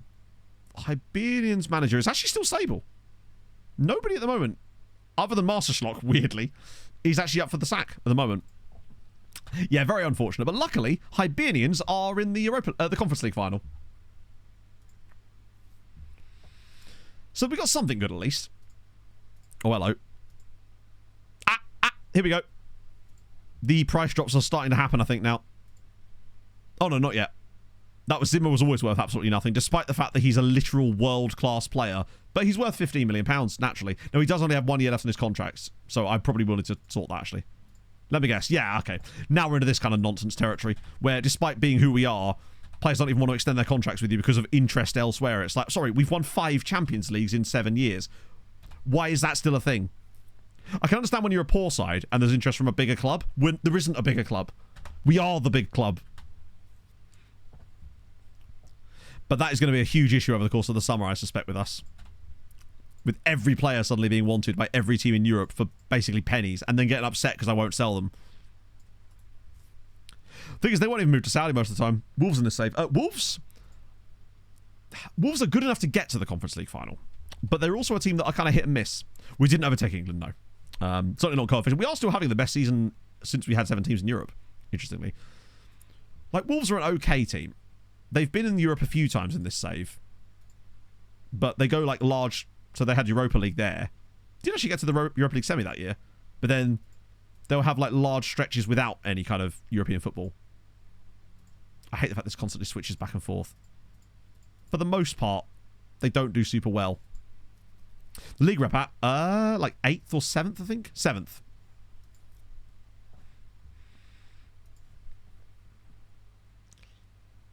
How many goals have they conceded? What, Wolves? Oh. So what was Wolves' fixtures to get here? So they beat Northland narrowly. Lost... Oh! I hate to break it to you, chat, but Wolves have already lost to Hibernians in this season. To the year, possibly.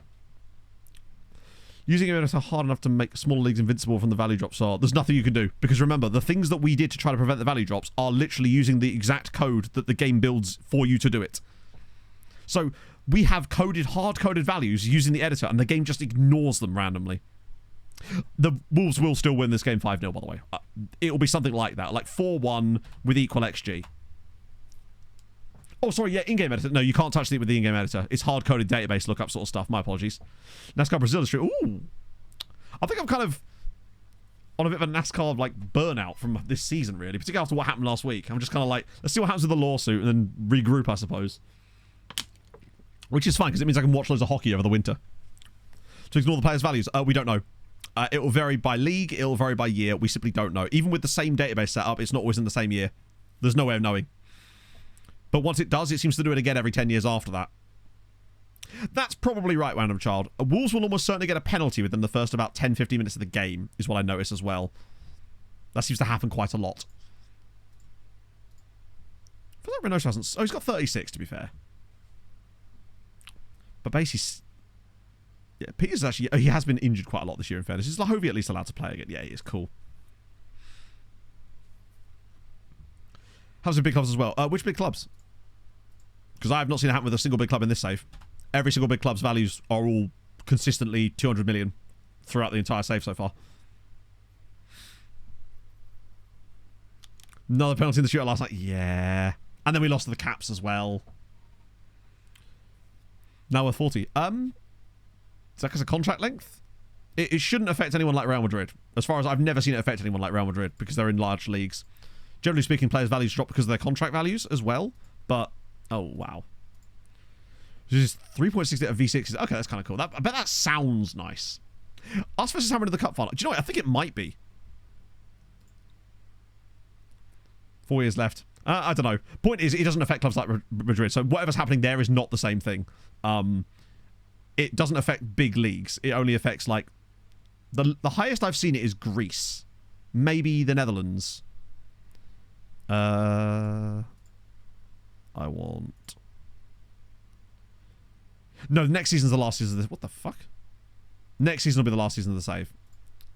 So actually, no, weirdly, it's not us versus Hammered very often. It's actually, weirdly, more often us versus Goodyear as it happens. The reason we're doing next year as the last year is that way it allows us to sort of wrap things up in season 30. It also allows us to become the most winningest team in Malta football history domestically and win our 27th title. And it's just a nice way around to finish it. And the other thing is I wasn't sure exactly when I was going to be moving, so I needed to make sure I had that buffer available. Start the window. Okay, again, whatever's happening there is not the same bug. This bug uniformly affects all of your players by an absolutely insane amount. If we bottle the title next year, that really would be something. But hey, you know, again, it doesn't matter. People are asking me and I'm telling you, this bug does not affect the big leagues. Because if it was to affect the bigger leagues, then every single player at every single club in all those nations would suddenly be worth a lot less money, and it's not uniforming. The way this happens here is it reduces the entire value of all of the players. So the age-related drop, because it doesn't affect age, or has no bearing on the player's age. Hello there, Matt. Thanks for the raid earlier in the week when I was offline, Kappa. I'm so sorry. I literally loaded my Twitch page, and I saw you're online, but then sometimes it takes a while to, like, catch up. As you know. And yeah, so my apologies. Is Terry retiring? Well, there we go. JT, how old is JT? 71. There we go. We'll have to find a new coach for next year. But yeah, sometimes you'll get transfer drops on players that have had their values bidded up. So for example, right, Moser, at one point this season, was worth £220 million because he was bid up to that. But that doesn't mean that's his actual value. Nice and fast. Man even tried to womanize Pog. I'm sorry, man. I was like, hands off, John. I'll beat you up, despite the fact you're much taller than me, and also stronger, and also John Terry.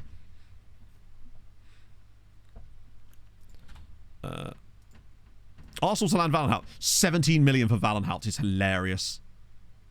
Has it started happening? No, not quite yet. It usually takes to the start of June till you start seeing the... Basically, the way we'll notice it is we'll see a news article like this about someone like Reynoso, and it will say like £12 million. I took his head off. Yeah, I'll make him feel bad for me, which, to be fair, he's met me, so he probably already does, let's be honest. Provided he's capable of pity. I don't know why I'm shitting on him. He was actually really lovely, so... Yeah, Kravitz, no, it wouldn't be 30 million, would it? It would be like 12 or something. Kravitz is usually the canary in the coal mine for things like this. For some reason, he's always the one that gets linked with a move right at the start of the window. Right. Jaron Moreno. So just a chance to fill his boots a little bit further. I know they're all knackered, but who cares, right? Is this the last day of the season? Because the second... I swear to God, if Terry for the final season, no idea, we'll just grab a random coach. It's not a big deal. We only signed him because of the FIFA World Cup. Yes, this is the last day of the season, which means that I swear to God, if Luton are the ones that get promoted from the second tier after being in third or fourth the entire season, I will be so annoyed. It's literally Luton or Dingley or Zuri. We get the dub. Wow, so we end up falling to 6th in the end. Hibernians do get relegated. Oh my God. Hibernians are going to be playing... They could be playing in the Europa League next year from the second tier. And we can end up with 8 teams in Europe. Birkirkara are back into Europe, though, which is good news. After beating Hamron, which allows Gudja to sneak into second. Melita come fucking third. They were promoted last year. Their best ever finish was 8th in this save. They're regularly one of these yo-yo teams. They got promoted and have now got into the Champions League first season. Jesus Christ.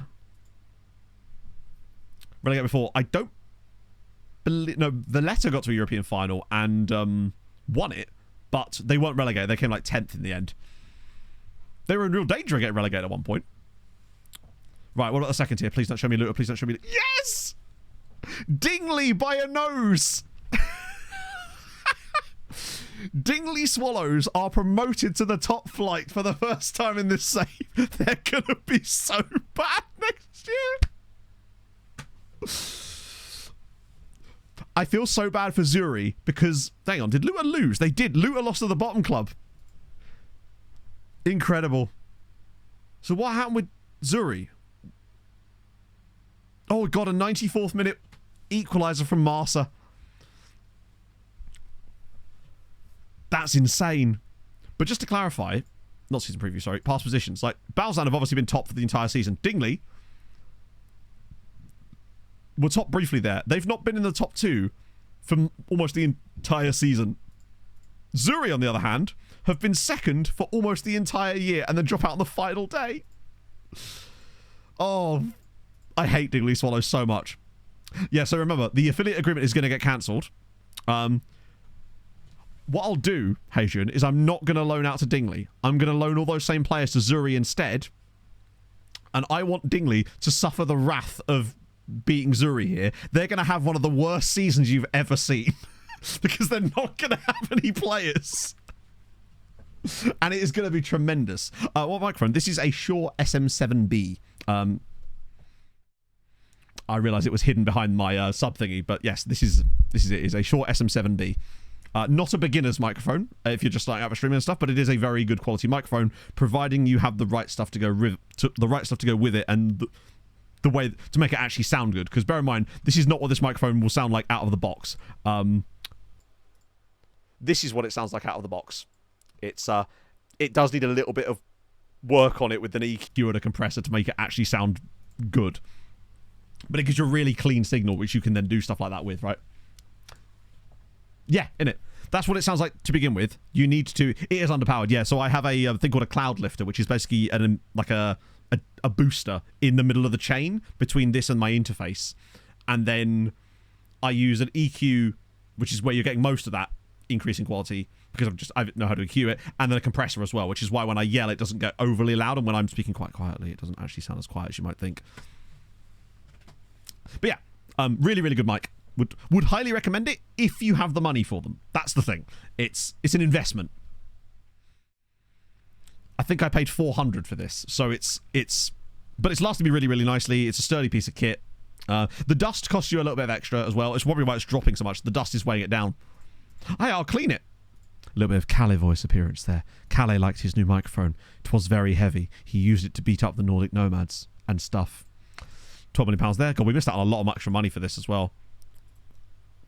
Yeah, Dingley next season, I want to see just how bad of a year they can have. Because they're not going to have any players. I want to see how much of their squad currently is made up of loanees. In the Champions League, we got knocked out by Barcelona. They had 2 shots and scored 2 goals. And it was one of those ties, unfortunately, where we were basically passengers, created 4 XG and couldn't score to save our lives. But Basie wins Player of the Year again. Wait, no, as if he did it again. Oh, no, he didn't. Yes, he did! This is the second time he's done this. But Basie, 13 appearances, 13 assists, 13 clean sheets. Every game that Basie played in the league, we didn't concede a goal in. He's done this twice now in this save. One year he made 14 appearances and he got 14 clean sheets. Doing that to Dingley. Dingley aren't in Europe, so it will have no impact on coefficient whatsoever. You don't get coefficient points for things you do domestically. It's only what happens in Europe that matters. 24 goals for Reynoso in the league is very impressive. Should have played him more. Ah, I'm happy with that. Tenler wins... Wow, really? He only played 4 times. But sure. Hujara wins Young Player of the Year. Basically, Tenler's just won the Calder, is what's happened there. Most clean sheets for him. 13 clean sheets. Damn, he only... Yeah, it's the under 18 one. I always forget. There's just not a lot of players that actually, like, I guess, are eligible for it on account of how rare they are playing that young. So what is Reynoso's goal tally for the season? 36 and 35. That's better. Yeah, sorry, it's not just about playing, is it? They have to play a certain number of games, right? Right, so now it's just a case of us going to... Oh, God, Dingley are going to be so bad next year. I can't wait. Oh, that's what I was going to check. How... To be United for... So they are better now. They're like mid-table in the 3rd tier now as a result of them getting a new manager who actually is one of our former players. So I am trying to help them, but they're too bad for me to even loan affiliate players to. Like, they won't even take affiliate loans from me because the players are all even way too good for them. The game has been auto-saving, right? I was just about to check on the Dingley players, and now it's doing this weird thing. Could be worse. They could be Santa Lucia. That is an incredible fall from grace. Which sucks, because they have a cool badge and a cool name. I was kind of hoping they'd do some stuff. Right. God, our average XG per game is 3.3. That's insane. And we still managed to overperform it. Yeah, we went through a spell this season. We conceded 11 goals in the end. We only conceded 2 goals in our first 14 league matches. And then things kind of went off the rails a little bit. 93 is actually not bad. Right, 2nd tier. Dingley. So their first team does at least have a few players in it now that aren't on loan from us. 1, 2, 3, 4, 5, 6, 7, 8, 9, 10, 11. So they've got basically nearly a starting 11 available to them. But I suspect... I'm going to get a team report on them and then prioritise it. Ooh, damn, I think we've lost a scout. I need to re-up that. I'll prioritize the team report because I want to see where those guys slot into their squad. They could be those sort of players too. Yeah, I want to see whether those guys are actually playing for them or not. Because they're going to either have to sign a load of players, which they will, of course, do, but they might do it too late. That's another thing. We could be seeing a historic bad season next year. I'm talking 150 goals bad. Grayed out players being... If anything, grayed out players would probably make them better. So we've lost a bit of broadcast revenue. What we've really lost out on is the lack of competition prize money for getting to the Champions League final. That's cost us... That Barcelona result cost us nearly 40 million quid, which is mad. International competitions, marginally. They did qualify for €1, which was insane, and they will never do it again. But they had the most perfect group where they were able to qualify behind England, because they had Georgia... Oh, Christ. Gibraltar in their group. They had a lot of very poor teams in their group and were able to finish above them. One thing I've also noticed, how... That's hilarious. In the last 2 seasons, you never normally see this, because I normally do this off stream. Because obviously we don't normally get this update until after the season's finished and the Champions League is the last game for us. The last 2 years, we've been losing social media followers despite winning the Champions League. This year, we don't get to the final, gain 600. Sometimes they just don't recognise our quality. End of season meeting. Blah, blah, blah, blah, blah. Nothing else for now. Delightful. Training camp. That's annoying. I guess we'll do Belgium and then we'll make our own one in, like, I don't know, Antarctica or something. How is old Ulrich doing these days? 15 assists. Holy shit. Okay, he's doing well. They haven't played yet. The Champions League isn't played until the end of the month, normally. We'll get a notification of when it is. Turkmenistan, maybe. Yeah, we can go up against Arkidag or someone. Waiting for F25. Wait, I mean, we all are waiting for F25, but I'm not... Oh, am I waiting for anything... What am I waiting for F25? Sorry, did I miss another question? That might be it, actually. Facilities down... What? 16,000... 58 million quid. Holy shit. Chat, by the end of this save, we're going to be playing in a 50,000-seater stadium, which is kind of dope. Hey, Ben, it's going... Well, actually, it's kind of not going well. We were knocked out of the Champions League in horrible circumstances. Still in the semi-finals, but damn.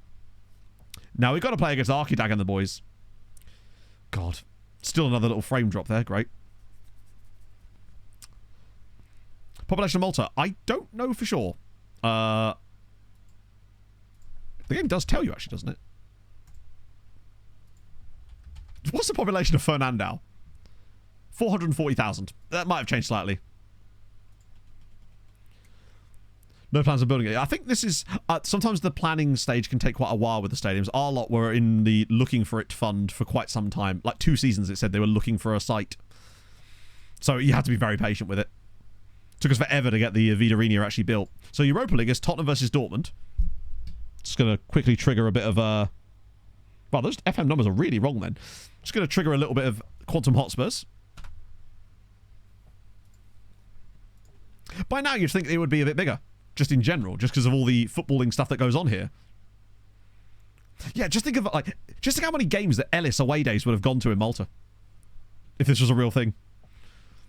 You'd have them all there. Thogden would be up in the Sweeties.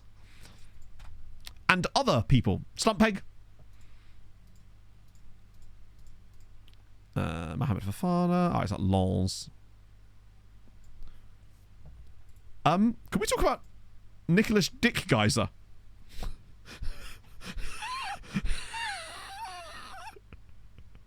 Good old Nicky Dick Geyser. It's... Yes. Team, no, not just a team, but a good team as well, could you? Just making jokes about Candy and Sweet. Exactly, which is why we'd much rather watch Neve. We got to sign Nicholas Dick Geyser, right? We've got to sign Mr. Penis Explosion. God, that's an insane wage. He's going to want like star player, isn't he? That wage worries me. That makes me think he's going to demand insane money. Not even money, but like... So Marko Muslimovic wins it. So who actually won the Europa League in the end? Dortmund, there you go. Quantum Hotspurs are back.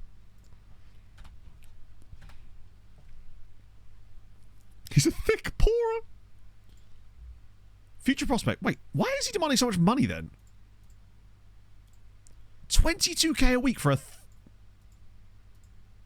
I'm doing it, but Bloody hell. Well, that was the Dingley report. You're right. How fucked are Dingley? That's super interesting. And again, this is one of the points I want to make in that loan farm video. Clubs will not take players on loan from you who are, generally speaking, the best players at their clubs. But also, you'll notice how all of the best players at the club... Wait, who the fuck is this guy? Wow. Why did he agree to go on loan here? Fair play. But, Jesus, normally they don't take players like that. They're in trouble. They're in big trouble. 58k sooner or later. Will he? You think that guy's going to actually play games for us? Like, I mean, fair enough, but like, let's be honest. The guy I just signed is not going to be playing 15 matches for us in the league, is he? I guess they can have him. Given to the third team. No, it's in the contract. I'm sorry, I don't think you understand. I'm not sure I'm clear as to what you're not understanding here. I don't owe him that money if he doesn't play 15 games for us, which he will not be, because why on earth would this guy play 15 games for us? We are signing because of his name. We don't have to pay that unless he actually gets those appearances, which he will not do. That's why I'm happy to put that in there. We put that in loads of players' contracts. Ooh, oh.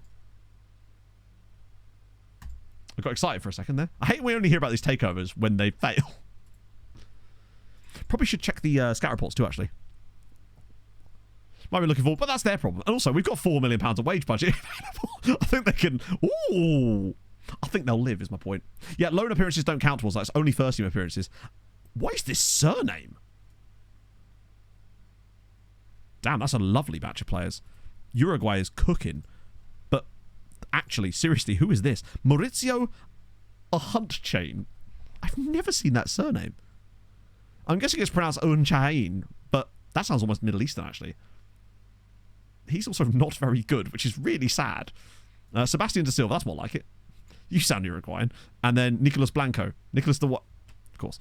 A Hunt Chain, yeah. Gonzalo, who even are you?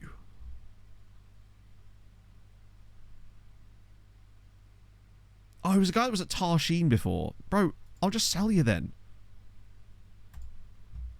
Oh, that was who it was. He could do, maybe, yeah.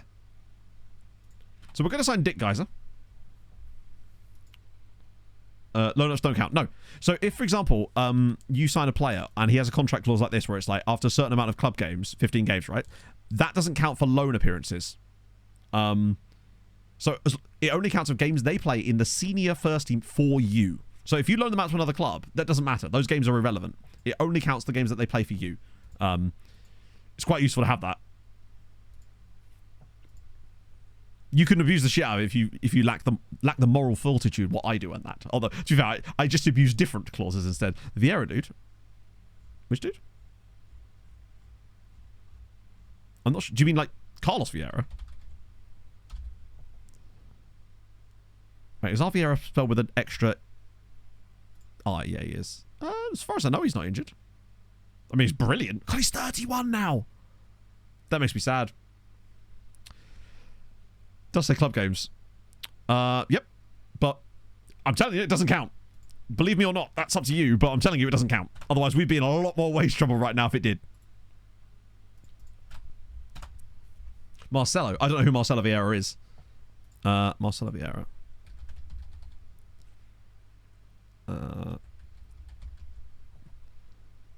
This guy? Forgive me, I'm not sure who that is. We should have a lot of players. This is just the former players. Wait, Brandon Cake's going? Big up Brandon Cake. Wow, that is a lot of players. Any fun ones? So Iceland are in the Euros for a start. Norway, Poland, Ireland are in there too with Owen Sinnott. Wales are in the Euros as well. Fuck it, we'll get report. That's going to be so many news articles I'm going to have to click through. Why did I do that? When is the bloody ECO final? Oh, tomorrow. Okay. And Champions League? 1st of June. Holy shit. Oh, that makes sense. It's usually that order, isn't it? Right. 2K to do this is invalid. Hey, maybe it is. Like, I like learning shit as well. Like, we've learned so much cool shit this time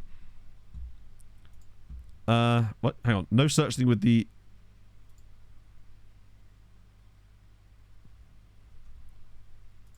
Unfortunately, because I've scouted them, now they get removed from this. Was it an important player?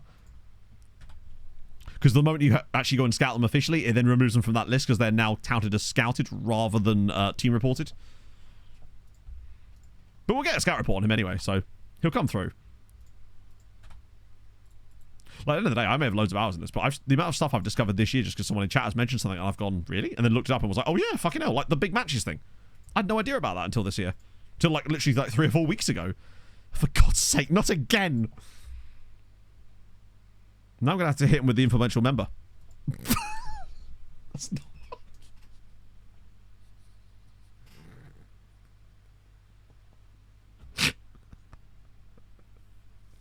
Very much not what I meant. 2 hours into Netflix and chill and he hits you with your his informational member. The big matches thing was that you can't find out a player's big matches attribute until they're 22 years old. So, for example, Hajarowan, ironically, actually doesn't have it because he's like, must be bang on 10 then. So, for example, VR, big matches, likes them. Maldonado, big matches, likes them. Kravitz, big matches, doesn't care either way. Point being, if you go to a player who's under 22 years old, they will not show a big match attribute on their pros and cons. You cannot see that information until they're 22. Oh, God. Yeah. Someone in chat mentioned it a few weeks ago, and I was like, what? And then we looked it up, and it was absolutely spot on. It is very useful. Like, we were waiting for Moser to find out. But it also means that it's just one less thing to worry about. It's one more thing to worry about when signing young players because you just don't know, right? At least consistency you can see and know that it'll improve with age. But with big matches, you could sign the perfect player. They're brilliant. 18, fantastic PA, great attributes. It comes to like them 2022 and you see they've got dark red big matches and you're like, cool, you're never playing in the Champions League. The late developer, that is 27. Oh, Zimmer. No, I don't believe Zimmer turns 27 until next season. I think he's only just turned 26. Yeah, he won't turn 27 until next season.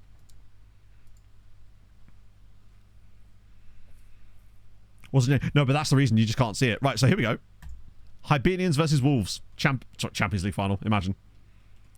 Unfortunately, James, poorly. We got knocked out of the Champions League in the semi-final by Barcelona. They had 2 shots and scored 2 goals. Such is life. We've grown used to that level of nonsense by now. Wow, it really is much worse for the glitchiness on games where we're watching another team for whatever reason. But on the plus side, James, we are watching a European final. Hibernians versus Wolves at Villa Park. This seems unfair. I realise it's Wolves, but like the travel distances in here are a little bit ridiculous. Wolves should just get on the bus. Yeah, we're playing the final in Birmingham. Right, let's see. I don't know much about the Hibernians players, to be honest, because we... Oh, hello. Mercado. Other than... Manatas. Oh, Manatas was the guy that we loaned to them in January. Wow, he really has had a good start with them, hasn't he? I know he scored some important goals from the knockouts, and now he's all the way into the final. Whoa. Yeah, bear in mind, Hibernians, if they win this, will be playing in the Europa League from the 2nd tier. They could walk, probably. They're fit enough. They could run. So when's the penalty coming is my question. When do Hibernians concede that penalty? Lots of possession for Hibernians so far. Lots of chances for Wolves. Like, they do have some good players. Like, Paul Hussein is a legitimately really good footballer that they've got. There's some decent guys in here.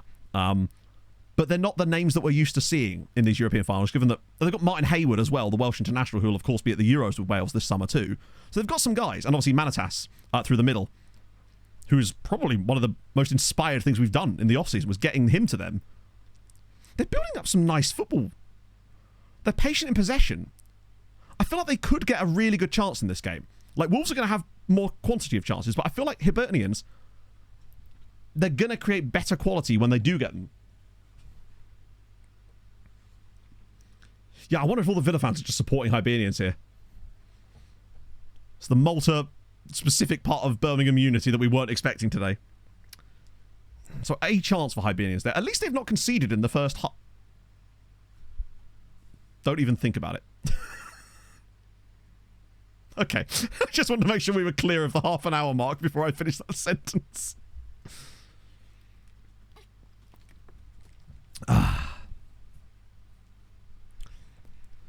As usual, relatively poor finals. Yeah, look, there's been a few little scenarios here where I just thought, hey, this is going to end in a pen. Wait, hang on. That Percival, that isn't Holly, is it?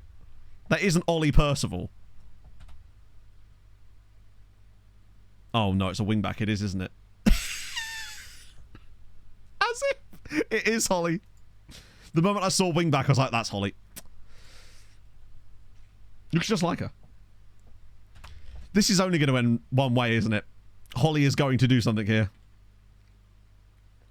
It's crazy that they would start Manitas up front when he's literally not even fit to play. They've got a guy called Chase as well, which presumably is what their left back's going to be doing. They've got to half time, but they are struggling. League finishes the rankings. Oh, we don't know yet because Hibernians haven't finished this game yet. So once this game's over, we'll know. I believe this will get us above Italy into third place again, and I think second on the year. Wait a minute. Oh shit. Chat. It's just occurred to me. If we come second behind England in the coefficient rankings, we'll have 9 teams in Europe next year.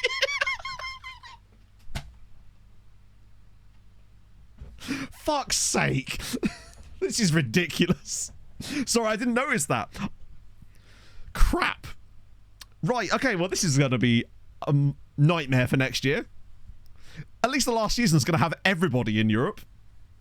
To be fair, what a perfect way to finish off to have 9 teams in Europe next year. So that would be... Hang on, does that mean that Sweetie would still get in the Champions League then?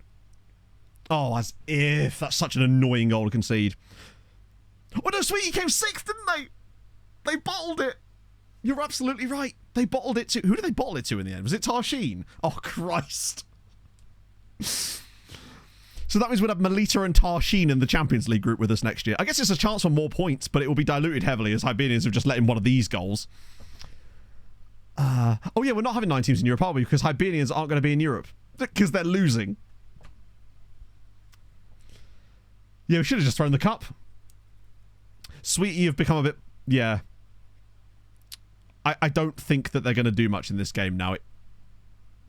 It's looking like this is going to be a very straightforward win for Wolves. Yeah, I forgot that they had to win for that to happen.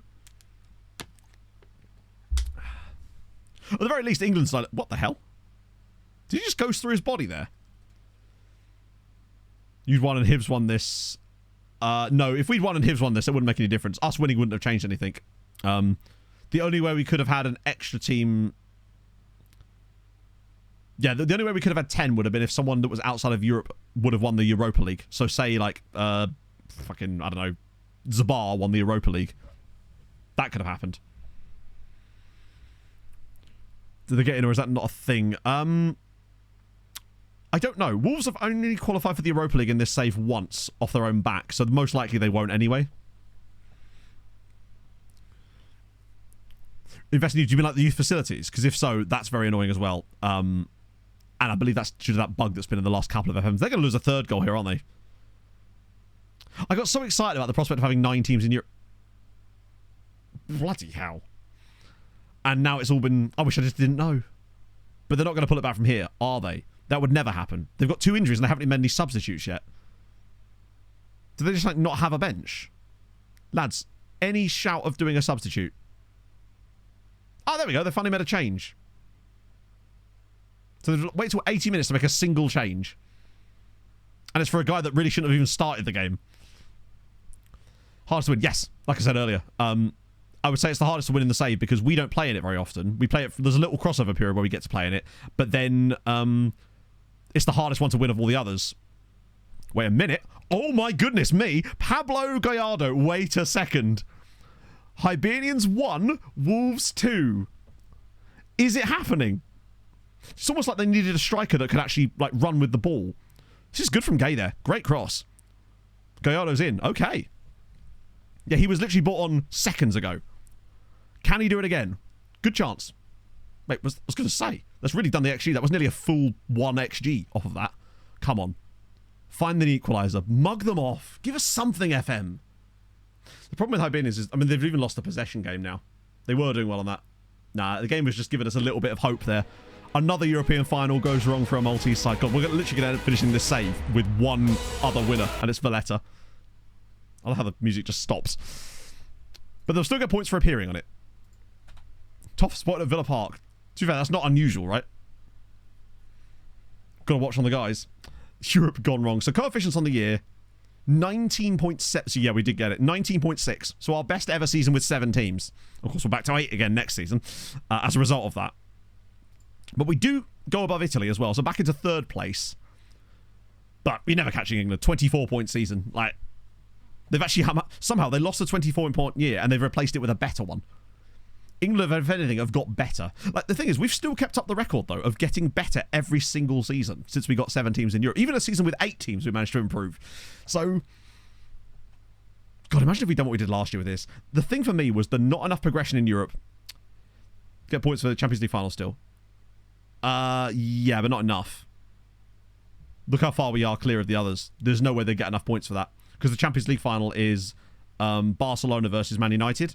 So Barcelona are not going to be able to gain a full point in the Champions League final. At best, they'll get like 0.3. We'll see what happens, though, because I can go right up to the 1st of June evening. I just can't go past the 2nd of June because that's when I have to do the loan extensions. No, I don't think there's any way that they can knock us out a second. And we know Man United are going to win anyway. So I'll have low determination, ambitious personalities. The amount of low determination guys we've had in our youth intakes is crazy. Even when we had a model citizen as our Hoyd, it's just one of the ways that the game punishes you, essentially. Annual fees paid to all these teams that are going to regret that. Well, Zuri perhaps not. Dingley are. Extend loans, but that's for the next day. So 62 million for Moser still. That's surprising, actually. That's still fairly high. I mean, it's lower than it was. Notice how it has still knocked another £15 million off his wage thing. Right, Barcelona, Man United. Someone signed a new deal. I have no idea who it is. Internet man. I can't. Because this is all... Unless I took the game on my laptop. No, that would be absolutely painfully slow. Because I have to drive an hour just to go to the house to wait for the internet man. So I'll do it tomorrow morning or something. I'll get up early tomorrow morning, do it, and then again... Yeah, I don't know, actually. Maybe wait till I come back. Nib Enjoyer. Thank you very much for the follow. Hope you're having a fabulous Sunday. Twas in the prophecies, chat. The trend continues. So, that is now. So, Sean Julian Hall. I don't know who that is. Wait, is it not updated? No, it has. Right. I can't go across this date. We've got a bit of extra money there. Oh, the looking forward is going to be chaos. Yeah, I'll save that there. That way I don't go any further. Because obviously I don't want it to go past the loan window. Let me just go back to it. It should have updated now. There we go. So, this is the last 8 seasons of this save. Sirens, Sirens, Man United, Sirens, Man United, Sirens, Sirens, Man United. Yeah, we lose most of that money, though, because that's the coefficient pool money. Once that's... There you go. And we owe the squad... Oh, actually, no. We only owe them £9 million this year because we didn't win it. For the... RBS. Yeah, but remember, I'm 30 seasons into my save. So I'm guessing he's probably not 16 years old anymore. Set that to your phone and do and watch. Well, I'll probably just be posting Instagram stories, honestly. Is what I'll be doing. Sorry, best team in the world. Oh, easily. Even with that, we still are. Old Trafford final. Was it actually played at Old Trafford? Where was the Europa League final played out of interest? The non-community stadium. Okay, cool. Crazy. Or was that the next one? Don't use social media. Rip. But yeah, if you do want to see more stuff about the house, I will be posting it on Insta, I guess. I might make it into Reels. I don't know. Next season's going to be... I can't believe... 8 straight seasons and only us and Man United have won the Champions League in that time scale. Crazy. 46 years... Maybe he's still going. Who knows? Was he actually one of the last guys? No way. Yeah, Man United won the Champions League as well. Which is insane. Final coefficient numbers. Good point. In your Patreon somewhere. I can do... It's just like... It's not easy to do so. How New York Red Bull's done. We have like player lookups and stuff and things like that. The league isn't switched on. You're not going to see any like information about them because the league isn't even active. So you're unlikely to see anything. Man like sticks. Thank you very much for the follow. So yeah, the final amount was they gained a little tiny bit for as a result of playing in the final, but they didn't win it, of course, so they didn't lose anything out on that one as such. So yeah, so this is end up. So Europe actually is this for next year.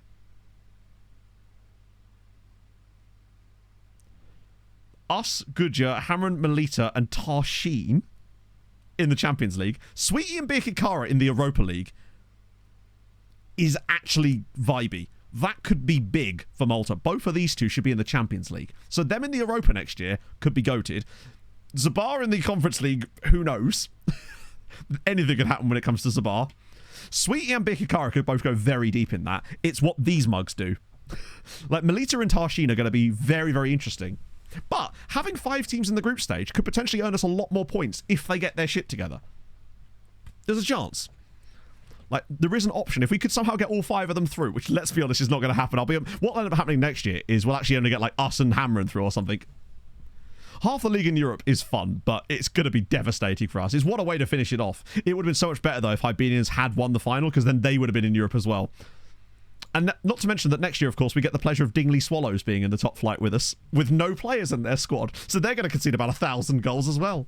It's tremendous times. So, things you'll love to see. That's actually going to be quite a fun final season. It's set up quite nicely for us. If nothing else, we've got that on our side. The next season is the final season of the save. Yes, the season we're about to embark on will be the final season. There won't be a recap video for this season specifically because I have to wait in the new house all day tomorrow to wait for the internet to come, which means I'm not going to be able to record it. So I'll do like a double recap at the very end of both of them. Challenge to the Premier League. That's when you can realistic expectations to beat England and top them. Not going to happen. Like, even with MTK, we didn't get close to England's reputation because it's so high. It was basically maxed out. So you can't really even overtake them. Safrox, thank you for the follow. So, who am I raiding today? There's a lot of you here as well. Holy shit. Do a rebel save. I'm going to tell you could do it, though. That's the beautiful things about free countries. You can do whatever save you like, but I'm not going to. I just typed in r/raid. We were about to go to Reddit there, chat. Swirl, thank you for the follow as well. If you have enjoyed today's content, you are actually new. I nearly read it myself there. Then do drop a follow. I would really much appreciate it. We are doing a new save soon as well in the next couple of weeks after I move house, which is going to be super fun. New sign Pulisic meta unlocked. Maybe. r/raid SYC in it. Finally, Guy Sanchez is back. I was still convinced it was you all along, bud. He's doing Ban Poland. It's perfect. He's doing the save we're going to be doing on FN25. It's the perfect segue. So thank you, folks. Enjoy the rest of your day. I'm going to go probably buy some more furniture, honestly. Look out on the Insta, I guess. I don't even have an Instagram button on here. Do I have an... I want to see if there actually is one. Does that work? It does! There you go. So you can keep up to date with all the house stuff. Basically, me sat in an empty room complaining about how cold it is, probably. But still, it's there if you want it. So yeah, OTR after next season, yes. After next season. I cannot stress enough. Next season is the last season. This was the penultimate season. So yeah, I'll send you lovely folks over to JM. Hopefully we get some internet tomorrow in the new house. Turn the gas up. The previous guy would have... They'll just be like, oh, he's back again. Anyway, I'll see you guys soon. Hold your gun. Capybara, Carlisle, honey. It's next season, correct. And we move. I need to click chat. Jay Smooth, thank you for the follow. We go now.